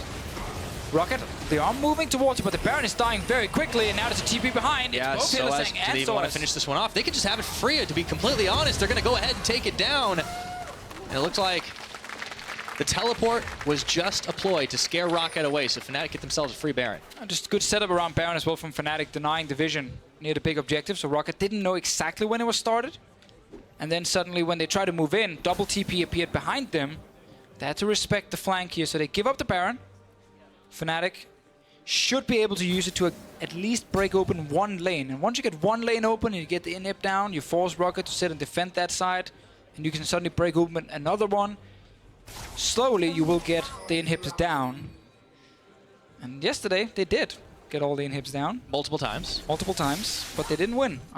Obviously they were playing against a Misfits with a very, very strong late game comp. I feel like on ROCCAT's side, because you have a 0-5 AD carry, it's not as scary just yet, and Fnatic should still be fine. Yeah, that's a fair point, but you definitely can't afford to just sit around for the rest of the game and allow ROCCAT to come back into it. They're going to have to push the boundaries a little bit. This Baron buff might just be what they need to do it. Pushing on 2 lanes, nearly 3 with the Aurelion Soul. Of course, back to the middle of mid lane. There was a minion wave pushing up against them for just a moment. One thing they can try and do, but it is risky against the Shen support, is set up a play against Prophet. Source's ult to lock him down, and then Caps flies over and they try and 2v1 kill him, but Shen ulti will come and try and prevent that from happening, so Fnatic might not be able to kill Prophet in time, and therefore they're not going for a potentially risky play. Although Choice is trying to get Reckless in range of a turret. Contain the risk. He can kill it fast if he gets to hit it a few times. So one hit there, the rapid step up to it, but there are 4 members of ROCCAT still holding him at bay. And that's the thing. This ROCCAT team defending well. Reckless gets another hit. Just keep doing this. Slow and steady. The tower will die eventually unless ROCCAT forces a team fight. That they might have to do. Wait for another rapid fire cannon and then step in with the extra range. But Fnatic are still pumping the brakes here. Not trying to take on too much risk. Oh, but there's another one now where you can go hit the turret once again. Whoop, there you go. Around, 1 shot, 2 shot. Throws down the explosive charge. Broxa tanking up ROCCAT's return fire. Reckless, that's a 3rd one. And Reckless is sitting with some lifesteal, so he can get HP back. There's a fight top lane. Yeah, Prophet in the Mega Knight. Now he's going to bring the Shen to the edge of the circle. Gets in on the taunt, looking for the extra damage, and Soaz says goodbye, but the rest of his team is already doing work on the bottom side. Inhibitor is opened up. So ROCCAT decided to trade a kill on Soaz for bot lane inhib, and then trying to force Fnatic back with the remaining Baron buff. He will run out in 50 seconds. That was the call from ROCCAT's side. Get a kill top, give Fnatic one inhib, and then done. No more. They have to reset, and ROCCAT gets a bit of time to push out lanes and spend some of their gold. All right, so ROCCAT bought themselves a little bit of time, but yeah, they've got a gaping hole in the bottom side of their base. Soaz will be back up in 25 seconds, and he will have that Guardian Angel up again too. And the mid inhib turret was killed by Caps, I believe. Yeah, before he sped out. Just before he moved down towards the bottom lane, so Fnatic did actually gain more than ROCCAT. I get the call they're making, saying we will eventually lose this tower because Reckless can just keep hitting it. Let's get something, and that is a kill on top side. Sucks for ROCCAT, though. They also lost the mid lane turret. It just seems they're trying to grab some table scraps at this point. Fnatic aren't really giving them a whole lot of good options, and as the game keeps going on and on, Fnatic, they may not be growing their lead by like an insane amount anymore, but they're already just about topped out. Nobody's getting any weaker. The Aurelion Soul's approaching that 6-item mark. Reckless, he's got his Lord Dominic's. Gotta get that Soul Steal on Caps. And they're just clearing away the ROCCAT vision. That's a tough one for Team ROCCAT. I mean, after yesterday's very close game they had up against Giants, and they're on the cusp of going 0-2 on the week after such a stellar start to the spring split. Still trying to hold on for now. But Fnatic can suddenly push topside. Got the super minion spot, and once again, Reckless can keep hitting the turret. They force ROCCAT to look for a team fight. Memento is ready with flash and ulti. Taunt flash is there from Noscaran, and once again, if they hit Caps, he can't really get out. He can't really avoid being locked in place, and they do have some time to try and kill him if they can get through all the other members of Fnatic that are trying to peel and keep him alive. There we go once again with the GLP, and Brox is in. Yeah, they've opted to start this fight themselves. Memento's going to get kissed up against Prophet. Caps goes on a rampage kill. Now Soa's taken extremely low, but he's got that shield on, and Hylissang gets a big knock-up on the cow, and Inhibitor is already taken down in all of the chaos. So Fnatic look for number 3, throwing their weight around, and they're able to get it without any casualties. A lot of damage dealt in the fight, though. Here, ROCCAT trying to force Fnatic back. Let's see what they can do. A little bit of thoughts from Perks about this game. Now, Reckless is certainly one of the most explosive Tristanas that we have in the game. And down goes that last Inhibitor tower. Teleport coming back in for the Camille. The last Inhibitor will fall, so Fnatic absolutely shredding this base. Not going to close it out just yet. There'll be another Baron before this one's all said and done. I mean, why not? Get another Baron. You got super minions coming in all 3 lanes. Buff up everything. And then close the game here. ROCCAT tried here with the fight. Let's see, it's actually Fnatic starting it. It's all the slows coming from Caps first, but look at the amount of damage he's taking in return. Sadly, for ROCCAT, Memento just dies before he gets to do anything. And while Source did drop low, he gets out just in time, and Prophet couldn't get in. I think Prophet's flash was on cooldown as well, so he couldn't really utilize the Gnar. And a lot of things were just missing from the front line of ROCCAT to try and get some CC down on potentially Caps and his Aurelion Soul so they could kill him. Feels like, honestly, a lot of this is the goal difference that Fnatic have their favor. Just a stronger fight, a lot more items to work with. Definitely true. Baron, 50 seconds Pyre. Yes. Ton of super minions everywhere. Full items on Tristana, full items on Aurelion Soul. Sounds like the recipe for a winning game, Deficio. Note to everyone at home, play more Aurelion Soul. I want to see every pro team play it, because it gives you some of the best games to watch. It definitely is a lot of fun, but Caps had a hard time in the early stages of this game, remember. But what a way to thunder back into it. Fnatic, out of inhibitors to take. They're going to have to go for the base next, but still muscling their way in, taking a few shots. 15 seconds before that Baron would spawn. Not sure if that's what they want to take. Prophet's flash is still on cooldown for a few seconds. He's definitely going to need it in the next fight. ROCCAT will need a miracle of a fight to stay alive. Yeah, they need the perfect fight here. Like Fnatic, just forcing ROCCAT to sit back here. Don't allow him to move out. See if you can get some damage on the Nexus turret as well. Here come the supers. Do or die time here for ROCCAT. The taunt flash. Noscaran's going to find one, and the face call is going to pull him back in. Soaz looking for the dash onto Memento. Noscaran is going to drop, and Fnatic still 5 members strong. Looking to close this one out. The chunk damage just too much, and the Zac sticks them back. The rest of the team is going to fall, and Fnatic, with a style, decide to finish this one off right here, right now. It was a rough game yesterday, but just like Zach, they bounced back. We talked about it for the last fight. You can't do that. You can't taunt Reckless. He has Scimitar. He's just going to cleanse it and get out. Oh, yeah. They had to go for Aurelion Sol if they wanted to try and win a fight. They didn't do it. Caps was safe most of the game. And Reckless, great performance from him on this Tristana. They play around bot side, then they rotate towards mid.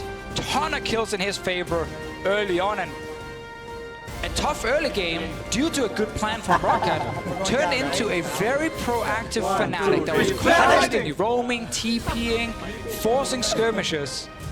And this is the Fnatic that everybody wanted to see. These guys live off momentum. They thrive off the energy from, you know, their very passionate fan base, on the expectations they have of themselves. A win like this just feels good. Definitely, and they got fed on Memento there as well. Because that's true. They shut him down pretty hard after his good start. Yeah.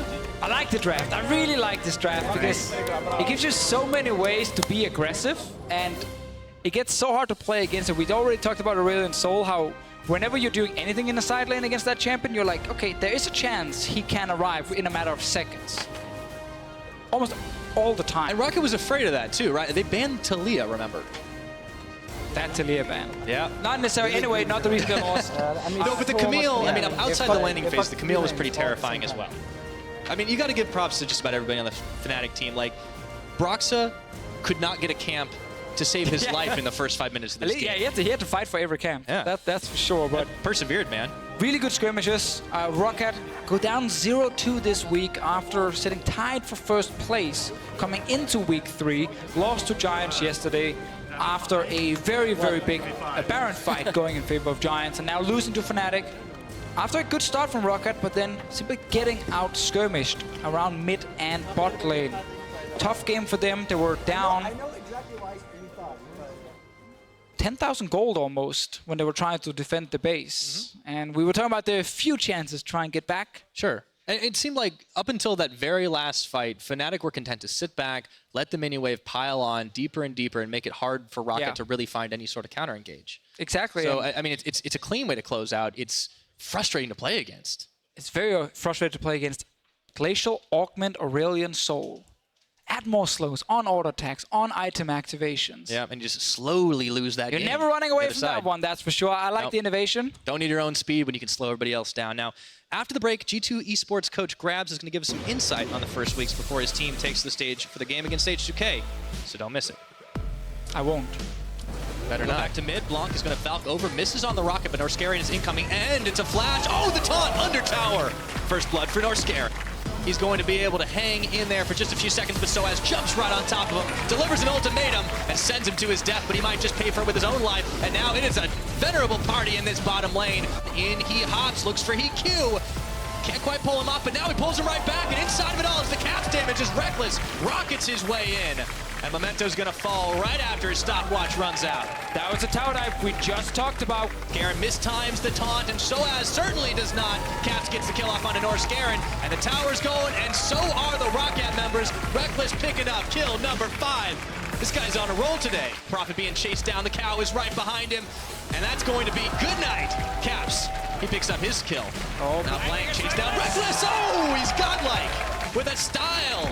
Decide to finish this one off right here, right now. It was a rough game yesterday, but just like Zach, they bounced back.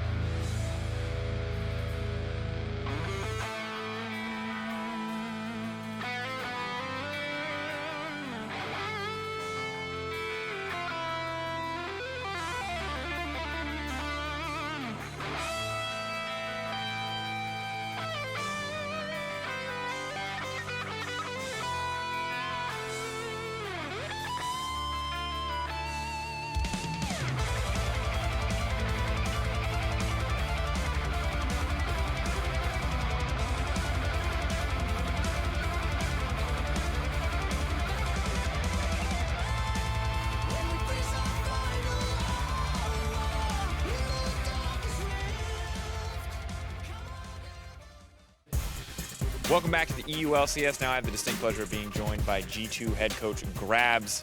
Grabs, tell me, I know G2's been catching a lot of flack recently. How have you been feeling about the team's performance thus far? I mean, we're all pretty disappointed, obviously. 2-3 is not a start we were hoping for. Of course, there are many different reasons, different play styles from ROCCAT, from H2K, from Splyce, from G2 meshing together. Also, of course, the software best of one, where you like kinda actually found out you cannot go for execution comps, so it's not worth it because if only one game, you have to win that game. So mostly just better stay back, pay for scaling, and then just play on your power spikes. So overall, yeah, it could have been better, but we know for a fact that we will be one of the best teams in the end of the year. I like the faith, I like the confidence coming in. That's something that what you talked about yesterday and you're bringing up now is kind of bringing all these players together from different rosters, trying to find one style, one unique identity. What are you doing as coach to kind of facilitate and help that growth? It just kind of getting the same thought process in the players. What helps a lot is if we actually get the same words in a sense. Like if you say a certain rotation, if you have a word for that, and we can just all agree on, okay, let's say this shift means we go from A to B in this certain way. Then it's pretty easy to actually get together. But it takes time, right? We have to learn how to actually use words, how to communicate, because all of our players were actually the vocal points of their teams. Well, like not, of course, the main shot caller, but very talkative. So sometimes we just all talk at the same time. So to learn how to distribute actually the responsibility of talking. That's the most important part. All right, it sounds like kind of a big project. How close is this to coming together? Is today the day we kind of start to see the fruit of a lot of this labor? No, I think we're still pretty bad overall, but luckily EU generally I think it's right now pretty bad. I mean, it's always right now, many teams, they have to mesh together. So we still have time, but obviously we have high hopes for ourselves and high, well, not pressure, but you just want to be the best, so it takes time, but yeah, we get there soon. All right, but I mean, despite that, despite the struggle, despite using your words that you're still pretty bad, is this going to be enough for you to win your matchup today? I'm pretty confident, yeah. All right, well, thank you for taking the time to talk to me. For now, we're going to send it over to Medic to break down this matchup further. Thank you very much, Dracos. I'm Medic. I'm joined by Amazing, and must I say, you look quite dapper today, Amazing. Oh, thank you. You too. Thank you. I put a lot of effort in just for you. In the first few weeks, G2 and Grabs got off to good starts in their games, but failed to execute in the late game. Now, we saw a lot of improvements yesterday versus Splyce, and Amazing, you've got a few examples you want to highlight. Yeah, I'm definitely excited about this Elder Dragon. Like we heard Grabs talk about that they're still quite bad, but I beg to differ. I think actually that decision making around the Elder Dragon when they forced Splyce to come in and basically forced the decision out of him is something that I want to see more out of G2. I don't think that confident so far in showing off their late game ability. Like Junkos has always been someone that is historically struggling with that, and him actually having the confidence to go for 50-50 smite and force a team fight out of it is something that I really, really hope to see more of G2, because I think they're a good team individually, but they have yet to show this late game and decisiveness consistently. So you say that you want to see more decisiveness from G2. Whose shoulders do you think that rests on? Because Grab said that there's a lot of voices in the team. For me, the jungle has to be someone that is active and it has to be an active voice because he sees the map more globally than anyone else. So for me, the whole responsibility is on Jankos. He has to be the one that calls for Nashers, calls for objectives, and tells the team, hey, this is what I want to do, this is what I can do, and I can definitely contest those smites. We'll have to wait and see if he does step up. G2 seem to be regrouping after a few bad weeks. Do you think that they can continue this form now? I do think so. They have had so much past success, like obviously with the organization, but also with the players that they acquired, because they have Fjörnen, they have Jankos, and they obviously have Perks as a returning member. So you have this Season 5, Season 6 Worlds experience coming in. So I do think that they have the ability to shot call, and I do think that they will continue their success and are going to be the one of the best teams in the end. Well, G2 will be looking to continue to go undefeated here in Week 3 as they face off against H2K. Let's give it over to Pyro and Deficio and get right on into the action. Thank you very much, Medic. Wow, that was aggressive. Okay. All right, well, let's talk about the team that they didn't talk as much about. On the blue side, this game, we've got a team looking to turn some things around. It's H2K, which of course means up in the top lane, it will be Smitty J, Santorin in the jungle, Kadril in the mid, Sheriff the AD carry, Promiscu the support, and their coach, Veteran. Tough start here for H2K. They did beat Fnatic, of course. They did. Great comeback, Vayne, Cassidy, all that awesome stuff. But that's also the only win they got. Also the only win. Relied on obviously punishing Fnatic in the late game, and it's kind of tough because they're playing against G2, who just showed a great late game yesterday, where they didn't throw away any advances, didn't give a chance for the enemy team to come back. And H2K seemed to rely more on the enemy team making mistakes and then trying to punish that than actually forcing something on their own. Well, let me turn this around then, because it's obviously it never feels good to be going down 3 games in a row. But what specifically does this H2K team need to change? It's hard at the moment for them because I feel like they only have one lane they can truly play around to get an advantage, and that's Smitty J up in the top lane, which I feel like most teams will already have figured out. So teams are punishing mid very hard, where Kadril struggles to keep up. And once you lose mid lane, Smitty J can't really push his advantage top because the enemy team just roams up and kills him if that happens. So I'm kind of looking for one of the 2 rookies, either Sheriff or Kadril, to become a member they can actually play around mid or bot lane if they want to get more early game advantages, just not around Smitty J only. Yeah, I think we definitely want to see if the rookies can start delivering. It's definitely been some time. Now, let's go ahead and take a look at the other lineup, of course, is G2 Esports. They're going to be Wonder in the top lane, Jankos in the jungle, Perks in the mid, Yarn in the AD carry, their support with Did, and of course we just heard from him, Coach Grabs. A good game yesterday from G2, where came back in the late game, had some good, clean team fights as well. And talk about coming back, man. They were holding off Splyce at their base constantly. And these are some of the things we want to see from G2 Esports, because their early game and mid game is very good. Like, whenever I watch them play, I love how Perks and Wonder are playing in the early laning phase. I love how they use their advantage very effectively. They get map control. They understand which lane to play around. It's all looking great. And then when they get to late game, that's where we have seen some issues from them. They can lose a team fight, maybe due to the draft on an individual mistake. But yesterday, we didn't see that. It was a good late game from G2, so it is trending the correct way. Yeah. Well, like all teams that make big changes to those rosters, you would expect some time for G2 to gel. I mean, that's fine. Yeah, they got plenty of time. We're only in week 3. Very true. No panic just yet. We don't have any more time for it, Officio. Pre-game, because we're into picks and bans. Kalista off the board for H2K starting off, followed by the Galio. All right. I think banning Galio is very smart against H2K, seeing as that is one of the champions you could use to play around Smitty J even harder, or maybe play around bottom side if you want to try and enable Sheriff. So I like the Galio ban. I actually really want to see Kadril play something where his focus is not on being a big carry, but more being on setting other lanes up to succeed. We just had Aurelion Soul from Caps. Talia was banned in that game as well. Could see it. And, I mean, Kadril is a famous Twisted Fate player. Oh. I'm not saying we're going to see it, but it's that kind of style I like to see from Kadril, where it's not about him winning the game, but about him setting up an AD carry or a top laner to win the game. Well, when you've tried a lot of other options, sometimes you just want to go back to basics, go back to what you're comfortable with. We'll see if they get a chance to do it. Now, we got a few more bans to catch up on. Nunu makes an appearance in the ban column once more alongside that Braum. And the Sejuani is going to get locked in by H2K. So Santorin, he's got a strong jungler to work with. Another option for H2K is go full-on late game. Strongest late game possible, like they tried to do against Fnatic. See if you can stall the game to the late game, and then you can start playing team fights on a more even setting, where maybe even your team will have a slight advantage based on champions. You don't have the advantage based on individual talent, but then you can draft just better late game champions than the enemy team, and you can win that way. I don't know if G2 Esports are going to be too keen to give them that late of game. They're packing quite a punch with those first 2 picks. It's a Ryze and a Tristana. Yeah, that is always scary. Perks' Ryze is very, very good at using his advantage to go for these different side lanes. But as we see now from H2K, it is late game. It is Azir, it is Sejuani, no big surprises. I don't know if I've ever seen this matchup before. No, I don't know. Maybe the first time. All right. If they go Caitlyn as well, we might get a Gathering Storm Caitlyn, who's also waiting for 4 items. Well, they've got the tools in the kit. Let's see if they lock this Caitlyn in for Sheriff. No Sheriff or Piltover just yet. It's the Alistar for Promise Q. With Braum and Tahm removed, I like that. I think you can definitely grab Alistar. There's no real risk of you suddenly getting hard counterpicked where you can't do a whole lot. So I like the choice. And Promise Q is famous for his Alistar. It's always been his best champion. Absolutely. Now, G2 are going to opt to lock in a jungler, as their opponents had already done it. The Zac for Jankos. So this is a real ganking champion now that Caitlyn is off the board with the next ban coming in. They might be kicking a mid laner who's already down. Ryze and Zac, amazing at ganking and shutting down mid laners. We've seen it from other teams already.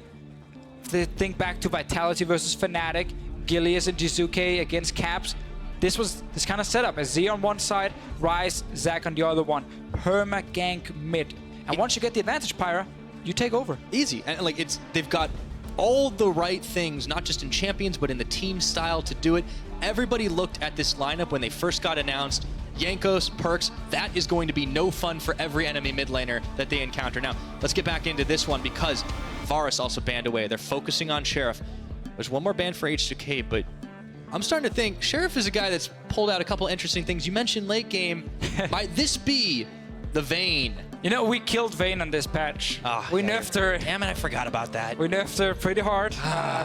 Maybe he's still crazy enough to take Definitely not expecting that one. If you want to go full late game, there's a Jinx. Thank you. Someone please pick Taric in Europe. It's really good. Other regions will play Taric, but here in Europe, very few teams will actually take it. Wadid, my boy, of course, can talk to all his fellow LCK supports, and they can probably convince him that Taric is worth it, especially against champions like Alistar, who wants to all in. Fair point. All right. So G2 got themselves a pretty beefy front lane now. It's over to H2K. Try and finish off their bottom lane to grab a top laner for Smitty J as well. More scaling. More There is the Kog'Maw. Okay. Right. This is, again, what we talked about, how H2K might just say, listen, pack full late game. Just be as strong as possible in the later stages and get 2 team fights. It is all scaling on their side. If they get past the 30-minute mark, they can start really winning team fights. Then it's not about player skill anymore. It's about champions scaling better than what's on the other side. G2 Esports late game is not bad by any means, but this H2K draft, it's some of the absolute best late game champions you can get in this meta. In the game, actually. Now G2 going all in on the post 30-minute mark. We'll set the clocks for that one. But for G2 Esports, let's see how much damage they can get done. Now this team, they're starting to find their footing here. They've got 2 wins on the board, some hard-fought ones at that. And I feel like things are starting to come together for the 4-time champions. But this is the kind of game where G2 might just get ahead in the early game and speed it up and see if they can finish before H2K reaches that late game with their draft, because you have Ryze roaming, super strong for that. Taric is great at enabling ganks in the bottom lane, and of course the Gnar top lane to try and push in the gangplank. Multiple lanes that G2 can play aggressive in, a roaming mid laner and a jungler in Zac who can gank from any angle. So there are a lot of ways for G2 to just speed up the game and never allow H2K to reach this late game with their draft. Well, H2K will have to weather that storm. Can they do it? Can they build some confidence for themselves, for the fans? They need to ride it out until they are powerful enough to fight. And it will be an uphill battle against G2 Esports, a team that is also looking for something to prove. They're looking to prove something, I should say. What do you want to prove, Pyra? That they can do it again. I want to see them prove that they are deserving to get all the way. 5-time champions. That's what they got to be gunning for, man. Of course. It's the throne. They want to make sure. You got to earn it every single split, dude. You don't get to keep that thing. That's true. Once you win the split once, the only goal is to win it again. You can't just say, I'm happy being top 6 anymore. No, you got to win the split again and again and again. Looking like Dusk on the Rift right now. For G2 Esports, time is going to be ticking. Let's see how much damage they can do early on. It's a good thing we start on that mid lane, because I feel like that's where a lot of action's going to be. Caedrel's going to have to watch his back. He needs to be careful. He is running Cleanse to try and get out of some of the CC from Perks. And I like the fact that G2 are showing up with 2 minion dematerializers. One on Perks, one on Yana. And once again, further facilitate pushing in the lane, getting the priority where you can roam first and you can force plays. It's all about my favorite word, tempo. G2 want to get priority so they can make plays, while H2K can't react in time. Fabulous. Outrageous, even. All right, guarding the entrances here. Looking for nothing too silly. Looks like both junglers are going to be starting on the bottom sides to get the clears off. Now, Pyra, if you are Santorin in this game, it's rough. Because top lane, there's not really any gank set up from a gangplank. Mid lane, you typically want the Zero to hit level 6 first, so you can use his ulti to, again, set up a gank for you. And bot lane, you are playing into a lane with a jump from an AD carry and a stun from a support, plus 2 stopwatches. So it can be difficult for Santorin to find a lane to play around, and he might just have to focus on counter-ganking and vision early on. Well, maybe he can do to Jankos what we saw last time against Broxah and just shut him down early in the jungle. Yeah, of course, it didn't work out in the end, but still. Can't do that when your top laner is getting pushed under his turret, because it's a Gangplank versus an R, so that invade will not be as effective. Meanwhile, mid lane, Kadril and Perkz, early trading happening, and gotta remember that minion dematerializer, you cannot use it to get level 2. It will not be active in time. You gotta wait a few more seconds before it's ready for Perkz, and then you can use it to try and get level 3 for himself. But ideally, you use the dematerializer at least once on each separate kind of minion. So a caster minion, a melee minion, and a cannon, because then you get 4% increased damage against these minions for the rest of the game. Everything else, when you use it the second time on the same kind of minion, it only goes up by 1 extra percentage and not 4. It's only the first time. Trying to optimize their ability to speed things up, as you said earlier on. Now, he is actually trying to do it. Is going to find Jankos, who sticks some goo on top of him, but he's going to be able to easily smite that away. See, this was a good call from Santorin to say, wait a minute, he's actually here. I'm not going to take this fight because Gnar can just walk in behind me and punish me. So Santorin checked, found Jankos, stepped away. All right, well, he might have a hard time ganking in the lanes, but it's nice to see him try to find a few plays early on. More trading back in the mid. Now, Kadril taking a little bit low, but he fires back with those Sand Soldiers. I do want to talk about that top lane, though. You mentioned in picks and bans, this is the place that H2K can and should play around, because SmittyG has been pretty much the best performer on this team. Yeah, again, highest damage percent of top laners for the teams are basically on H2K. SmittyG is dealing 30% of the team's damage, which is something we don't see very often from top laners. And he's been playing a lot of Vladimir. He had the Jace game as well, so he's been playing a lot of champions that can deal a ton of damage. GP is another one, but sadly for H2K, it's hard to play around Gangplank in the early game. You just cannot let him sit there and farm. Use the Kleptomancy to get as much gold as possible. That, of course, helps him speed things up so he gets to that later game. Exactly. And we saw yesterday what a really late Gangplank can do. Now, Garden's going to get caught just for a second. Nice damage from Sheriff and Promise Q, and the junglers find themselves once again, this time around Dragon Pit, but Santorin can pull the same trick and hop the wall. At least Santorin can actually see where Jankos is on the map and kind of ping that for Kadril, but we had Perkz TPing back to lane. The lane where he needs to push and roam if he wants to be active. Well, Jankos... Turnabout's fair play here. Jankos, he's looking for a little bit of extra steal or some harassment inside of Santorin's jungle this time around. He's taken pretty low in the red buffs there.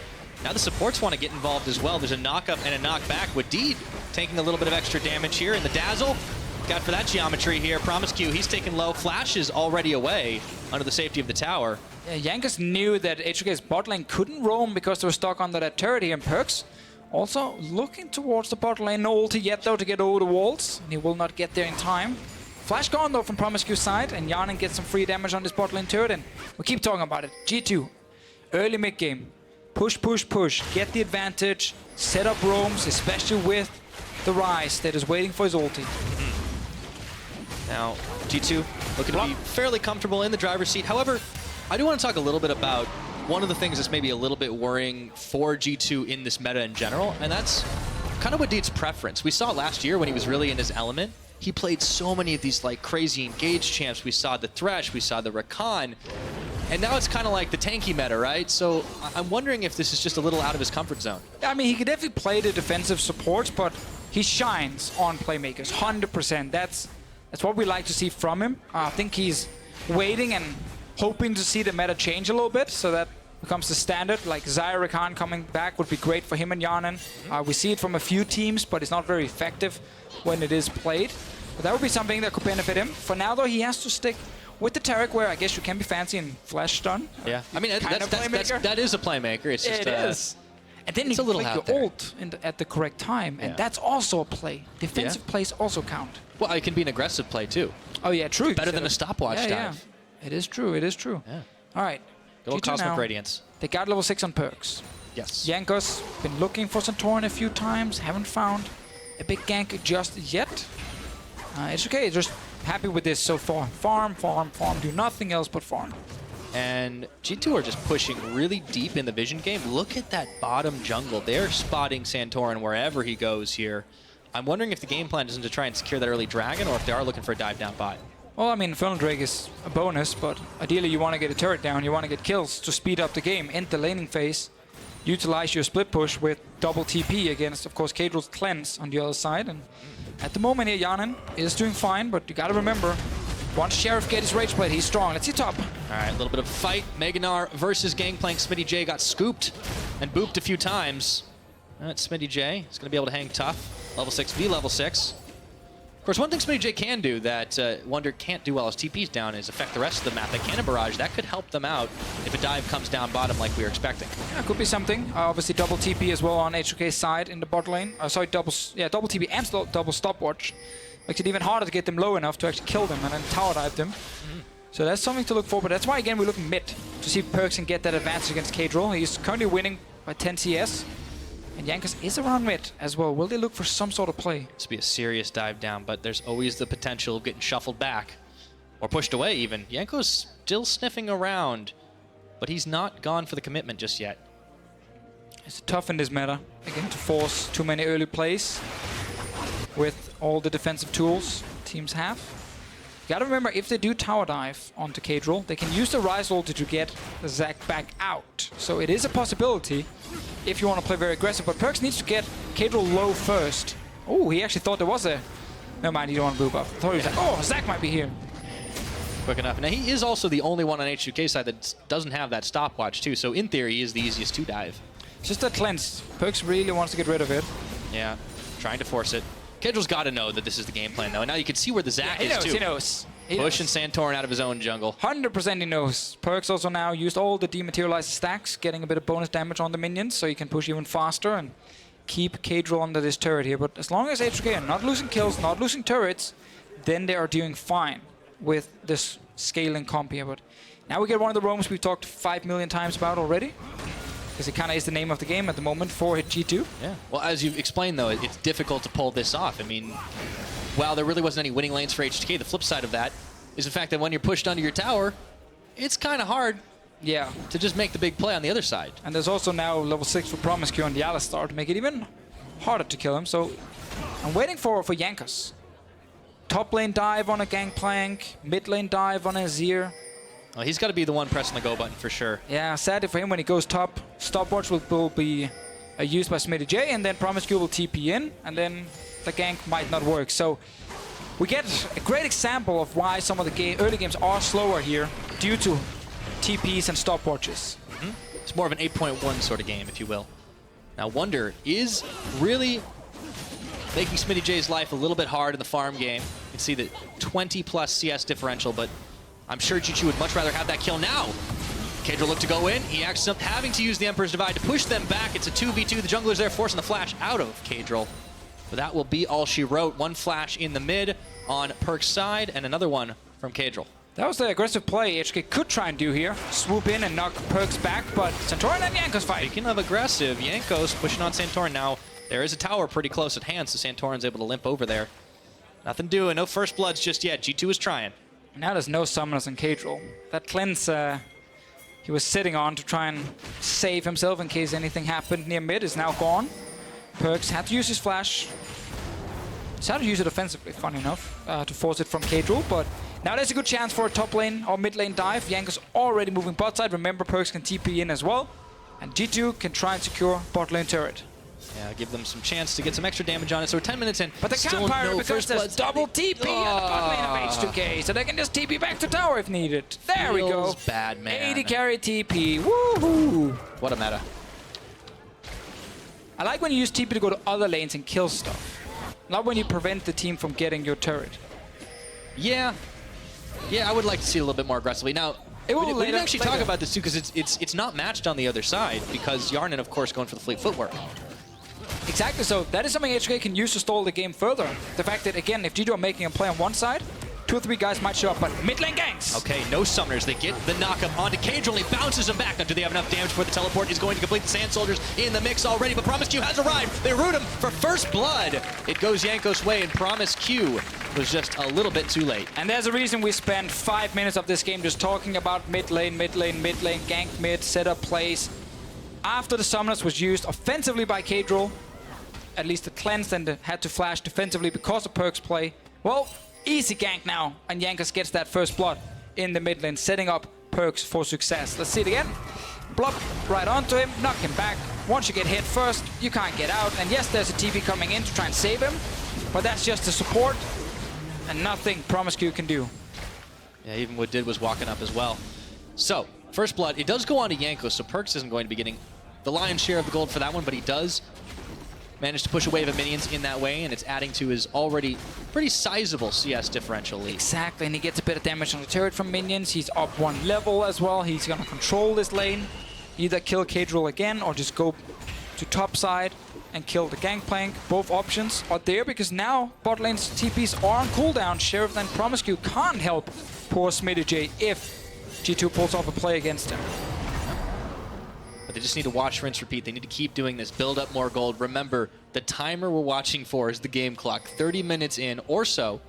H2K really come online, and they're just trying to hold on. They're just trying to weather the storm. Now, Wonder has other plans for Smitty J here. He scoops him up. He throws a Big Ben his way. Let's see if he does extra damage. Cannon barrage. Wonder is going to have to limp out. That was close. Smitty almost bought it. Smitty J forced to go back now, unless he wants to be greedy and stay. Doesn't know currently where Jankos is on the map. There's a lot of blue wards topside though to try and spot him if he should show up. Jankos instead is looking on the bottom side. There's an Infernal Drake to play for. G2, a lot of pings here. Let's see if they want to use that advantage, the timing. Teleports all down. Looks like they should be able to secure it up pretty easily now. Smitty J still hanging around trying to push Wonder out. That's a lot of minions though, addition damage on this turret, while the rest of G2 are on Infernal. Wonder's just getting free damage on the turret right now. Smitty J can't do anything against it, and Santorin is on the way to try and stop this, but he's gonna get spotted. Let's see if they can do something. Okay, chasing him up. Does he have the damage? Meganar still ticking for a little while. He's a little slower here, and they get the Glacial Prison on, melting through his health bar. He's gonna burn his flash, gets the stun, and Perks has turned it right around, but Wonder can't get involved. It looks like Perks is just going to be a stun cage and walk away. Jankos, meanwhile, able to push in mid here, trying to see if he can deny some more minions from the Azir. K-Drill is back though to save it, and G2 now can get a bit of extra damage on his top lane tower. It's just a matter of time before it dies and they get the first turret in the game. Yep. Not very fast, but it's safe what G2 are currently doing. I was going to say, name of the game seems to be chip damage constantly. They're going to be able to have a little bit better of a fight once they decide to do it, thanks to that Infernal Dragon. Jankos is pushing deeper into enemy territory. Does he want to fight with Santorin for the blue buff? This is what we've seen from G2 and this new lineup. It's not all in aggression. It is calculated, the basics. Really understand how to not take 50-50s, but only make plays that are heavily in your favor. Let's see what happens here. All right, well, that divide didn't do a whole lot there, but K-Drill is able to get out nonetheless. And teleport coming in for Sheriff and Promiscu. They have arrived, but G2 backed off. The spellbook meta, man. Randomly, the bot lane just TPs it. And then they get to walk top lane because the fight stopped, basically. Yep. And Yarnan now gets a free turret bot lane. Yeah, well, Yarnan's having the time of his life. I mean, Smitty J is going to be able to put a few more cannons that way, but Yarnan is quicker on the draw than he is with that big gun, so he should be able to fire down turret pretty quickly. In just a few minutes, G2 will have killed all 3 outer turrets and have a massive gold lead in this game. They will get the first one in the bot lane. Top lane is very low. Mid lane has been taking damage all game long as well. It's just a matter of time before they're 5-6k gold ahead. Yep. Now the Rift Herald is going to be the consolation prize, of course, for H2K. And Perks, ooh, his back gets stopped. Oh, he was shopping. Smitty J did not decide to go all in on the commitment, but all the same, yeah, G2, pretty comfortable position right now. They're in, not really making any unnecessarily bold plays. And for this team, well, as I say that, they go in, force the flash out of K-Drill and the ultimate out of Santorin. Okay. I know he's a rookie, but please do not randomly start recalling in a side lane brush where you don't know if there is a ward or not. Very close to where the enemy territory is, like the entrance to the jungle is right next to this little brush. This happens. Now Flash is gone. And barrage, though. That's don't defensive. make it too easy, Pirate. Don't make it too easy for G2 to get these last outer turrets down. Yeah. You can always see sometimes rookie tendencies happen. K-Drill, of course, a very experienced rookie. Yeah, he's been playing in lower leagues for quite a while. Playing for a lot of years. You know who else has been playing for a lot of years? Tell me. Yarnan. Yes. This is a guy who, along with Wadid, really found his footing last year on ROCCAT. but in the first couple of weeks up against all the opponents G2 have had, I feel like we hadn't seen his full potential. Yesterday against Splyce, that changed. That's what we saw from Yanan last year. These kind of numbers down the bottom, as you just highlighted here from the game yesterday. Insane damage per minute, being a large part of his team's damage as well. And that's what we want to see from AD carries going into the late game. This one here on Tristana, he's farming well. He's already secured one bot lane turret. And he will have another game where he's going to get fairly fed moving into team fights. Yeah, and he's on a much more explosive champion this time around too, up against Splyce. And he was on that Caitlyn pickup. But Tristana, well, we've already seen at least once today what a fed Tristana can do. For now, this Tristana needs to just kill turrets. Now you can see HK sending the dual lane up here to try and stop this from happening. But as I said before, just a matter of time before these last outer turrets die. Sheriff trying to extend that amount of time. From the magic time we're looking for, 30 minutes, but H2K just a little bit halfway there. It feels very far away. It is very far away, but also G2 are about to open up the map in a big way. So there's the second one falling in the mid. And now they can focus all of their attention on the top side. Looks like we might be in for a fight. Santorin's waiting in this brush. I don't know if they want it. Oh, Yarden, that was super aggressive here. And the Cosmic Radiance comes in, and the Zac around the side is going to pull Santorin back, flashing and dashing. Can they make their escape? I don't think so. Looks like Santorin is nearly going to fall. One more auto attack, and Wonder's the one who delivers it. G2 reacting instantly after killing that mid lane turret. 5 members top. They get that last outer turret. And now we're looking at a massive goal lead for them. Smitty trying his best to even it out. Will secure a bot lane turret at least for H2K. Sadly, did not have his ulti for that last fight, but this is what happens again when the mid lane suddenly falls. Instantly, 5 members can show up in a side lane. Yeah, it's turned into a 2,000 gold advantage, 4,000 I should say. Let's see how this one began with Yarden jumping in. Did not expect Santorin to sit in the brush here, so he had to flash away before the Terry ulti connected, but didn't matter because H2K already had 5 members here and will only get 1 kill. Bunch of flashes down and, of course, get the turret while Smitty J secures bot lane tower. So at least the Gangplank is still farming. And that can be important because, as we highlighted earlier in this game, the man who deals a ton of damage for H2K, it is Smitty J. He's been the best performing member on this team. And on a GP in the late game, he can carry.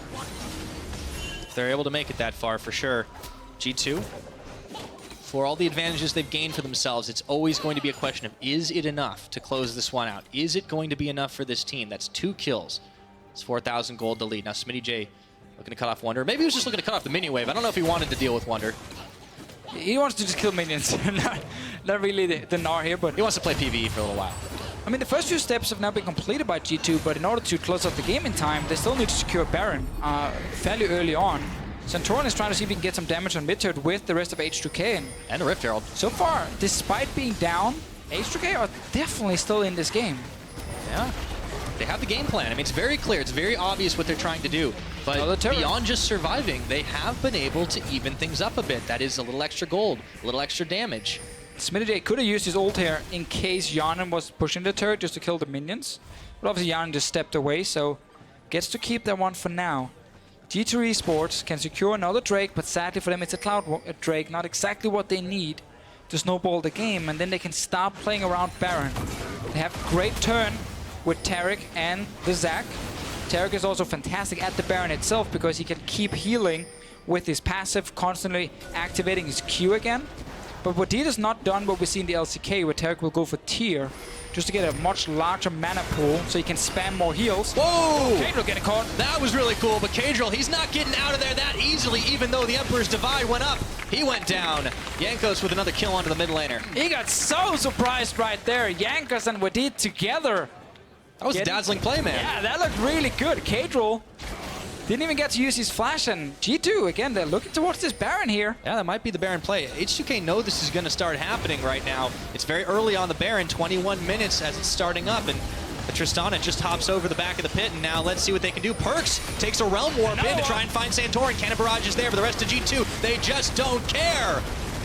And the Gank Squad is going to net Yarden 1 kill onto the mid laner, or onto the jungler, I should say, and now it's pretty easy to see what's going to happen next. Without a smite contest, right back to the Baron pit. And man, we talked about how G2 still needed the Baron if they want to really snowball the game, and then Kadril gets surprised in the mid lane, dies, allowing G2 to go for a much earlier Baron than we normally get to see.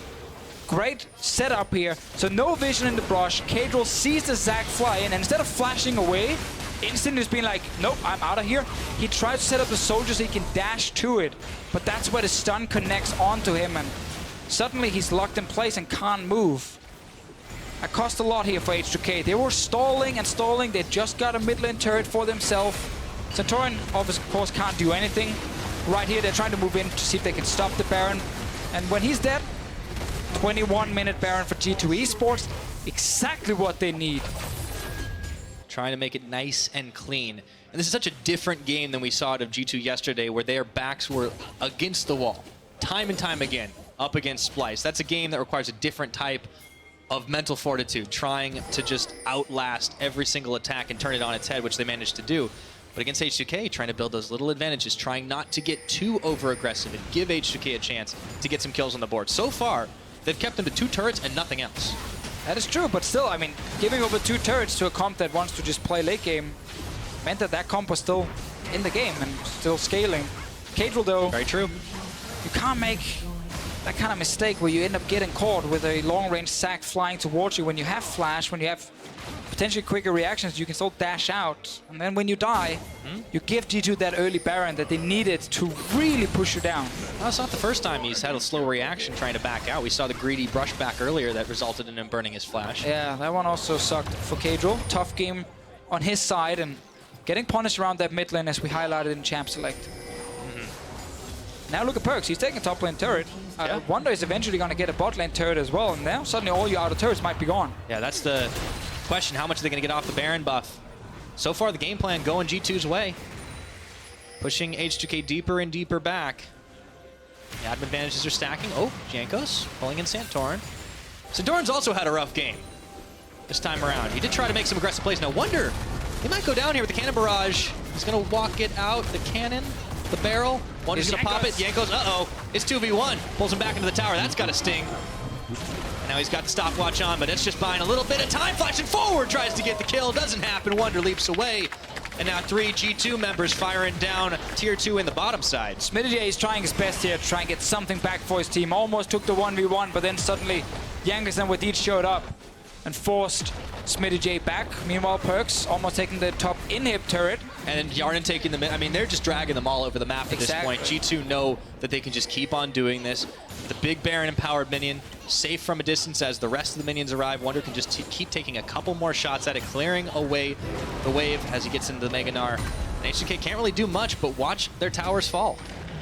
So, last outer turret gone, 24 minutes into the game. How's that late game timer looking, Deficio? Ooh, I mean, right now, if we look at the items, even before G2, all of them have gone back to shop. We can see Kadril not completed 2 items just yet. Actually, just did it the very moment we talked about it. Well, Perkz on the other side, that's 3 fully completed items, and he has a potion on him as well. 3 fully completed items on Yarnan and a QSS. So it's still tough, and 30 minutes, it still feels very far away, Pyra. Yeah, it's rough. Especially when you compare, you talked about Yarnan and Sheriff. He's just sitting on a couple of swords. I don't even know how a Kog'Maw holds swords. Don't question the game. The logic in League of Legends doesn't make a lot of sense. What is Zac? Well, he's going swimming. That's what I know about this. See, he's got the snorkel. Yes. But why does he need snorkels? He's like a blob. Well, maybe blobs need to breathe too. Apparently they do. Yeah. See, it makes perfect sense is my point. Yeah, I mean, he's a giant walking condom. That's what he is. So, again, don't question League of Legends logic. All right. I don't really have any follow-up questions. But for G2, the only follow-up question for them is, how long is it going to take them to try and close this one out? Closing in on the victory. If they go 2-0 on the week. If they get another fight, Pyra. If they go 2-0 this week, though, how big of a confidence builder is that for how rough of a start this team has had this split? I mean, it's fun to hear G2 talk about it because even when they win, they're like, nah, it needs to be perfect. You know, we made mistakes. We just need to keep improving. So, speaking of mistakes, he goes golden. Didn't get a chance to get that Realm Warp off. He's going to burn his flash and trying to walk away, building some time for his team to arrive, but it's not going to mean a damn thing. And Sheriff's able to pick up 1 kill. A deathless game for the G2 Esports squad. Laying in ruins, but then again, H2K's base might be soon enough. Yarnan gets a few pot shots off on that tower, inhibitor tower, and he hops away. Can he get another one, Santorin? No ulti, sadly for him, but Perkz. Not sure if he expected some backup to be around, seeing as they didn't just combo out straight away, but with the engage happening, he just had to hit that hourglass instantly, and that's a kill for HK to buy a bit of time. Still in this game, well, far down, and shouldn't be able to come back at this point. 10k down. We still need to see if G2 can actually get an inhib. They have 2 turrets, mid and top lane, very low pyro. And it's close. You talked about the confidence boost, like all that is of course great for G2, like they're aiming for first place, that's the whole goal, but they also know with the new lineup, it takes time. As long as you have good scrim results and you're making some progress, that's all that matters, because we're only week 3. There's plenty of time to secure wins for G2 and guarantee a playoff spot. That's very true. I think it's definitely even more important on the other side where you have H2K sitting at only that one win. We asked at the beginning of the game, question marks. We'll talk about that a little bit later because here's where Perks gets caught. Yeah, sadly for Perks, couldn't do it, didn't have the time to use his full combo.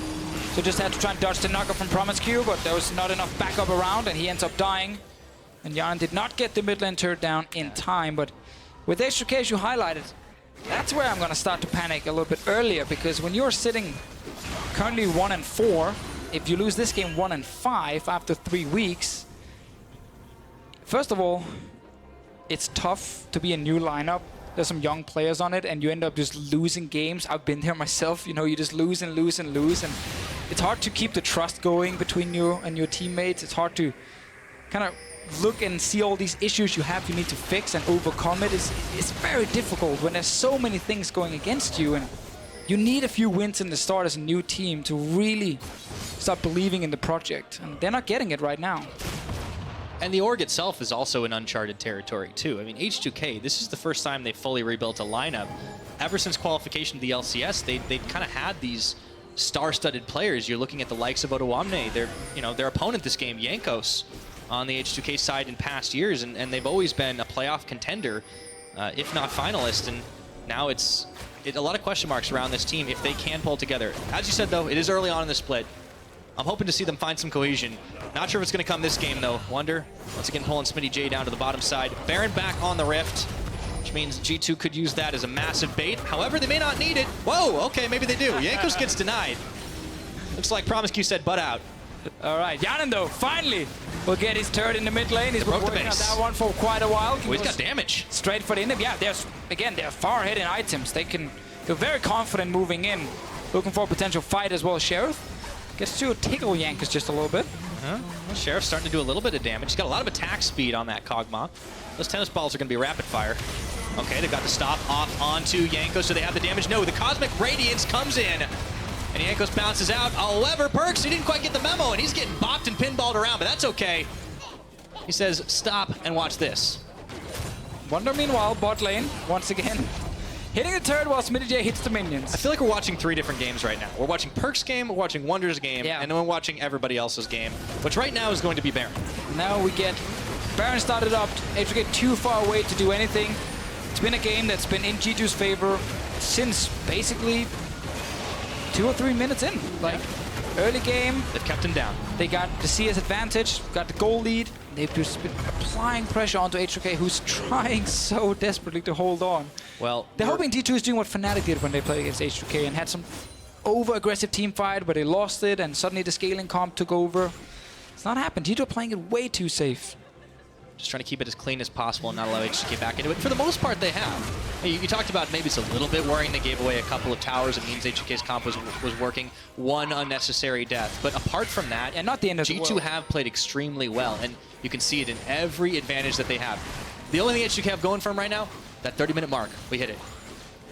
I feel like they still got a few items to go. Yeah, we're gonna add a few more minutes to that timer now. Sheriff is forced to flash away because Jankos came out of nowhere. And that's the other threat too. You can't really push too far with G2 getting vision everywhere on this map because you never know when there's going to be a surprise Zac hopping at you. You don't have a jungle. The enemy team is sitting with 4 jungles in their favor. They have a base though. Yeah, for now they do. They will soon not even have inhibs on the side of H2K. G2 should be able to finish doing this Baron here. Wonder is just stacking some more damage. Where's my Hurricane? Bloodthirsty top lane. I want to see more Hurricane Gnar. I see it in some of the other regions, LPL, LCK, we've seen it. It's really good for just perma pushing, but this guy, I think he wants to win some fights. He wants a bit more lifesteal for himself. He's already got 2 kills, maybe looking for some more. Now, pushing on multiple lanes here, Wonder in the Mega Gnar form. And now we know, H2K will have to force a fight if they want to stay in this game. Yeah. If they do nothing, they lose 3 inhips, and after that they will lose the Nexus. We're seeing it happen. They've got to hit the go button. Well, that goes 1, that goes 2. It's hard because you're not standing 5 together right now. You're behind in items, so you can't really win the fight. They're like 3 level difference between the AD carries. Yeah, G2, they just come in. Knock the bases right down in front of them. It's like that mean kid at the beach just knocks down your sandcastle right in front of your face. You can't do anything about it. Promiscu on the backside, looking for a play. Not going to happen. They're trying now. Barrage coming in. G2, that's already 1 Nexus turret fallen. The hopes and dreams getting crushed here of H2K, and they're getting chunked out to boot. That's a lot of damage. And for good measure, the Cosmic Radiance comes in. Cadril swoops on by, but that's going to be the double kill over to Perkz. And this game is over. Okay, about 30 minutes was the timer. Just a little bit past, but it was G2 that closed this one out nice and clean to come back 2-0 on the week. And that's a good look for this team.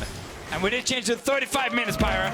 And it didn't get there, sadly, for H2K. We talked about this coming into the game. You know, if you can't play around any of your lanes except for top, then it's hard to play an early game comp. So what you do is you draft full late game, like they did against Fnatic. It worked once, they tried to make it work again. It was scaling, scaling, scaling, fall behind, but hold on. And that's fine. I think that's perfectly acceptable in this meta, but then you can't make some big individual blunders. Yep. Cadril getting caught in the mid lane when the Zac flies in with the attached to him. That kills him. G2 sets up for a 21-minute Baron. If you're playing the stalling comp, you stall Baron for as long as possible. 21 minutes in, it died. G2 got all the outer turrets, and now they were suddenly 1.5 items ahead of H2K, and then it becomes impossible to stall. I feel a big theme of this game was the difference in experience between the individual players.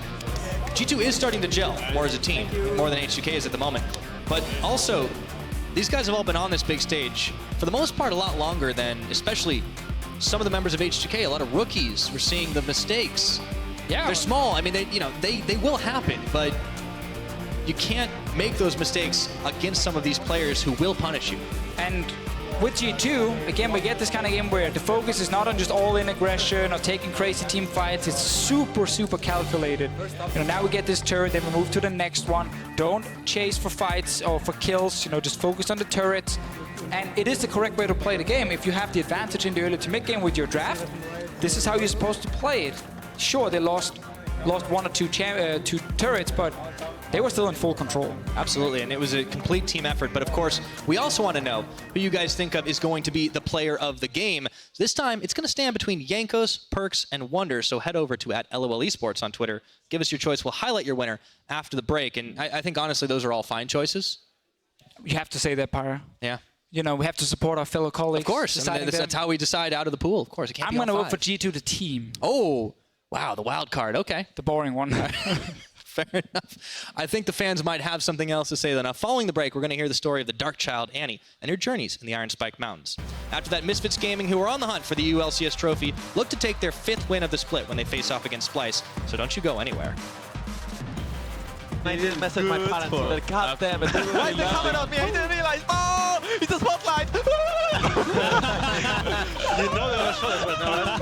Okay, no summoners. They get the knockup onto Cadril. He bounces him back. Now, do they have enough damage for the teleport? He's going to complete the Sand Soldiers in the mix already, but Promiscu has arrived. They root him for first blood. Can they make their escape? I don't think so. Looks like Santorin is nearly going to fall. One more auto attack, and Wunder's the one who delivers it. He can spam more heals. Whoa! Cadril getting caught. That was really cool, but Cadril, he's not getting out of there that easily, even though the Emperor's Divide went up. He went down, yet just a little bit past, but it was G2 that closed this one out nice and clean to come back 2-0 on the week.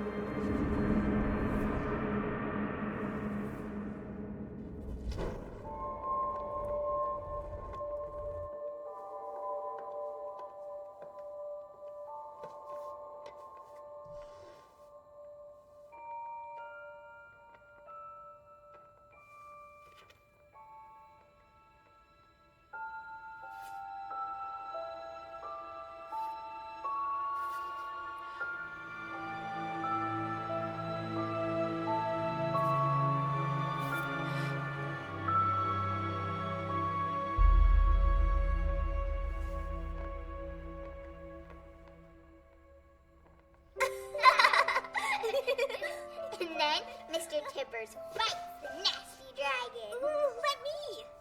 No, he's mine. Hey, Tibbers is stupid. No, he's not. Give him back.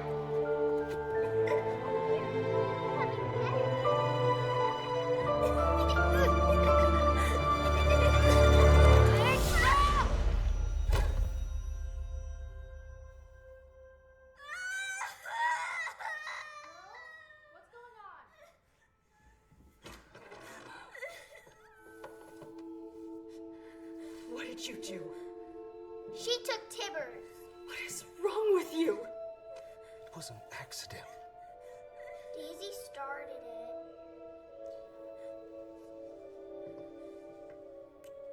Oh, did she now? Well, I'm sure she didn't mean to. You'll be playing together before you know it, okay? I promise, Firefly.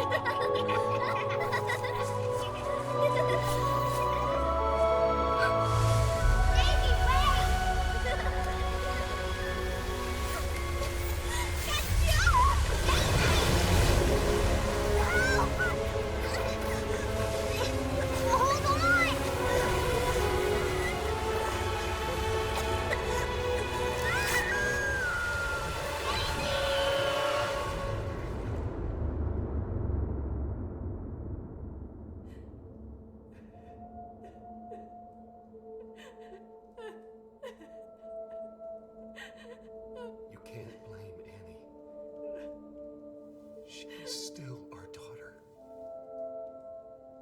No. Your daughter's a monster. How could you say that? You know it's true.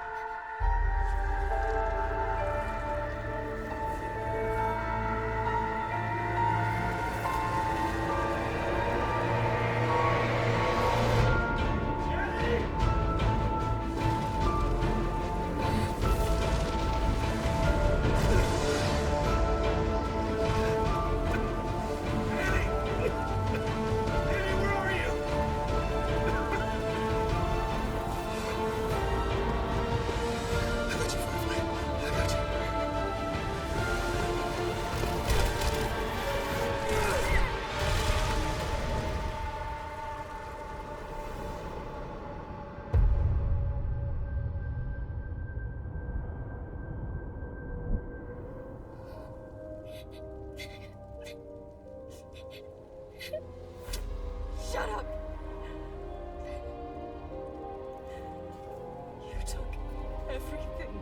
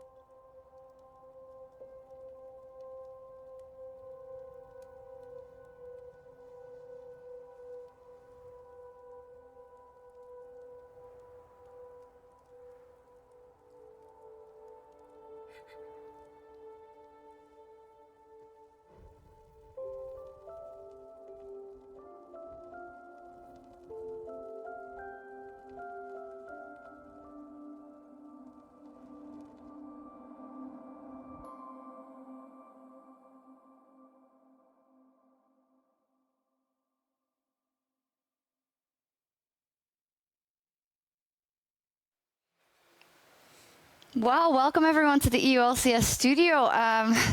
I've seen it a couple of times already, but it always shakes me to the core. I'm slightly depressed right now. Yeah, Let's bring the energy back up, guys. Annie, fun to play champion. Yeah, really engaging in the mid lane. I think it's because so many people also have memories. It's one of the champions you kind of always pick up in the process of learning. So definitely it's close to home and a wonderful, wonderful animation. But as said, we do need to move on. Let's get back onto the previous game. Player of the game for that G2 match was Jankos with 55% of the votes. We asked some questions. When is Jankos gonna step up and do it the entire game? And he did everything right. Amazing. He did. He was able to actually recover from some early invades from Centaur and actually returned the favor. Like, he controlled the map, especially towards the bottom side early.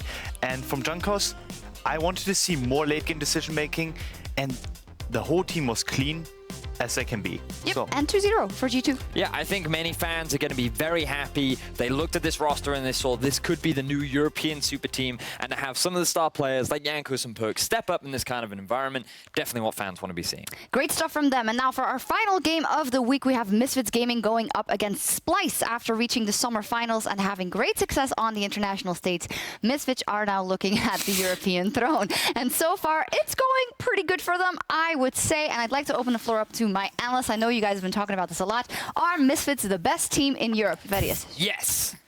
Do you agree?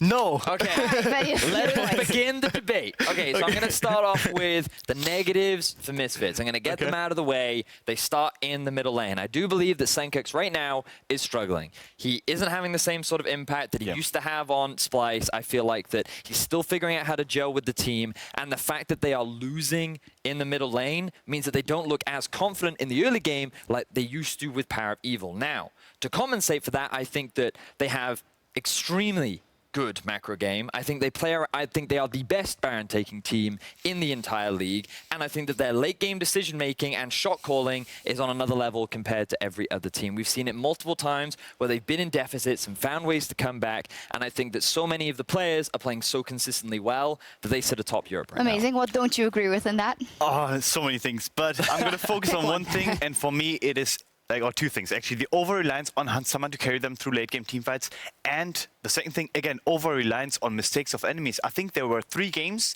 that they could have easily lost. I think against Vitality, they were down early. They could have easily lost that game. Against Fnatic, they could have easily lost that game if Fnatic just was able to close out in a 5v4 situation. And I think even against HDK, they were even until a certain point. They are not consistently beating teams in the early to mid game. I want to see more of that for me to think that they're the best team in Europe. So logical question. If they're not the best team in Europe, who is then, according to Maurice? Vitality. Yeah, right. I thought you were going to say that, and I think that is because you think that in the early game they are more proactive and they play the way you like to see it played, which is action-packed. But maybe that's not the style Misfits want to go for, and they're still winning. I'm a control jungler myself, obviously, but so I don't actually mind this late game style, because obviously, like in Origin, whatever it is, I had this going for me, but I want people to actually want the win and take it away from the enemy instead of just like, I guess we're winning my now. counter argument to that is right now the reason why they're forced to play late game is because of the issues that Senkux is having in the middle lane. The fact that they are playing so well, even with this detriment, you talked about the damage distribution. Why are they the best team in Europe if they have such a liability in the mid lane that they need to It is a liability, but it just goes to show how well they are playing, even with this liability. To me, like the fact that Hansama and Alfari is stepping up so dramatically to compensate for this weakness, I think makes them an incredibly strong team. And the moment Senkux gets back on form, this will be a clean-cut, dominant top team. Well, we will put a pin in this, and I think I will contrast both opinions as the weeks go on and as the teams evolve. But if we focus in on a specific matchup, you guys mentioned Hansama, and I want to put the spotlight on Hansama versus Kabi. The Fisio said yesterday, and I think a lot of us agree, Hansama is at this moment the most complete, the best AD carry in Europe. If we look on Splyce, Kabi has been the most consistent player on that roster. So this matchup really has me hyped. How do you guys think it's going to go? Ooh, I think in terms of how it's going to go, Hansama right now, the issue is that for Splyce, I think that the entire team is playing around Kabi, whereas right now they're just, for Misfits, they rely on Hansama to perform rather than invest and expect him to be the star, because you look at players like Alfari and Maxdor kind of being on the front line and helping him carry.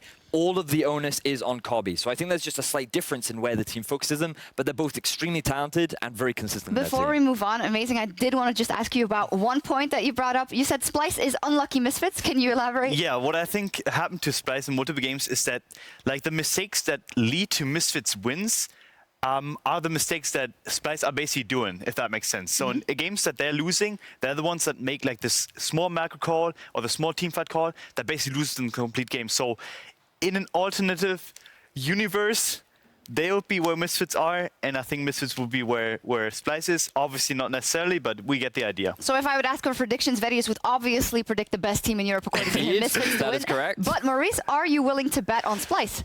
If the game goes late, I see Splyce winning. If. Well, I guess it's a Misfits vote, then we'll see what happens. Splyce is going to win. Splyce is going to win. We've got a big matchup in store here to close out the week. Let's throw it over to Pyra and the Fisio to call the game.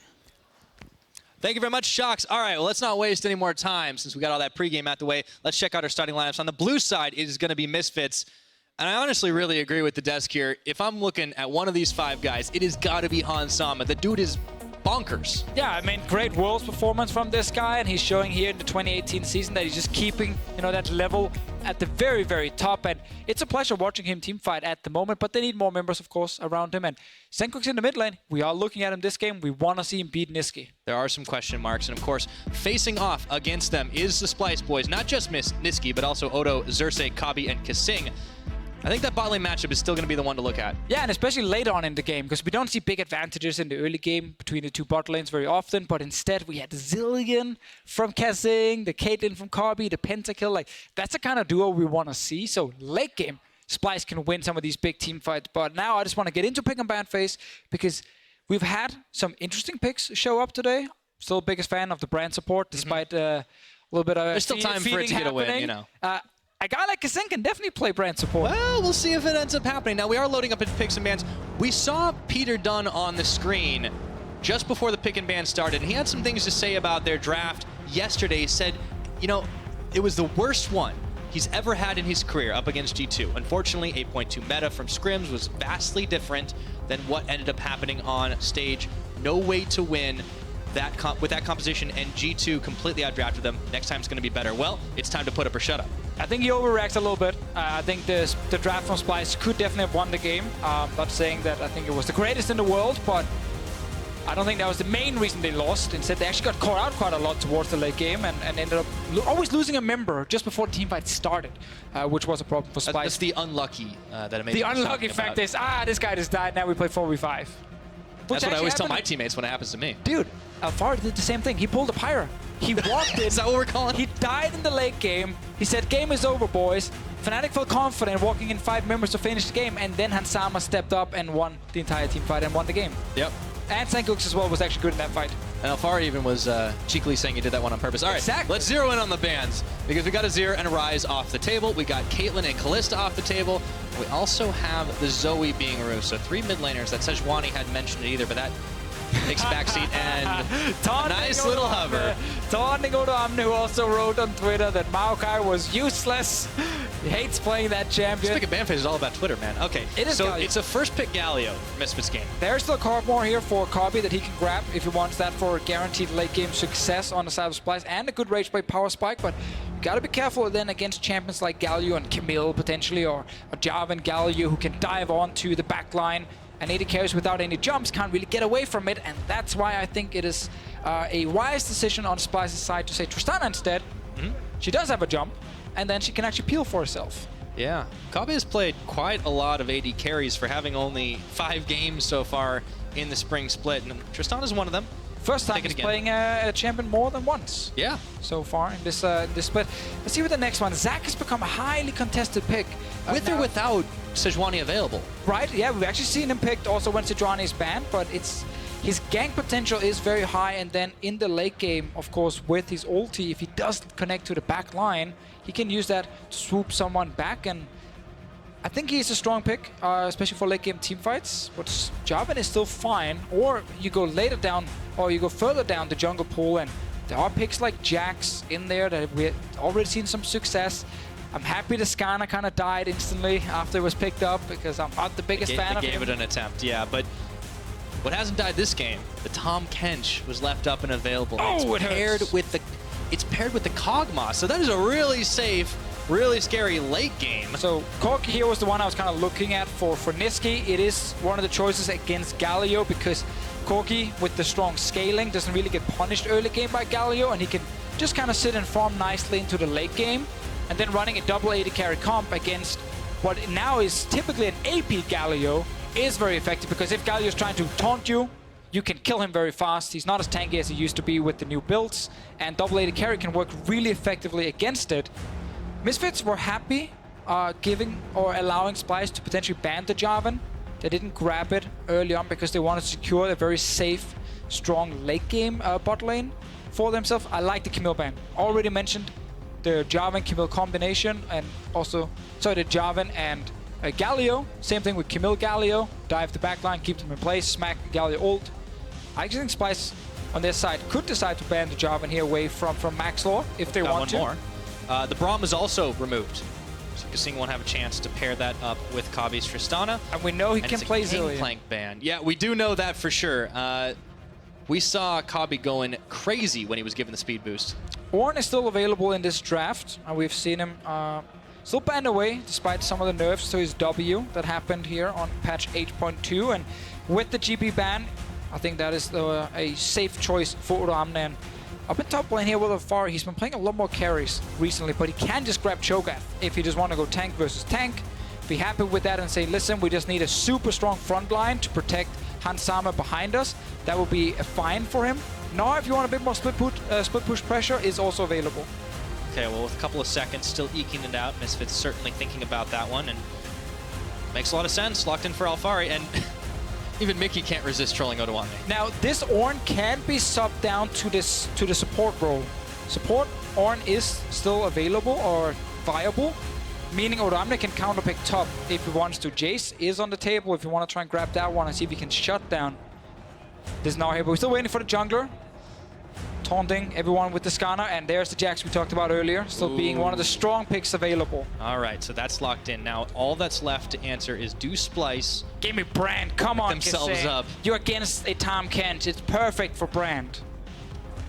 I mean, it's risky. It is. Zilean is over. But Zilean is definitely more the comfort level for Kasing. Yeah, for late game, Zilean is definitely perfectly fine here. If you want to try and win lane a bit harder, then Brand is there for you. Janna also available if you want another range support that can try and disengage against the Jax. But it's the Zilean. It is Kasing, and that means it's Zilean. Okay, so looking down the line at the composition, Splyce, you talked about double AD carry. You talked about a fair amount of pressure, a good balance with the tanks in the top and in the jungle.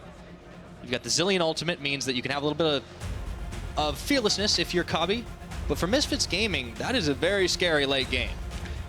It is, because they have Hansama, but I'm looking at Gnar and Galio and saying against double AD carry on the other side, they can struggle late game. Because they will build some damage on their side. They won't just be full tanks who can sit in front of an AD carry for 10-15 seconds. And these AD carries, with the Zilean behind them to protect whichever one is getting caught, I favor that in the late game.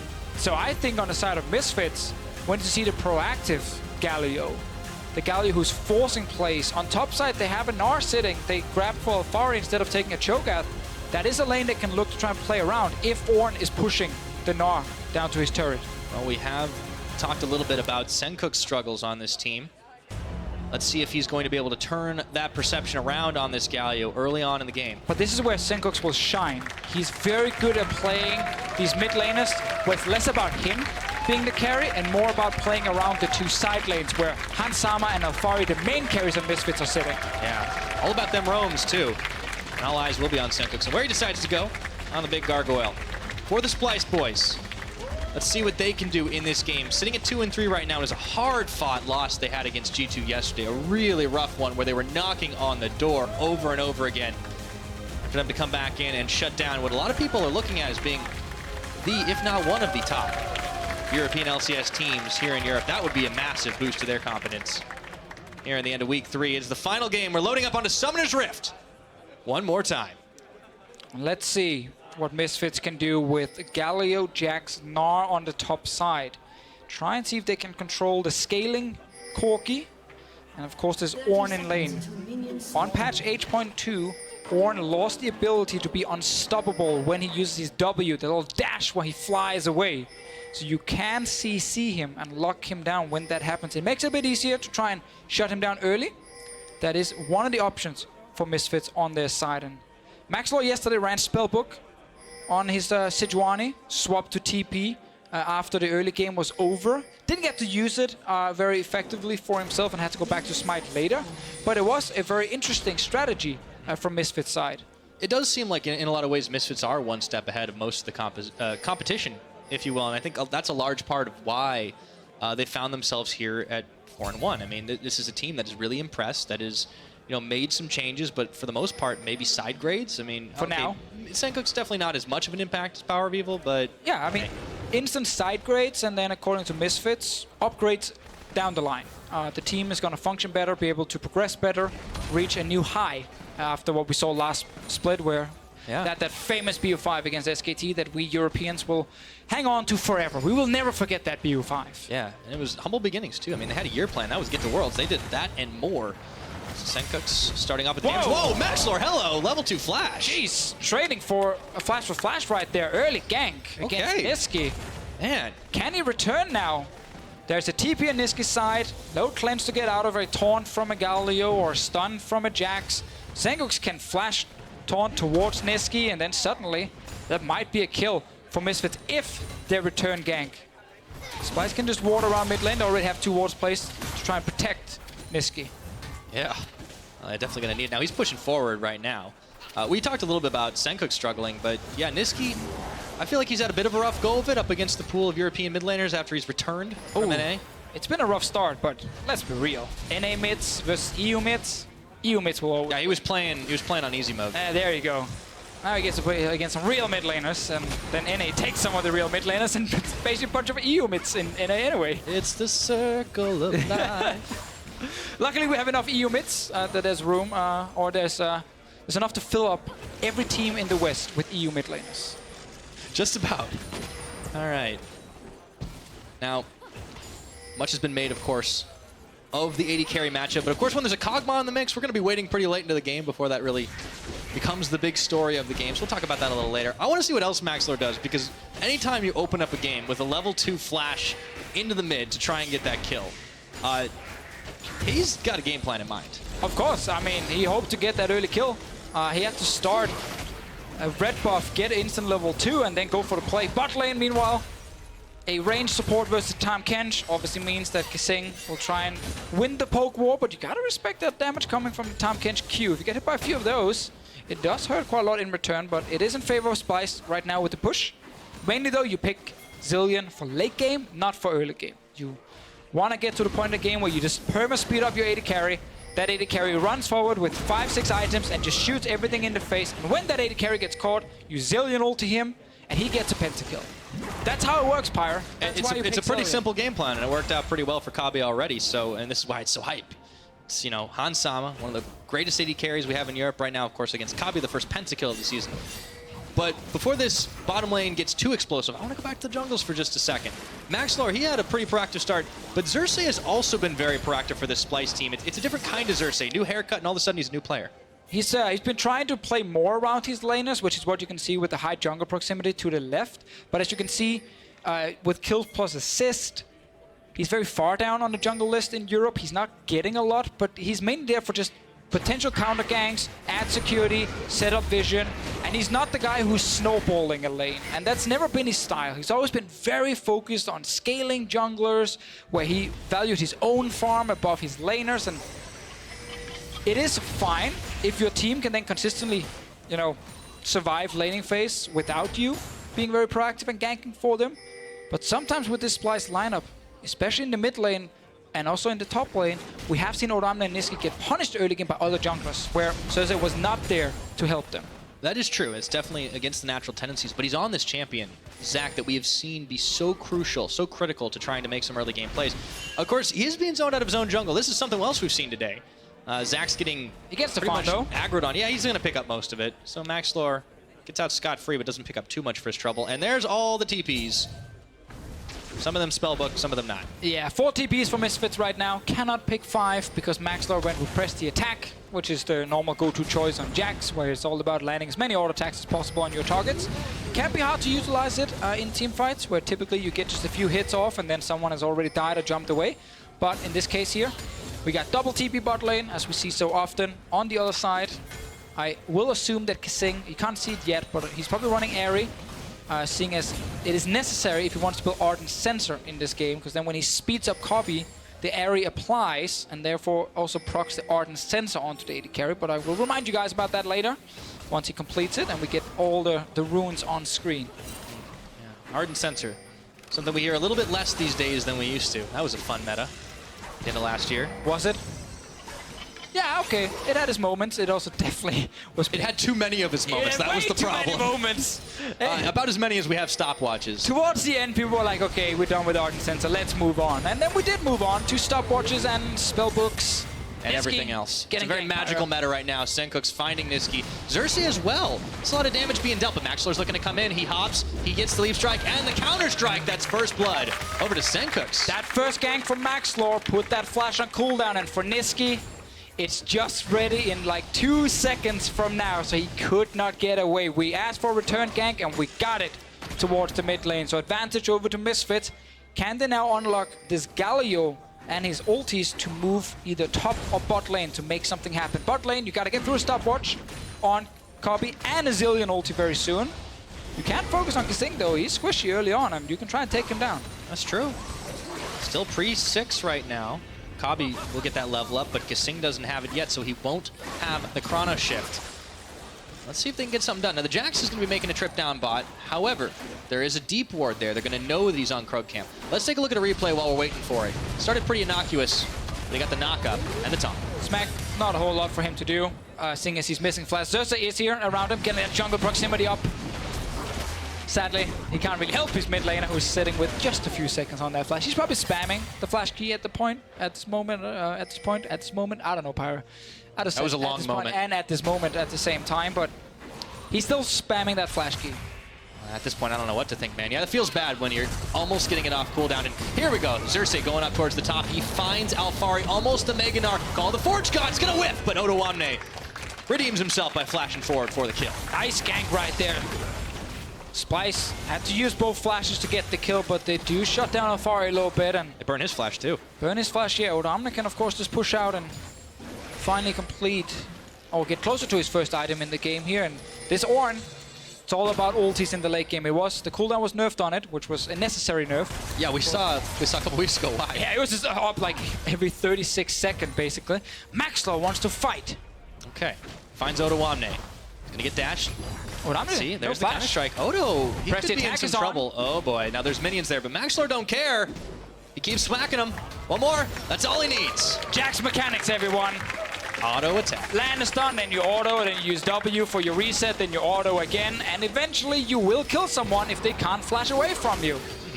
Nice return kill here for Misfits, and very important that Jax gets the kill. Okay, look at how low Kabi is right now. Don't look at that, look at the replay. All right, this is the first gank. Nice setup, good stun from Odoamne, and Alphari getting chain CC'd until he tries to jump away, but still gets hit by the ult, and he will die. And then we get the sickest outplay of Maxlaw's life. Look how he goes in. Here, auto attacks, W's. Then he jumps in with Q, stuns him, and he auto attacks him again. Don't forget about the red buff tick. That did a lot of work. That's true. And he had to flash too for it. Boom. Jax mechanics. What a brave man through that line of minions. Take himself a well-earned blue buff. On his own side. He's gonna give it over to Senkooks though. You want to know a fun fact, Pyra? Tell me, Deficio. Junglers in the EOLCS this split, they've had 2 solo kills. Only 2 solo kills. Really? Both of them from Maxlor. Best jungler confirmed? Best jungler, at least solo killing people. Okay, no one else is doing it, apparently. Yeah. Nicely done, Maxwell. You got that in your trophy case. Most of them also playing tanks who can't really solo kill anything. Yeah, that's fair. Well, we usually see this Jax going pretty tanky, and we can obviously see that trend, but that's the thing. Maxlor can still solo kill people.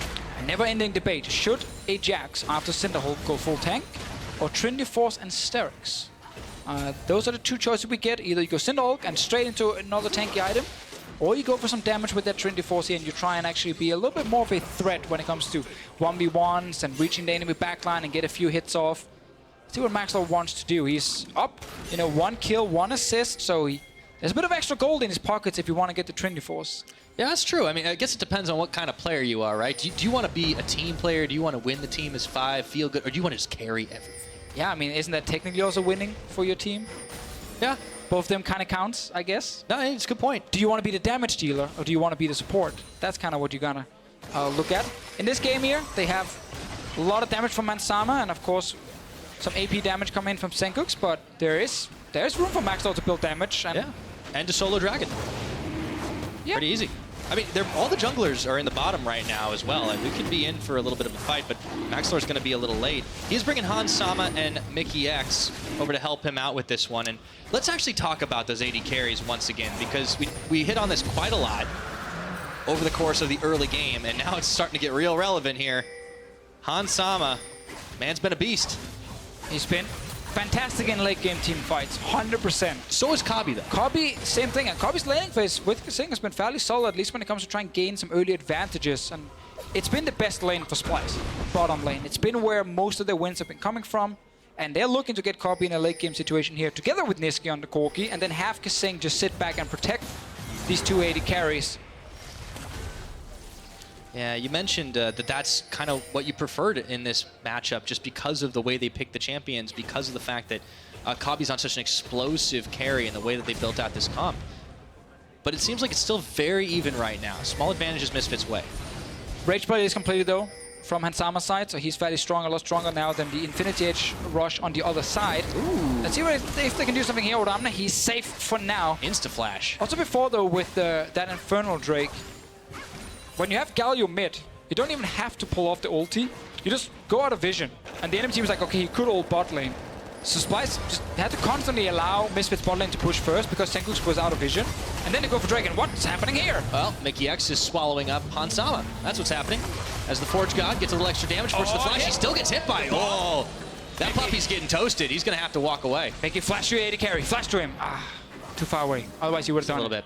But I wanted to talk more about that mid lane because we talked about Senkux and his need to be proactive on this Galio, or his ability to be checking in other lanes. The threat's been there, but we haven't seen him make those big ultimate plays to get involved. Yeah, not just yet. Not used it just yet. Didn't geez. find an opening top list Everywhere. Max Lore. Okay, there's the stun, the auto.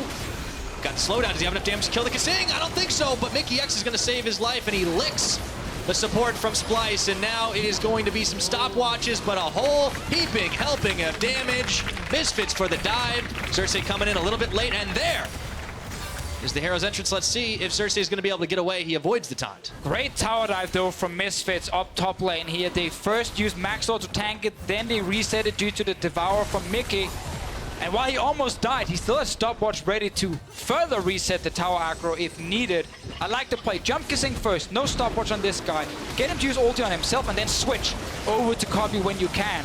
Mickey, make sure that Max Lord doesn't die, and now Mickey's tanking it. Can use, of course, the extra HP from the shield coming in, and in case he almost dies, stopwatch is there, but realize he actually could just walk away from this one, and they do not get a kill on Xerxes, but they will get the turret now. Nice aggressive play from Misfits, using the advantage with the Rage Blade, and of course Max Lord's Jax.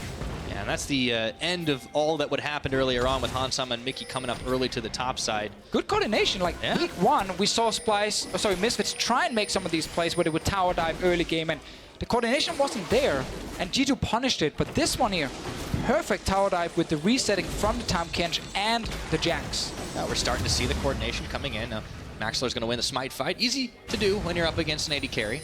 Doesn't have Smite on that red buff. So now the eyes are on the mid lane prize. Niski backing away, and Maxlord just coming straight through the jungle. Tahm Kench bringing Hansama as well. Good so rotation. Nice rotation on the globals to just pick off tower number 2. 15 minutes on the clock, and this is where Misfits start to pull ahead in the race. And it's clean. We always talk about the 4 TPs and how hard it is to play against if it's utilized properly. We're seeing that here. Constant pressure in the lanes. You're never allowed to sit and recall without losing something on the side of Splyce. Tahm Kench ulti, add another semi-global, and Misfits are suddenly sitting with a 3,000 gold lead in this game, and they're controlling it. Yeah, and not to mention the Infernal Drake. There's going to be another one of those, by the way, in a couple of minutes, and with the tempo advantage that they have, this could be trouble for Splyce. We've been talking about Splyce's late game and their ability to team fight, but Misfits in the mid aren't going to be, honestly, very weak either, especially the way this game is going. And especially also because a good friend Max Lore wants Trinity Force. Oh boy. Sheen is in the house for now. Could fool us all and go Iceborne Gauntlet. Well, you got 2 tanks on your side. Well, tank and a half with the Wait. Niski's bottling with the package. Oh, wait a minute. Okay, package Valk over. That's a special delivery in Alfari's favor, but he wants to return to sender. He's going to chuck a rock back at the Corki and walk away. Nice escape. Buys Maxlor some time to start off on the Rift Herald. Both TPs on cooldown from Odamna and Niski, so they can't just go in here and actually stop this Rift Herald from going down. Another objective for Misfits. Can utilize that one down the bottom lane once the dragon spawns, and then secure both a turret and another objective in just a minute's time. Alfari just needs to try and stay alive, and he did that with the last little... Yeah, so keep the turret. Why not? I mean, Niski can take it down next time, but... Yeah. And then Nars is starting to do some pretty good damage, too. Those 2 kills he secured up earlier on the top lane allowed him to complete the Black Cleaver. He's definitely starting to hit a little harder. Splyce finding their territory a little shortened here on this map. We do have Kasing currently sitting next to Copy. We'll do that the entire game long. What you can do now with the new support items, where you don't have to buy the Sightstone itself, is you upgrade just to your Frostfang. So just get the first upgrade. And then when you get the quest item completed with the 500 gold, it turns into, of course, the new Sightstone. And while it only gives you 3 charges on Eye of the Frost, the item he's sitting with now, that's fine. You don't have to fully upgrade it to get the 4th charge and a bit of extra HP, a little bit more AP as well. You can actually now rush towards a real item while still getting wards. And you don't have to spend another 1,000 gold on upgrading for his Sightstone. So at this point here, he can rush an Ardent Sensor, or a Mikhail's if he thinks he needs that for one of his 80 carries, and still sit with a discount Sightstone. Frees up the wall of the supports. It's just good, because then later you can fully upgrade Eye of the Frost and spend gold on that, but you don't have to do it at first if there's something important you need. That's the big F. Now, what do Splyce need right now? I think towers might be a good answer. Yeah, but in order to get the turrets, they might have to win a fight against Misfits, and you can see all 10 members around mid and bot lane looking for a potential fight near an Infernal Drake. Just shoving the waves back and forth. They might be keen to start this one off. They do have a lot of damage. It's double 80 carry comp. Sadly, Kaseng did not get to finish his first item just yet in this game here, and Misfits are just controlling the mid lane and top because they have TP available on Senkuk's side. Have TP on 4 Oh, members look at available. Cersei. Okay, Kaseng going forward, gets the stun up onto Mickey X. Cersei forcing the flash out of the Misfits support. He's hop back out. Kabi dodging the tongue. A couple more auto attacks.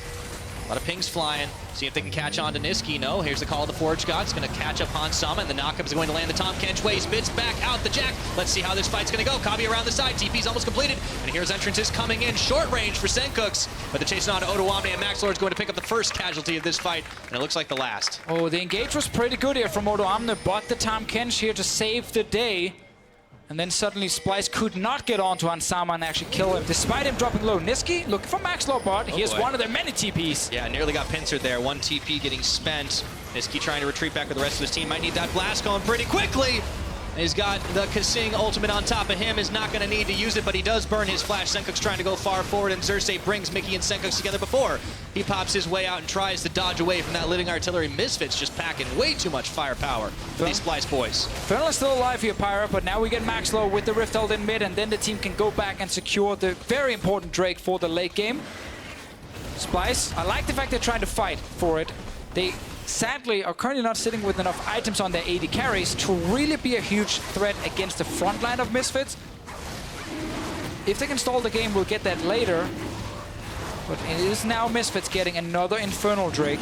Yeah, that's trouble for Splyce right now. 2 Infernals given up. It really hurts, and we're getting to that 20-minute mark. It's a big gold advantage, big dragon advantage. Let's see this fight again that led to it. Yeah, I like the engage here. Of course, Mickey can try and save Ansama at first, and now we gotta look. Can anyone from Splyce dive onto Ansama? Odoamne tries with the flash, but Ansama escapes, dodges around here, does not get stunned, and then Odoamne is all alone in the backline of Misfits, and meanwhile, his own 80 carries, they're obviously playing the game where they're just hitting whoever's right in front of them, and Alfari stayed alive. Yep. That's me type, can someone focus the squishies, please? There's a lot of damage dumped onto Mickey X there, and he persevered through all of it. Sadly, if you are playing a Corki or Tristana, it is difficult to jump through the enemy team and then hit the enemy 80 carry. Can happen if you have the well, you package. can do it, but you're probably going to die. You're probably going to die for it, and then maybe it's not worth it, or that 80 carry's out of position, and then you find him and you punish him. Also a possibility, when you have a Zillion ult, you can do it. Be a little bit more confident. Didn't get to see who Kaseng used it on in the last fight. Ari nearly Meganar. Some nice shots on to Odoamne down bot side. So only the 2 towers Misfits way this game. Splyce haven't been able to find too much of anything, and they're losing ground around the Baron pit. Wards littering their jungle, and they're going to have to clean them out. Bot lane, tier 1 turret is the only one remaining on the side of Splyce. They've not been able to take down a turret on the other side. Alfari with the Black Cleaver will just keep sitting down here and just keep poking on Odoamne, and he can't really die 1v1. Niski might move down with the TP, or move down with the package and then TP back to a fight, but Misfits should be aware of that. If they see Niski missing for 30 seconds, they can call that he might be bot lane, and at the moment they're controlling the map. Maxlaw is hiding in here. Yeah, Could try and go for dive. Misfits might just do that. Could be looking to close these jaws around the Splyce team, and here is Maxlor hopping onto his opposite number. Cersei gets the hop away. He's fine. Game's up. This is normally a pyro where Misfits are so good at controlling around Baron. They take almost no chances when it comes to setting up the Baron, and if they don't take that 50-50 we see other teams go for, they make sure to always then take the team fight instead, get out of the Baron pit and force the engage, or they make sure to stop the enemy jungler from getting into the Baron pit in the first place. It's a safe setup. It's a clean setup. This is what this team is able to do. They're well coordinated, and it doesn't seem like they've had too many troubles with the few roster changes they have made. A lot of the cores there. Of course, things are a little bit different for this team, right? Like, they used to rely a lot more on the damage coming out of their mid laner, but things have definitely changed a lot. A lot more is on Hansama, a lot more is on Alfari. A 10% jump for Hansama compared to 2017 summer with Misfits here. Of course, the breakout for Hansama was in playoffs and during Worlds, but these numbers are really, really good from his side. And of course, Alfari playing more of the carries on top side. So Senkooks is not doing what Power Weevil did, and that was, of course, be like the main damage dealer. Right. Things like Orianna, Syndra was being played a lot. Sometimes it was relied on. I mean, during the regular season, it was almost a crutch, but then they changed things up quite a lot come playoffs and Worlds. And now with the Senkooks, they have a player who's very good at playing things like Galio, Talia, these kind of champions. And man, we saw Aurelion Sol already today. Aurelion Sol could be another one where it's all about snowballing the side lanes. I still think we're going to get some games where Senkooks will be the main carry from the team, because the damage percentage doesn't always tell who's performing the best. It just shows which player is dealing the most damage on his team. He's a different kind of mid laner for sure. Like, we used to thinking about mid laners as being these like hugely always carrying things, especially in Europe when they're making the flashy outplays. But Senkooks is just kind of cut from a different cloth. I'm sure he wants to be the man who does He's all the capable damage, of getting who big deals kills. all the damage. I've seen some sick plays out of that guy over the years. Remember when he joined Splyce and it was like LeBlanc every game? And I remember how we hyped it as if he didn't do something, the team would lose every game, and then he had the one quadra kill on LeBlanc, and we probably showed that every single week for like 7 weeks of like, look, he did it once, but he did it. Well, he was able to do it. And he did it on the side lanes too. I actually still remember him being the Void King. Things like Kassadin and Malzahar all the time. That's where he really carried games for Splyce.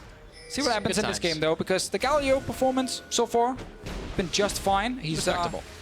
He's still building that AP build we see from most Galio mid lanes now. So again, it is a little bit more squishy compared to what we used to see. And if Niski and Copy gets to 3 items, they can burn through someone like Senkooks. Yeah. Alfari is going to be a little bit harder, and even though Maxlore is going for more damage, he's still got the Cinder Hulk. He's still going to be pretty beefy. And we've already seen a number of fights, a number of picks. Maxlore is really making his presence known in this game. So Splyce, they have a lot to contend with up against this Misfits team. I mean, look at how little farm Splyce are actually able to get on the map. They're not allowed to even look at the river. Their jungle camps will get contested every single time.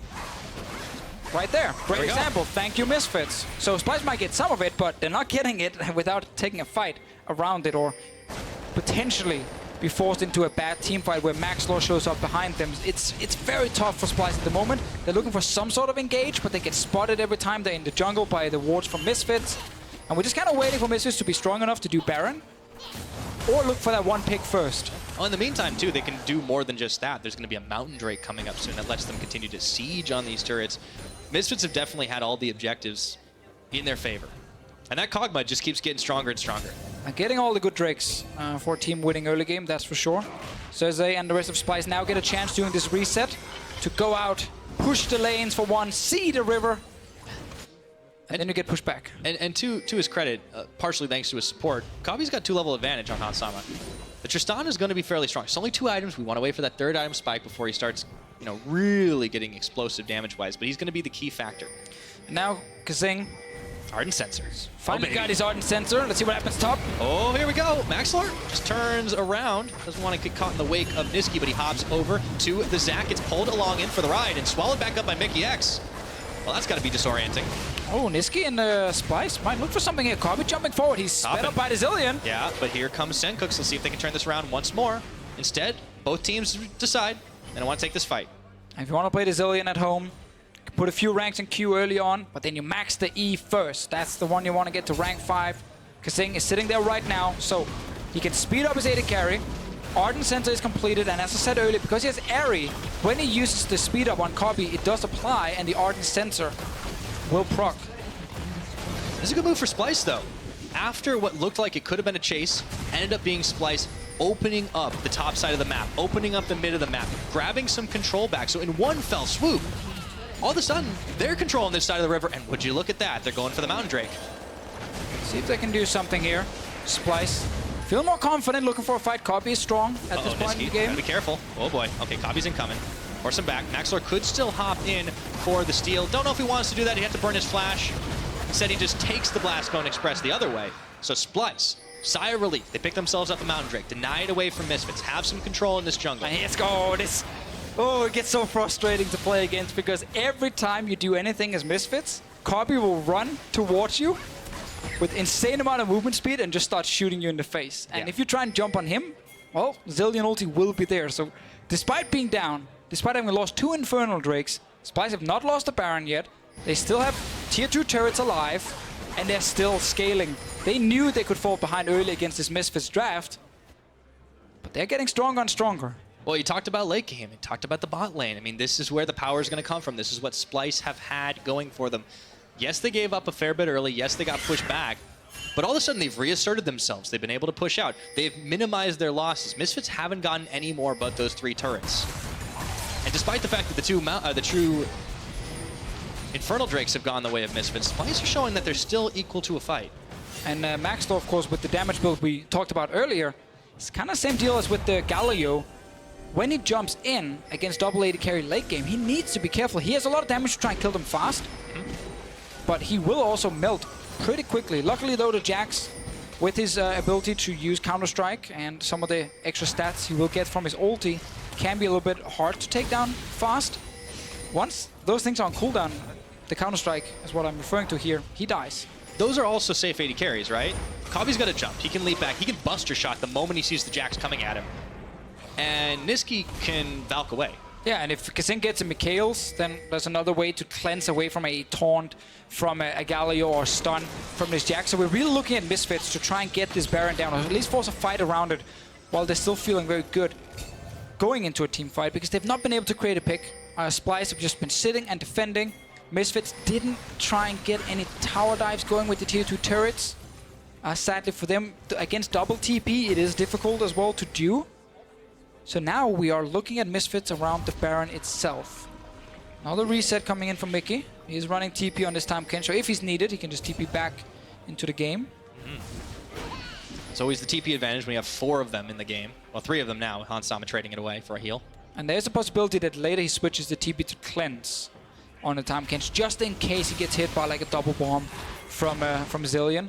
One important thing to highlight is, in a meta of stopwatches and hourglass, champions that can then apply some sort of CC just when you get out of that stasis does get a bit of extra value, and makes it a little bit harder to sit in the front line and know that you have stopwatch as your main safety, because once you get out, you might just get bombed instantly and get stunned. Yeah, that's a good point. All right, Splyce still sniffing around this mid. A lot of pings. They want to try and defend the top as well. Niski, a very mobile wave machine. Yeah, Kabi. Oh, dude. He's so fast. It's like a cannon strapped to a Ferrari. It's insane. And Misfits engage. If you look at it, it's mainly around Maxlor jumping in and then get the Galio ulti onto him. Otherwise, it's more of a kite comp. And there it is. Hansama. They're trying now, but Galio's not in range just yet. Is nearby. Oh my god, here we go. Speed boost. Kabi chunking him out, and then goes Xerxes for round number 2, trying to cut him off, but Mickey X swallows up the puppy. However, they're coming on in. That's a package valve for Niski. The blast cone is popped. Splyce reasserting themselves once more in this map. Yeah, Misfits will struggle when it comes to killing the AD carries. So it's going to be a fight of who can kill the front line first. But it's both a Corki and a Tristana versus just Hansama. Everyone's back, and Splyce, do they dare to try and start out that Baron? Do they feel confident enough in the 5v5? They don't have to. Keep farming, keep scaling. More items on Niski, more items on Copy. Get Mikhail's on Kissing, and then suddenly it's even harder to kill these AD carries. Love to double Warmocks on the front line of Splyce. Yeah. Because they're going to walk in, take a bit of damage from Hansama, back out again.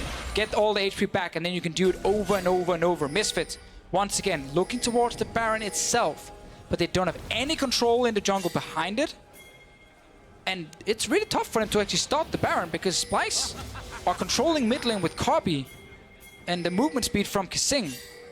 So they don't have control mid, to safely start the Baron and knowing that Splyce won't remain. Look at this! Oh, Copy, he goes very aggressive right now, and they're looking for even more. The Tomcat swallowed up. Hansama gets the heal, and he's trying to walk it out under tower. However, he's getting pulled in, and Senko's trying to come right back. He brings Mickey X back to the team, who's in full retreat right now with teleport coming in. Alfari, that's a big Meganar! Let's see if Misfits can turn this fight around. There's a stun up, but Copy staying alive as Alfari grabs the first kill of the fight. Onika Singh, Xerxes gonna fall not long after, courtesy of Hansama. Maybe that sustains right now. It's a double kill for Alfari. That's a quick 3 kills. If you can't reach the backline yourself, well, then you can wait for the enemy team to try and reach yours. Splyce forced the engage, and then suddenly Alfari appears behind him with a huge ulti here from the Gnar.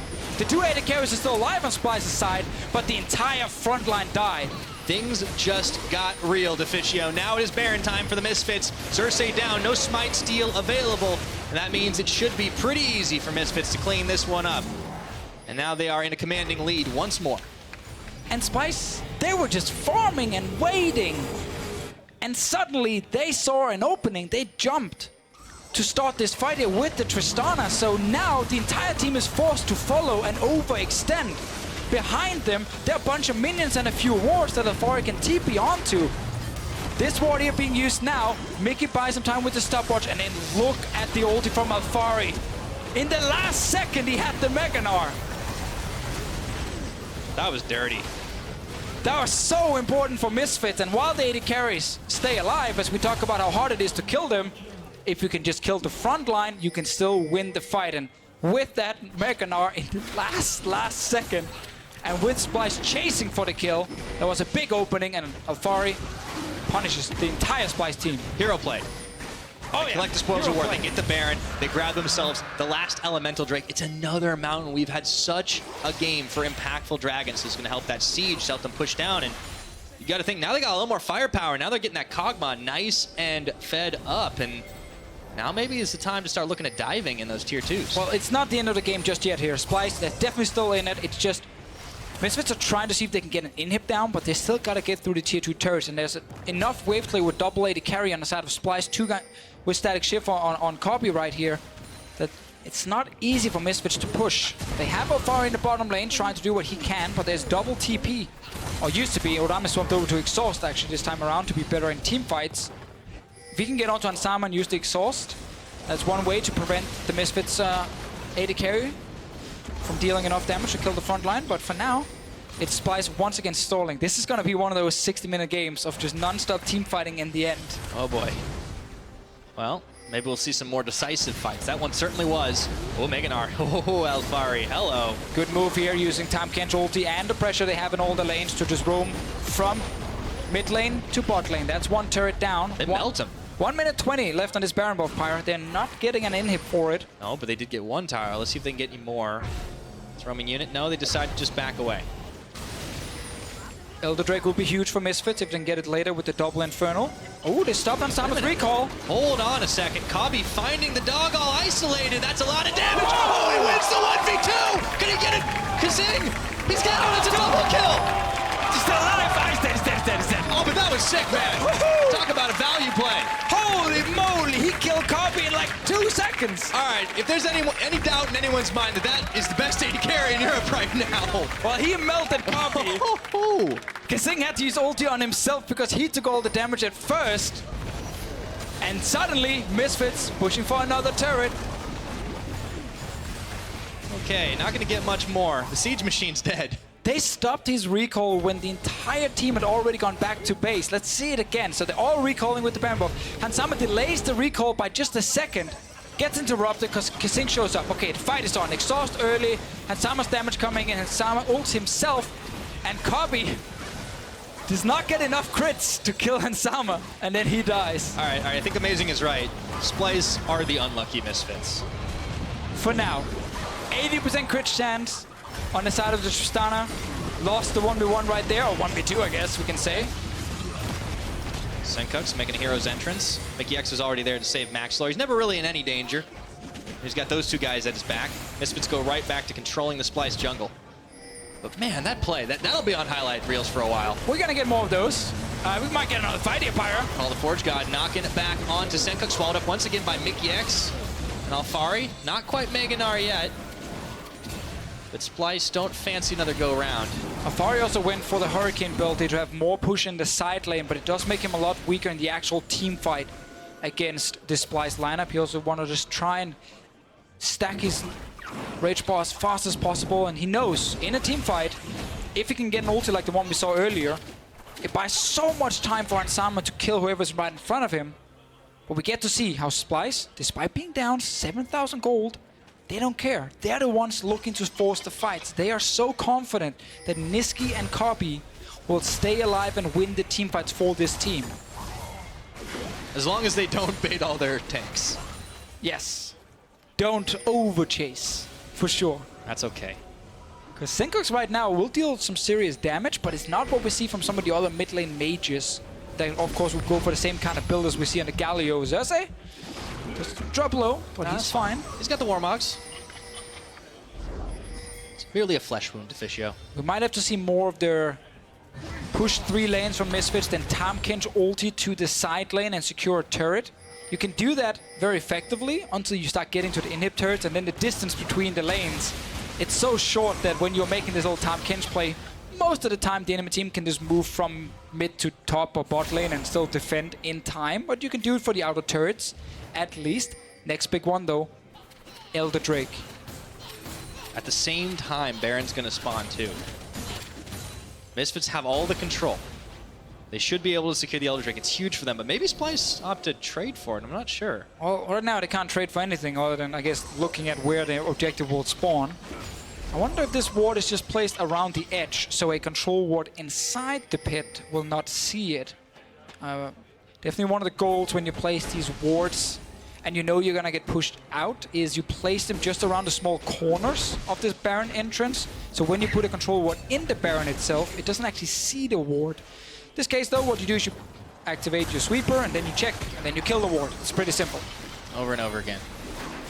Misfits shoring up their vision game for sure. Getting closer and closer to that 2 objectives spawn and the 40-minute mark. As you called, it will be a very late game, it looks like. Get to that full item point, and Alfari, he might have been a little weaker earlier on, but he picks up the Gargoyle Stone Plate, so he's going to have some serious tankiness for Splyce's members to contend with. Yeah, he knows, again, for him, it's also about just staying alive as long as possible. Yep. Don't let these 2 AD carries kill you fast enough so they can start taking down the rest of your team. One for Odo, too. Yeah, I mean... The upgraded Locket. Both these tanks, just... It's miserable sometimes to play teamfight as a tank, because some of the fights, your job is to walk in, distract the enemy, take a bunch of damage in your face, and then risk dying. Ooh! Different AD carry sped up this time. Niski providing the threat. Okay, I got a little ahead of myself. I thought he was going all in with that package. He's definitely sniffing around. Feeling confident right now. Okay.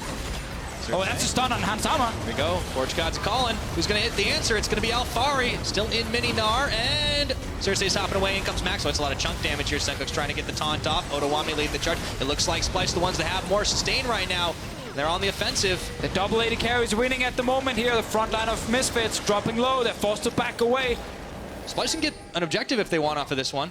Let's see where they go. They are moving towards the Baron for now. Pings from Misfits near the Elder Drake. Maxwell is on the way. Want to see if he can trade objectives, or is he going to change his mind? Teleport in the mid. Senko's already coming in. Now the Baron's already down. It is easily going to fall. Let's see if they can get there to contest the Elder in time. Yeah, too late from Misfits here. If they want to go for a trade, they should have rushed the Elder Drake, but they moved towards mid instead. Now, Splyce is showing up.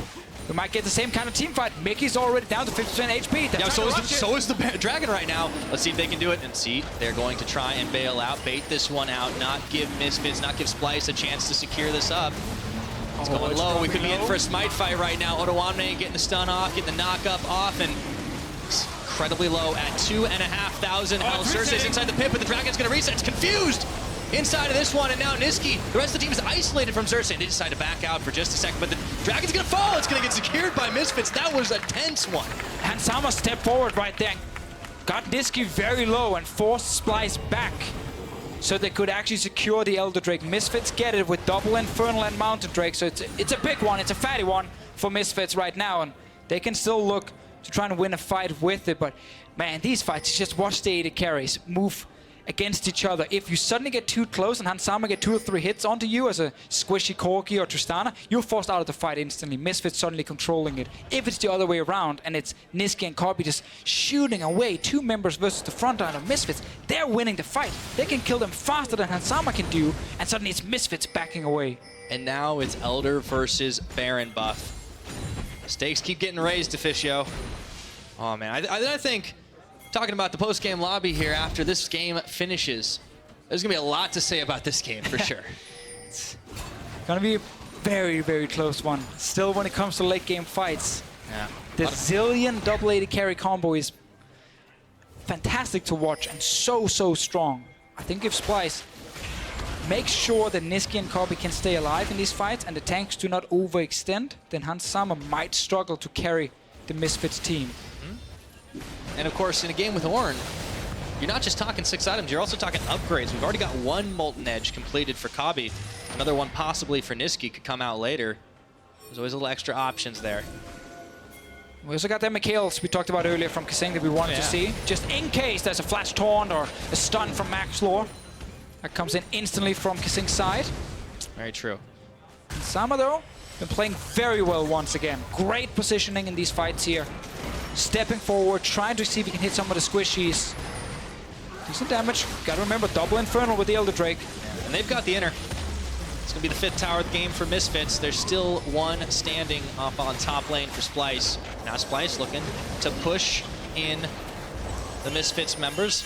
Maxlor was around the side here. I mean, this just, it's so close. Neither team really wants to take the straight up 5v5. Maxlor spotted. Niski on the chase. That's a lot of damage. Remember, we said this Jax is squishy. We saw it right there. The Trinity Force Sterix build is great if it gets an actual 1v1 duel against something, if it gets multiple auto attacks off in a fight, and then the Sheen procs with that empowered damage from the extra base damage coming from Sterix. That's so rare you do that in a team fight in the late game as a Jax. Typically, your job is to jump in, stun someone, get a few hits off, and then try and jump out again or run out and try and re-engage the fight later, because you don't have enough time to just sit and auto-attack things in team fights.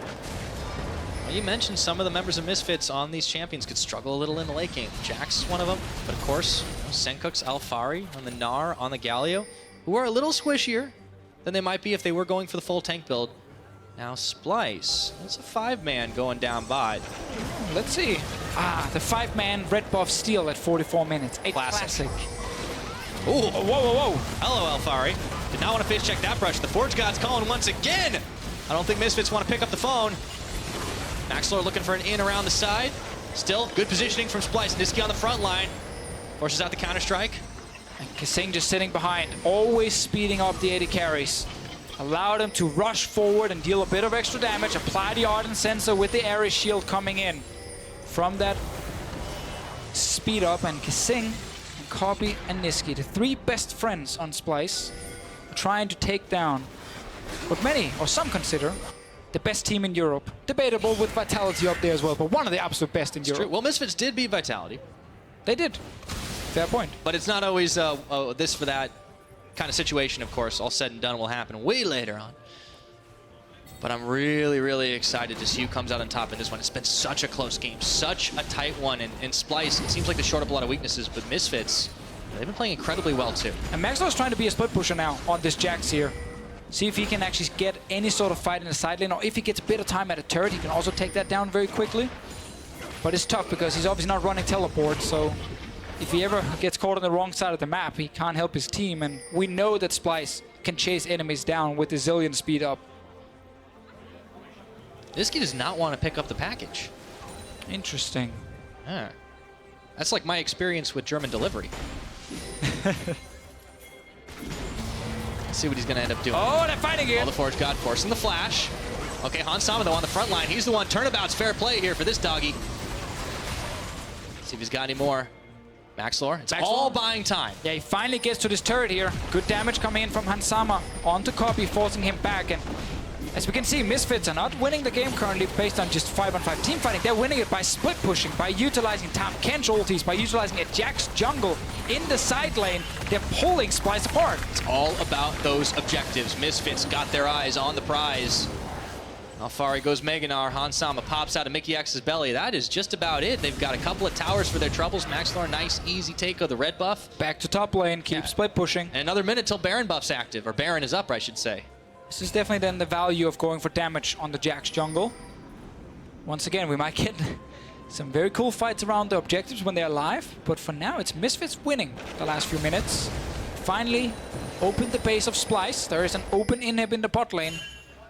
They know, however, if they actually go for any sort of push towards it, there will be a team fight starting. Yes, there certainly will be, but a while ago you predicted this is one of those 60-minute games. We have a big explosive fight, and the game is over. We still got 13 to Fischio. And we still have some fights to watch and analyze. At the moment, we're still looking at what Misfits wants to do with the Elder Drakes still not alive and Baron spawning in 10 seconds time. We know Splyce control mid with the double AD carry, and we know Maxwell wants to split push side lanes. Good thing that he's on top side, because of course without the TP he can't join for a Baron fight if he's on the other side of the map. Splyce can start it though and just jump out and engage. Oh, the double control. They try to hide it. You saw that? He tried to remove the second one instantly, be like, no one saw this, but the camera sees everything. Yeah, our observers don't miss a trick, that's for sure. Splyce weighing their options here, but meanwhile there's still a lot of push going on. Alfari, he's still on the bottom. He just goes Meganar. They want to force a team fight. Maybe they can wait out his Narbar. I mean, they can stop the Baron and they force Maxwell to leave this top lane and go for a fight. And the TP coming in now. But Amne's TP should it's already gone. Be here very soon. That was very quick. Yeah, that's a Mountain Drake. That's 48 minutes on the clock. The Misfits, they're trying to pincer them here, but the teleport's going to come in for Odoamne. If he completes that one, they might be in for a fight. He gets taunted up for just a second. He's already down to half his health bar. Let's see if they can turn this one around. The Buster shot, Maxlor still doing the damage on the Kasing, but the Resurrect's coming in. And this is just a fight on multiple fronts here. Mickey is already down, and Hansama, Senkuk's chasing in, looking for Niski right now. Can Misfits do this? Getting the shutdown. They found two members, but they paid for it with two of their own. That was a 2-for-2. Fights everywhere. Maxlor on one side ended up dying against Kobe and Kasing. But then we got to see on the screen how the rest of Misfits could actually kill Odoamne very quickly, and then Niski right after. 3v3, Baron over to Splyce.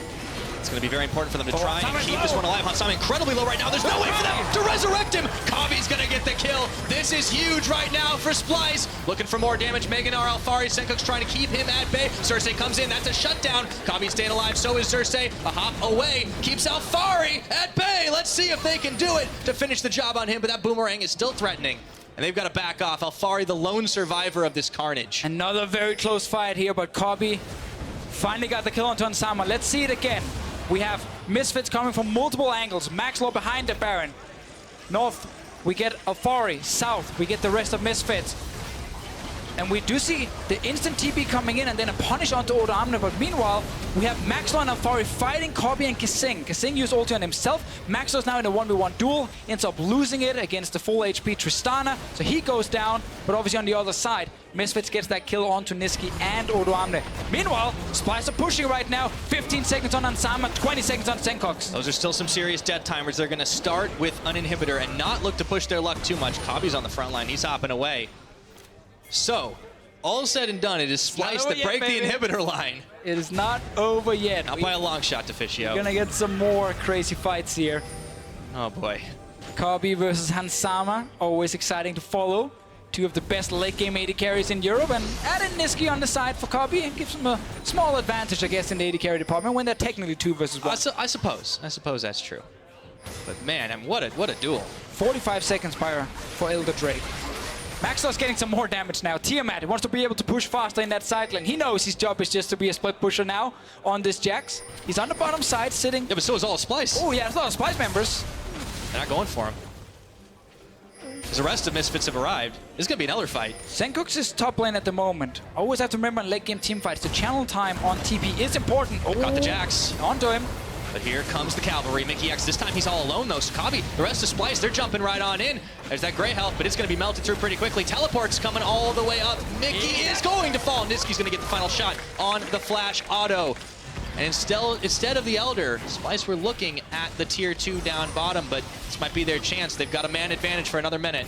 So, sitting with the Baron buff still, should be able to secure Elder Drake. Maxlor, if he goes for a steal, he risks dying for it, and that could be crucial. Bari's here. They're still around. He's got half a Narbar. It's what are they going to do? 45 Pyra. Yeah, I mean, if they can steal this one out, it would be legendary right now. But Splyce are 5 members strong on this Dragon. Trying to secure it. In goes Maxlor a little bit too late. He gets rooted, pulled back in. The Dragon is not smiteable just yet. They're going to pull him back and away. Senkook's trying to get it in around the side, but it's Xerxes who's getting melted down. Maxlor, no, he's still not quite fallen yet. Senkook's finally will. And the Forge God comes out once again, looking for Hansama. Melting through him, and that just might be it. Splyce, it's a double kill over to Niski. And Alfari is running for his life, trying to kite back. And Kabi picks up Maxlor. They're gonna go for the finish now, Pirate. They're TPing into the base straight away. They got all the AD carries alive and super minions in the mid lane. Damn the Elder Drake, they just want to finish, and it's only Alfari to try and hold on to this game. But he is seeing his base melt before his eyes. The tanks come crashing in. Mickey X is right back up. But this is going to be all she wrote, just shy of an hour. Splyce are going to finish the game against Misfits. Great late game team fights from Splyce. We kept talking about the scaling, the Zillion with the double AD carries. Misfits, 4v5.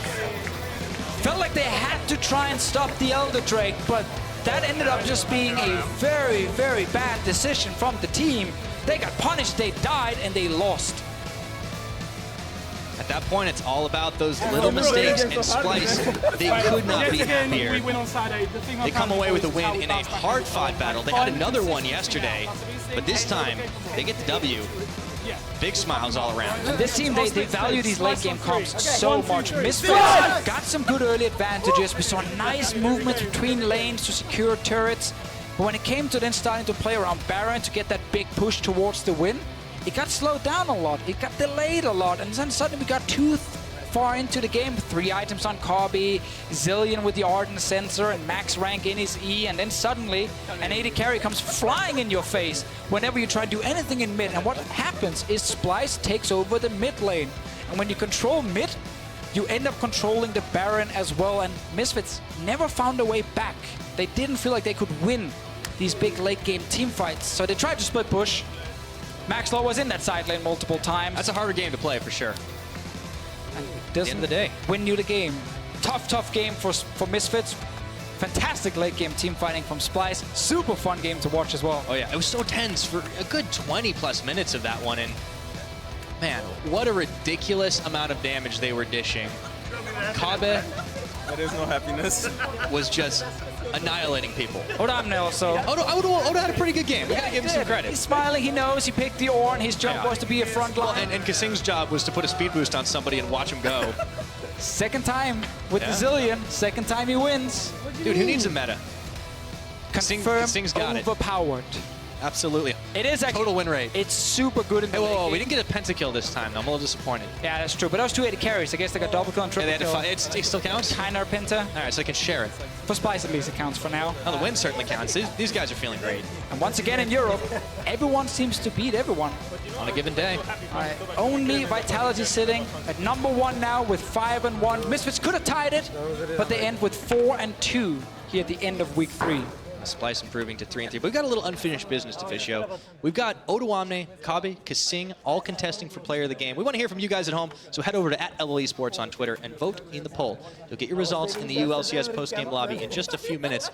But I want to ask the expert next to me. Who do you think? Who do you think deserves that one? Oh, tough team effort, 100%. Like the performance from Kabe on this Tristana here. Had some good plays towards the end. Oh, I had to pick one instantly. I'd probably go for him in this game. Fair enough. Yeah, especially up against his counterpart, Hansama, who was, I mean, earlier in the game had pulled off the 1v2. That's an insane highlight to watch, too, despite the fact that he didn't win the game. And he had to actually also, on the side of Hansama, some fights where he was able to kind of dodge around the main engages, and then when an AD carry stepped forward, he did get a few hits onto them, and it forced Splyce back. So it was a tough game for him to play, but he actually had some really good team fights as well on Hansama's side. It's just the comp from Misfits, it was so difficult in the late game to kill 2 AD carries. You didn't have that much hard engage. I got a camera right in front of me right now, Pyre. Hello. Hi. Hey. Well, you were saying about how difficult it is to kill 2 AD carries that had QSSs, and I mean, Maxlor's life was really difficult that last half of the game. Yeah, the DPS built on Jax in late game team fights versus a lot of damage doesn't really work. Yeah. So that's why he became a split pusher, which did give him a few turrets. But they needed that one last team fight towards the end to actually get in and finish the game, and they didn't get it. I also think it's a big testament to how well Splyce were able to just not only like group and just death ball, but to be able to like kind of like move themselves back and forth all over the map and not give really any opportunity, despite the fact that they were losing towers at the top and the mid and the bottom. I mean, it's not easy to do that against a very oppressive team like Misfits. It's not, no, 100%. I mean, you still have to execute the late game fights, and we saw a few times, even though you had the Zillion ulti to help you, if you got too far forward as an AD carry, you could still die. Or your tanks would die for you. Or your tanks would die for you. We had that one big fight. Maybe Xerxes and Odoamne are going to like pull Kabi into side. Guys, I know you want to kill people, but relax a little bit. It's okay. You'll get your pentakills when they come. I love watching Tristana, though, when she gets the speed up from Zillion. The dragon kind of just takes off, you know, and she just flies through the mid lane speed to try and kill someone. It was pretty amazing. All right, for more on Splyce's win, we're going to send it over to Medic, who's sitting down with their bot lane. Thank you very much, Pyra. I am joined by the victorious bot lane at Kasing Kobe. Congratulations on your win over Misfits. How does it feel to get to the end of week 3 and be 3-3? I mean, I don't know, man, because like it's very 50-50. I felt even in yesterday's game against G2, we had like a fairly good shot about it, to win the game. But I just felt we kind of just maybe misplayed the mid game and kind of like let them snowball on us, and you know, the game just gone like that. Okay, because a lot of guys expected like Splyce to be one of the big teams coming out hitting quite hard, a lot of big names on the team as well. Kobe, do you feel that you've now found a degree of synergy amongst this team? I feel like it's a lot better now compared to if you would ask me 2 weeks ago, it would be completely different, because it's like every new team, you have 5 new guys and you need to learn how to play together, and that takes a while. Like it can take a couple of weeks, a month, and I feel like we're definitely on the right track. So what was it specifically you guys were struggling with? Some teams say it's shot calling, some teams say it's decision making. What was holding Splyce back? I mean, it's a bit of both, because shot calling, you need to get used to a new dynamic, because maybe in the players' previous teams, they're the ones who is calling everything, and then people are like talking over each other and making a lot of split calls. And then it's just like, when you come from different backgrounds, different teams, you see the game in maybe your own way, and then you need to kind of compromise and come up with like the best solution and like adapt to each other. So it feels like a period of adjustment that you've like, do you think you're at the end of it now? Do you think there's still adjustment that you need to do as a team? You can we'll get you the next one. I mean, I said I think we're on the right track, but there's still a long way to go. Okay, so Kasing, just coming back to you, because we have to ask you a question at some point. You've come back to the EU LCS after a bit of a break. You were with Team RB last split. How does it feel to be back on the stage here? Honestly, like, I've missed the stage a lot. I love the audience, the fans, you know, the cheering of like, when a game's like this, you know, 50 minutes in, all it takes is one team fight to win, and you know, you just win the game. So, yeah, it's just been great, man. And you and Kobe seem to be working really well as well. Like, it seems to be that the bot lane is where Splyce play through a lot of the time. Late game, you've got the Zillion pick, which no one else is bringing out. How do you think that you guys are working as a duo? You both have to answer this. Yeah, you Okay. Well, I think we, like from the beginning, I felt it was going to be a great match because we complement each other with like my weaknesses, Kasing covers up for. And I want to say opposite as well, but it's not really the same case. So I think we just, we have like... Don't say that. I'm really bad. Yeah. It's just too good for me now. I have better mechanics than him, but my weaknesses he covers up for. It's not really that hard, is it?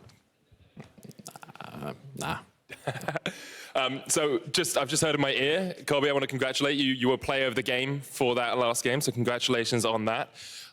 Coming back to it, like earlier on, we talked a little bit about why Splyce are able to win after these long, drawn-out matches. Kobe, do you have maybe one word that would define why Splyce are able to win these matches? Kasing. Makes sense to me. We're going to hand it back across towards Dracos for PGL. Guys, take it away.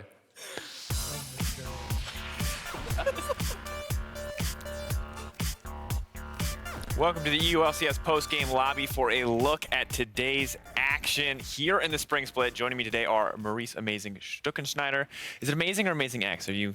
No, I'm good with the Amazing. Okay, I think just I have to. I'm sure Shock has asked at some point. It's the first time I had to formally introduce you, and of course, the more important member. I dropped the X after some unlucky happenings. More important member right now, Splyce's top laner, Odoamne. Odo, welcome. How's it feel? Long nail-biting game. You don't look like a bundle of joy at the moment. Describe to me how you're feeling. I mean, I'm not really feeling anything special just because, I don't know. It's just like the meta is so lame that, I don't know, playing top lane in this meta is just really tiring. Okay, well, we'll get a chance to talk about top lane a little bit later. For now, as we just saw, Splyce managed to come back in the late game to win against Misfits. Bouncing back after yesterday's loss, I think it's safe to say. So what really was the key here to kind of finding the win in the end, even if the top lane wasn't the most exciting part? I mean, I think just our draft was way better today. We had a better dog champ on the top lane with Owen instead of Maokai. But yeah, I don't know, it's just so awkward because for the meta for top right now, and I think that's the reason we did so much better today, is you just got like a better tank that actually doesn't have to front line and just die every team fight like it happened yesterday. So with Owen, you just sit in the back and you just throw CC, and I think they just got outscaled really hard because they went for Galio and they didn't really force a lot in the early game that much, and we just had Corki Tristana with Zillion, so we just kind of had two hyper carries and they only had one damage thread in Kog, and all we had to do is just kind of run away from Kog and just let Tristana and Corki just melt the tanks. So would you credit this, you said mostly to like the draft win, the better scaling is what carried you through in the end. Is this kind of improvement for the team showing up as well? Is the drafting getting better? Is the team play improving as well for you guys? I mean, even though we lost yesterday and our performances haven't been that great, you know, the past weeks, I feel like even when we lose, the games are more in our hands from week to week. I think we're solving some of our, like, you know, macro issues and all of that stuff. And I think, yeah, even in losses we look better a bit. But yeah, I think yesterday was just a fuck up in draft, and it was just kind of hard to win when we put priority on like the wrong things. Yeah, that makes a lot of sense. Now, Maurice, you were kind of the biggest pundit, mostly against Misfits, I guess, in the previous segment. But no. In favor of Splyce, potentially. Why don't you give me the rundown here? What went wrong for Misfits? What was most impressive to you about this game? I'm definitely not against Misfits, but I had to bet against Video, so I had to win. That's a whole nother story. However, I think that Misfits overall, they just seem to be a team that like waits for opponents to make mistakes in the late game, and I think that doesn't happen when you get outscaled at some point, because for Splyce, obviously the double damage threat coming in and just allowing them to basically just freely scale and then at some point dominate, especially with the Zillion pick coming in that has now won 2 games apparently. Yeah, it's just the power pick coming in, yeah. So it wasn't surprising to me to see that, and I think that's one of the issues that I still see with Misfits, that they're so almost like they're hell-bent on making Mr. Hansama their hyper carry in most games, that they neglect other roads and don't really put as much resources in terms of pick ban into them. All right, well, that's something I'm going to want to track as we move forward to see if that's an issue kind of that remains consistent. But now I want to take a look at the next matchup. Schalke, after struggling to find their form in the first weeks, they came up with an impressive win against Giants, led by their jungler, Pride on Sejuani. Sejuani. Finally, man. I know, you've been waiting for it. Amazing. I want to get to Odo too, but why don't we just, you can say it. I know you've been waiting to say it all day. Pride Stalker on Tank Champions. I'm happy because, like, for me, it's such a bad habit for any jungler or for any player in general to be pigeonholing himself into a certain kind of role where they only play carry champions, where they only play tank champions. To be a full and complete player, you have to be able to play both. And Pride finally does play a dog champion in the jungle in Sejuani, where he's actually just adapting to the meta and playing what he's supposed to be playing. And there's a lot of talk about dog champions, but this game had a Camille and a Gnar. Odo, you kind of talked about, in your case, drafting, it felt like taking Ornn instead of Maokai was the big defining factor. How do you feel like Gnar and Camille kind of fit into the meta right now? I mean, I think Camille is a pretty strong power pick, but it's just so easy because most of the teams, I think almost all the teams, just pick their top laner in the second pick phase. So like in 4 or 5, and all you have to do on either side is just ban Camille, and then you just pinch the top pool so much that it's back to tank versus tank.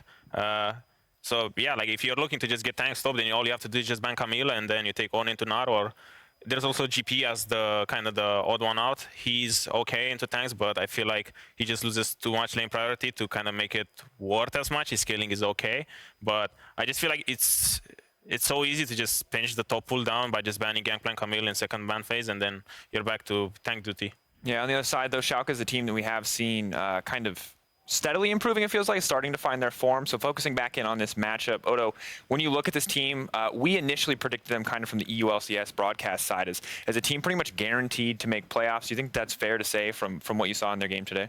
I mean, yeah, even before seeing the game, they just have so much talent on the roster that it's kind of it would be odd not seeing them in the playoffs, because I just think their players are kind of really good and they're meshing well together. But today, yeah, they showed that they did pretty well. I think Pride Stalker showed big today. He just randomly ran to Nash and just walked up to it, pressed D or F or whatever his might is on, and then won the game. So, I mean, yeah, I think they're just improving every week. But I think that's kind of the story with every EU LCS team, because the roster shuffle was so big that kind of all the teams except Fnatic are new teams. So it's everyone will have his own struggles at one point. For example, you see ROCCAT started off by playing fairly well, and now they're kind of struggling. I think they just had an 0-2 week.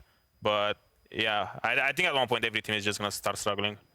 Interesting to see. Amazing. What is your impression of kind of the development here for Schalke, and then maybe also on the other side, Giants, and kind of the problems that they ran into in this game? I mean, for me, it's quite obvious still that Giants has these issues in the mid game that we already talked about, like where Joker at some point is going to invade and do a mistake, or they don't have the cleanest amount of like mid game just shot calling where they force an objective and actually play for it properly, and rather struggle in that sense. And that's when Schalke basically strikes. And I think they've always been, even in the losses that they had, Schalke has been a strong shot calling team. They've always had a good macro, but they sometimes get lost in those technicalities where they focus so much on trying to make the right call that they forget, hey, we actually have to play the game and press buttons too. And I think that's where Schalke still has to develop themselves. And obviously the pick ban that we talked about in terms of like dropping the Kazakhs and actually playing the tank jungle and playing the meta is something they still have to adapt to too. And I want Upset to actually be 100% comfortable. Obviously he's not 100% healthy, as we've heard, or he's recovering now. And I think when that happens, I think the team is going to be way stronger than we've seen and going to replicate what they've shown today. Yeah, transitioning that scrim performance to the stage seems to be a big story across teams. I'm curious, Odo, from your experience on Splyce, do you feel like some of your team members are still struggling to kind of bring the same level that they do in scrims to the EU LCS stage? No, not really. I feel like we're lucky on that aspect, just because, I mean, I feel like maybe we're playing a bit worse, but it's not really like something drastic like we saw or like heard from like, you know, other teams in the past, with ROCCAT being like scrim gods like 2 years ago, and they were just struggling on stage every game. I feel like with most teams, even in this year, I won't really name them, but I feel like it's kind of a trend. Everyone plays a bit more loose, you know, in scrims, and they play a bit better. But I feel like there's always going to be a difference when you play on stage. Even it just depends how big it is. And I feel like with Splyce, it's kind of not as big, but you know, it's still kind of there. Do you think that coaches can actually actively influence that and actually help you out in case you have mental struggles, or have you not experienced that so far? I mean, we had this last year with H2K, and we kind of realized at one point that we were playing a lot more aggressive, and we were like a lot more careless about jungle pathing and all of this stuff, while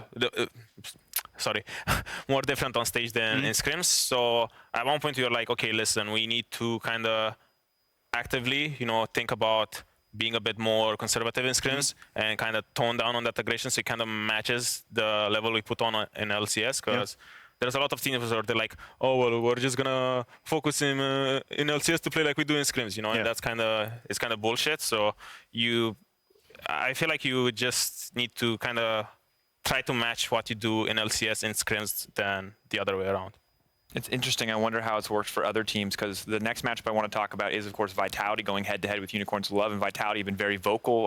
Jizuke, their mid laner particularly, about saying he performs even better on stage, that, you know, he feels even more confident, and I feel like that's a really rare thing to find. Am I wrong in saying I feel like this is the first rookie that has ever said that with confidence, that he hasn't had any trouble transitioning to the stage? Yeah, it's pretty rare. Like, we've seen, obviously, on the other hand, like we've seen Upset like basically talk big before the games, and then they kind of not doing so well on stage. And we've seen like obviously ROCCAT 2 years ago failing. And I think Jizuke is similar to Peke in his approach. I think the mindset, I don't know if it's like this Mediterranean blood or whatever it is, but just like getting heated on stage and actually showing emotions can really do bode well for you, because Jizuke does not care if he fails or not.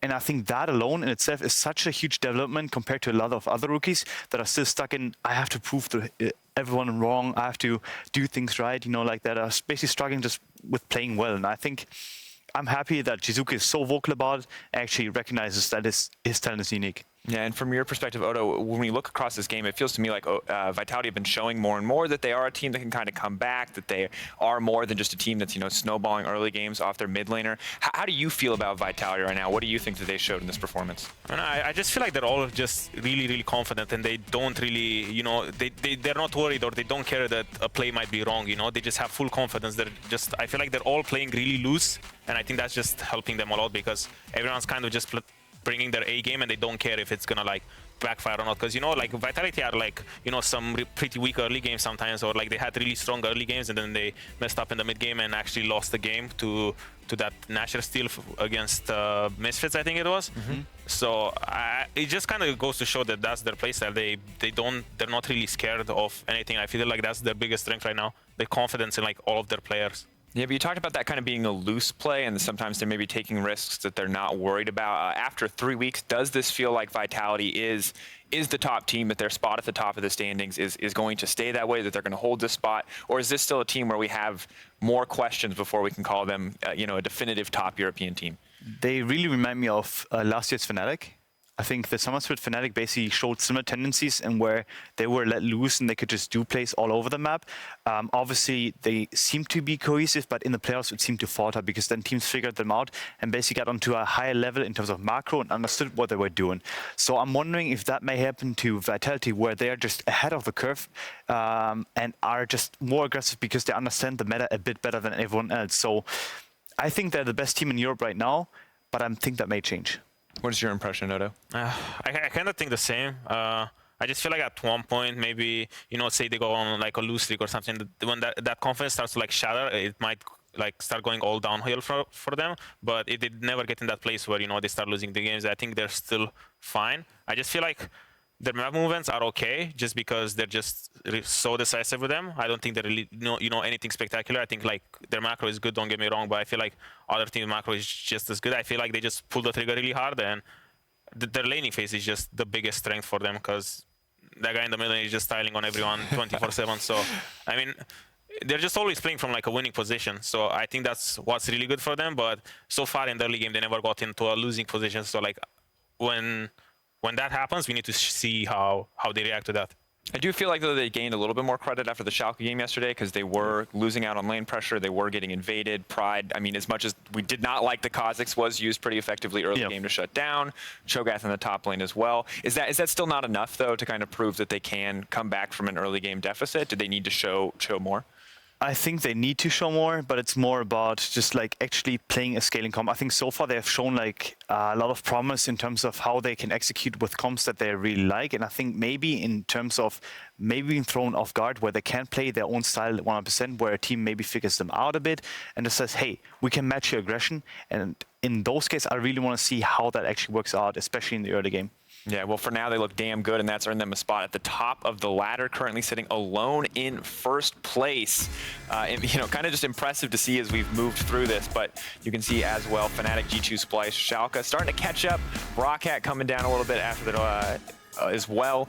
But really, there's just this huge middle of the pack in the standings right now, and it's hard for me to actually say who's going to start to come up, who's going to start to prove as a top team, because some teams are now starting to lose games, some teams are now starting to come together and win games. How do you see this developing over the weeks to come?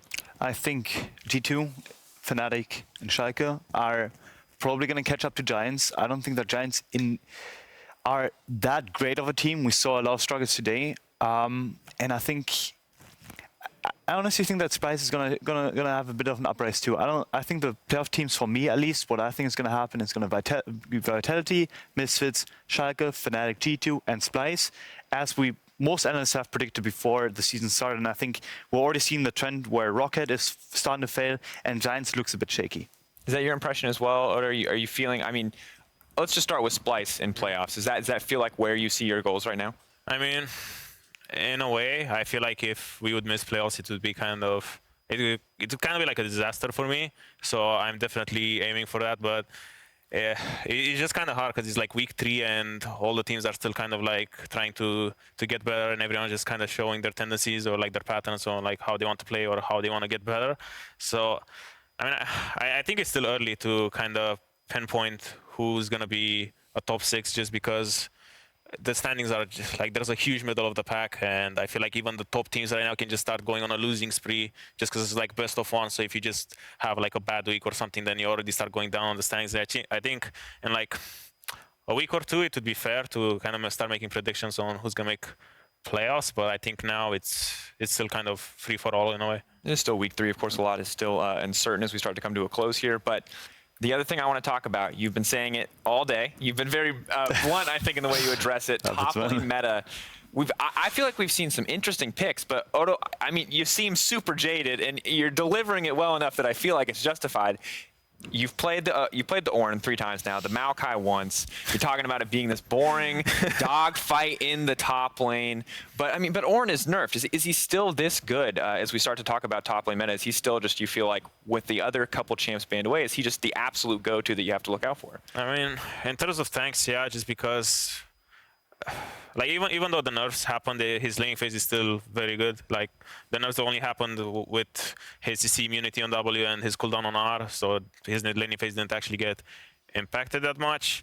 It's just Ornn as a champion, he's kind of a tank that doesn't need to be like in the front line to apply his CC or like tank people or stun or anything, you know? He can just sit in the back line and just throw his ult, while any other tank in the game, he has to actually be in the front line and soak damage. Like, for example, look at Cho'Gath, look at Maokai. Those champions, they just go in the front line and they cannot hit a single spell just because the meta is like so focused on bot lane, and bot lane like carries are so strong that tanks just actually get blown up if you have this mismatch in the way that Ornn is actually safe and he just applies his CC from a distance, and then you have Maokai, Cho'Gath that actually have to like tank 5 people, then that's kind of where the tanks start kind of falling apart, and that's why Ornn is just the most broken one in terms of tanks. But I feel like we have seen a lot of effective use of Cho'Gath, where Cho'Gath, you know, offers a lot of early lane pressure, is still a big threat. I see your point about him being super safe and the CC being able to apply from such a distance, but it still feels like some of these tanks have value. I mean, Cho'Gath has that silence, the insane burst as well. Or is it just that, is this a slight edge for Ornn, I guess is what I'm asking, or do you really feel like he's just in a different class? Cho'Gath, like the other tanks are good in their own way as well, but the thing is when Ornn is in the game and like when Ornn and Cho'Gath are in the same game, then even in laning phase, Ornn will always beat Cho'Gath, he will always get priority, he will always have like river control and river pressure towards mid lane. It's just really hard for like Cho'Gath to actually do something in that Ornn matchup, and even like later on in the game, it's just like if Ornn is out of the game and you have, you know, something like people want to play Camille, like for example, Ornn into Camille is terrible for Ornn in a way, but Cho'Gath into Camille is really good for Cho'Gath because he just has a lot of sustain and a lot of damage, so Camille can't really do much, you know, so this is kind of like a triangle of matchups that everyone has his like pros and cons, and for example, that's why Cho'Gath looks so good into Camille, you know, but if in that game there was Ornn in the game instead of Camille, then Cho'Gath would look pretty terrible. Amazing. I'm curious what your impression is one of top lane in general, and 2 of Ornn just as a pick, because I mean the nerfs don't sound that significant from what you've said in a lot of senses, but is this a champion you feel like might still be a little bit too powerful? I'm not quite sure. I think the CC that he provides, especially when Braum is not on the enemy team, is definitely broken. I think his ultimate is just too easy to hit, honestly. Like it's too broad and it's too safe to actually land on enemies. But I also do think that right now, I think carry top picks are gonna come back into the meta, and I think actually gonna like contest the Ornn and contest the other tanks that are being played right now. And I hope to see that development, at least because they're already dog champs in the jungle. They don't need to be dog champs in the top lane. I mean, no more dog champs. I agree with you, but like I would love carries to come back, and I think they can come back. But the only reason I see them to come back is just if teams shift their tendency from picking top laners in the second pick phase in 4-5 and just start picking it in like, you know, 1-2-3, because at this point you kind of lock in the Camille, for example, and then the enemy team has to respond with something like this more carry style as well, because you cannot pick a tank into Camille because you will just lose. But if top laners are always picked in 4-5, then all you have to do is ban Camille, and then you have dogfight. But what I mean, so I'm looking across a lot of the top lane champions that have been picked. We've had Alawi, we've had Lucian, Camille is one you bring up. Oh, hey, Alawi, I won with that champion. Yeah. I wonder who would pick that. Of course, there's a player there. Jax, Jace, Vladimir's kind of fallen off a little bit out of favor here in Europe, but is still seeing some picks internationally. So to me, it seems so much more diverse than you're making it out to be. So I'm curious, like, is it actually just the pick order where it has to be 4-5? And is Camille the only threat there? Because we've seen Misfits even yesterday pull out a GP, do a ton of damage for the top lane. It seems to me like there are more options already.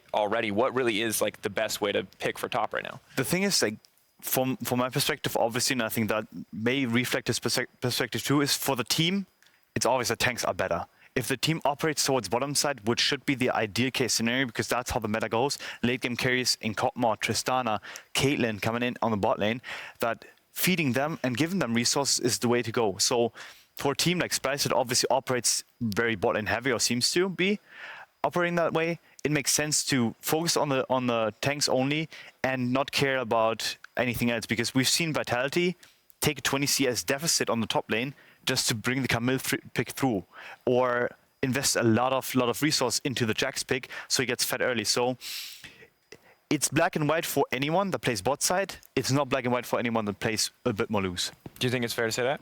Yeah, I mean, I think what he says is pretty accurate. If you go carries, you kind of need to dump more resources into top lane in terms of like, you know, vision or even like bans in the draft phase. But yeah, like the reason you see like so much, you know, only Camille and on is just, and you don't see as much Vladimir, for example, because I think Vladimir is good into like some of the carry matchups. We didn't see it as much in Europe, but I think Vladimir is like really good into both Camille and GP. But for example, us, we didn't get to play into Camille yet and all of that stuff. So yeah, it's just kind of like a triangle. There's always like this ladder in which if one is banned, you go to the next, and then that one has different counters. Like each champion has different counters. That's why it's just, I feel like top lane meta is kind of counter pick focused a lot. So if you can get like a counter pick in the draft, it kind of makes your job a lot easier. You don't need to like dump as much resources into top lane, because if you're kind of self-sufficient and you have a winning matchup, then you can kind of get all of that yourself and kind of impact the map. So yeah, I guess that's it pretty much. It feels like there might be other options depending on how your team plays, but at the end of the day, a tank is still like just if teams start banning like, you know, Ornn or Camille or Cho'Gath, then you kind of start seeing more diverse top lane picks, because as I said, it's more towards counter picks. But if Ornn and Camille are always there, then you always have, there's always like one best pick into those champions. That's why you just see the same ones. It's interesting how, yeah, up until that point, you talk about this triangle, how you can counterpick a little bit, but as long as Ornn and Camille are present, it changes things. I'm curious to see if that holds up in the drafts as we move forward, but for now, let's take a look at some of the highlights sent in by you guys on Twitter. Here are your LCS big plays brought to you by Acer Predator. All right, well, in their game against Schalke, No Fear, Vitality lured the opposition into a deadly trap in the mid lane. At Jaro, the third tweeted, "That was all planned from Jack Troll, well baited." Gilius catching back up in the jungle, just about even in terms of experience, but there goes Jack Troll for the play. He's going to fumble. Cabo, hook shots in, but he's going to hold the wall dive. Now Schalke are looking for the turn, but they have to be careful because Gilius is over the wall. Looks like Upset's going to be a little bit more than angry as he's going to get taken down. This could just be the double. Schalke have no vision, and they are gone. Look, guys. I'm here behind them. Can I get now? I'm behind them. Okay, I'm coming. Oh, I fucked up. I fucked up. Can we turn again? Can we turn? I'm still upside. I'm still there. Look. What the fuck is happening? Holy shit! We're fighting. You guys are so good or what? Nice, good job. Go Drake. Go mid. I'm getting top. Okay, there's so many people who are like, oh yeah, it was a bait, and then the comms kind of confirm a little bit. What's happening? I think to paraphrase what was exactly said there. I think someone effed up. Yeah. I'm not quite sure about that though. I think we heard it a couple of times.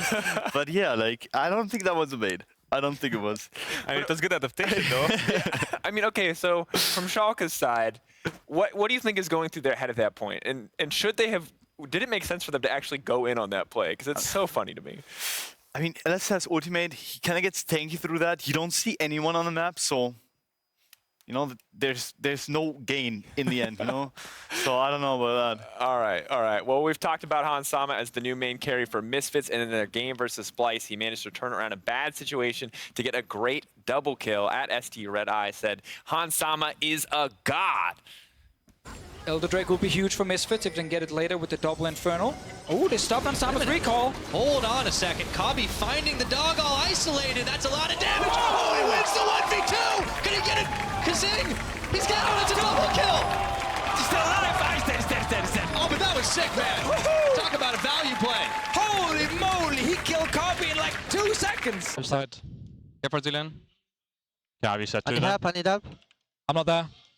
You're alone. You're probably dead. Oh, what? Okay. What the fuck? Alright. No, but you get MVP for this.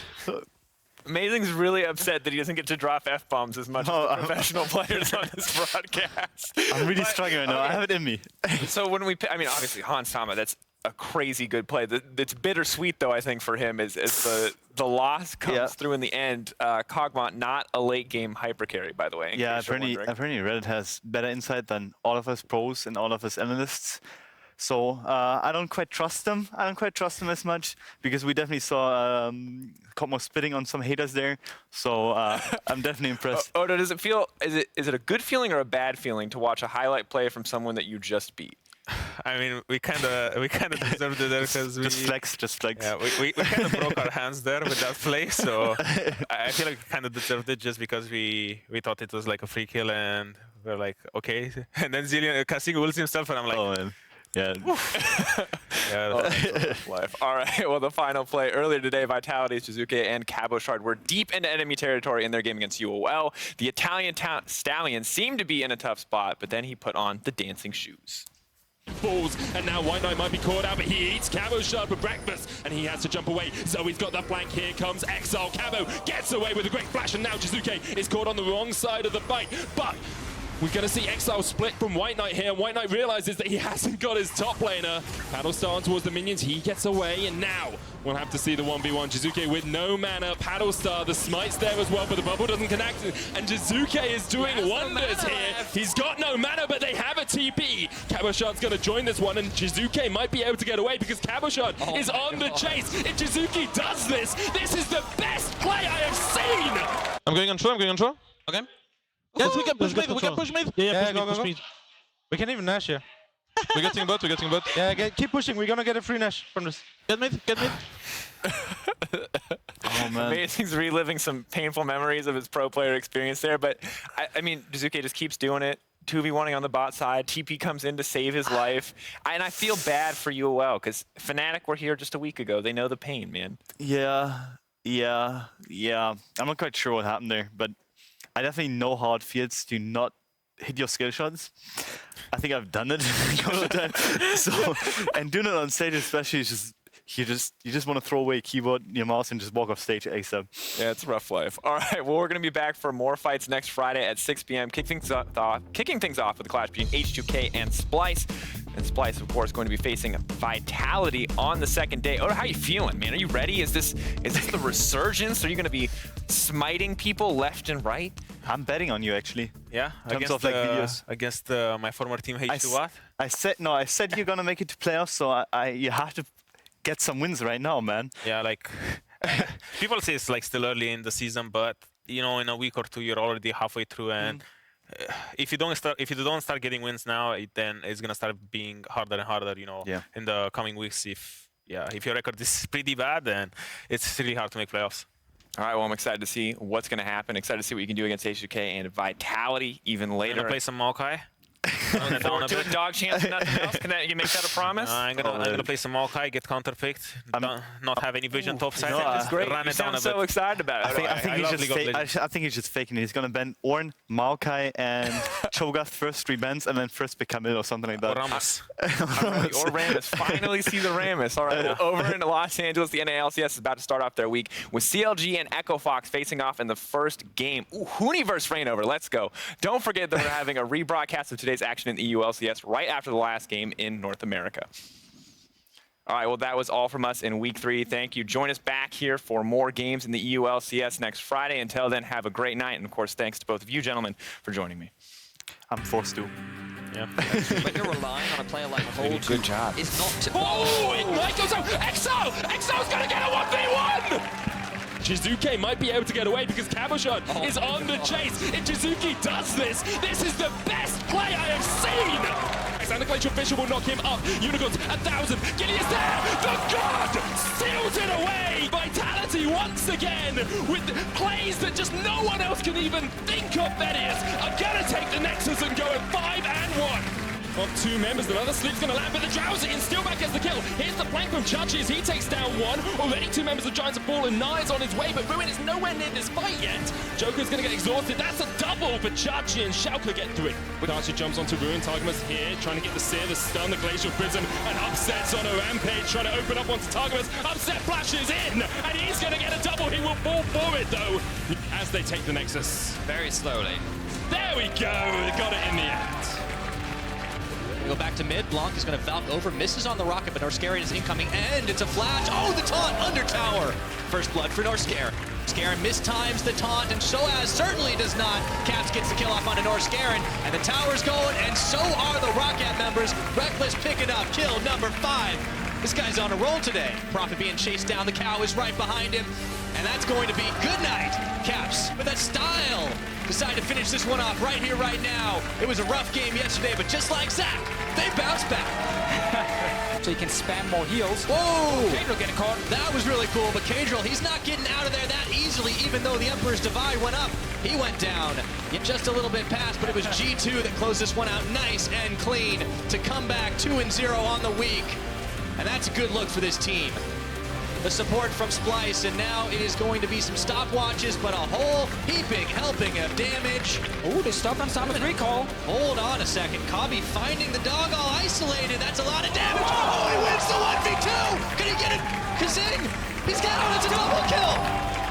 But this is going to be all she wrote. Just shy of an hour. Splyce are going to finish the game against Misfits.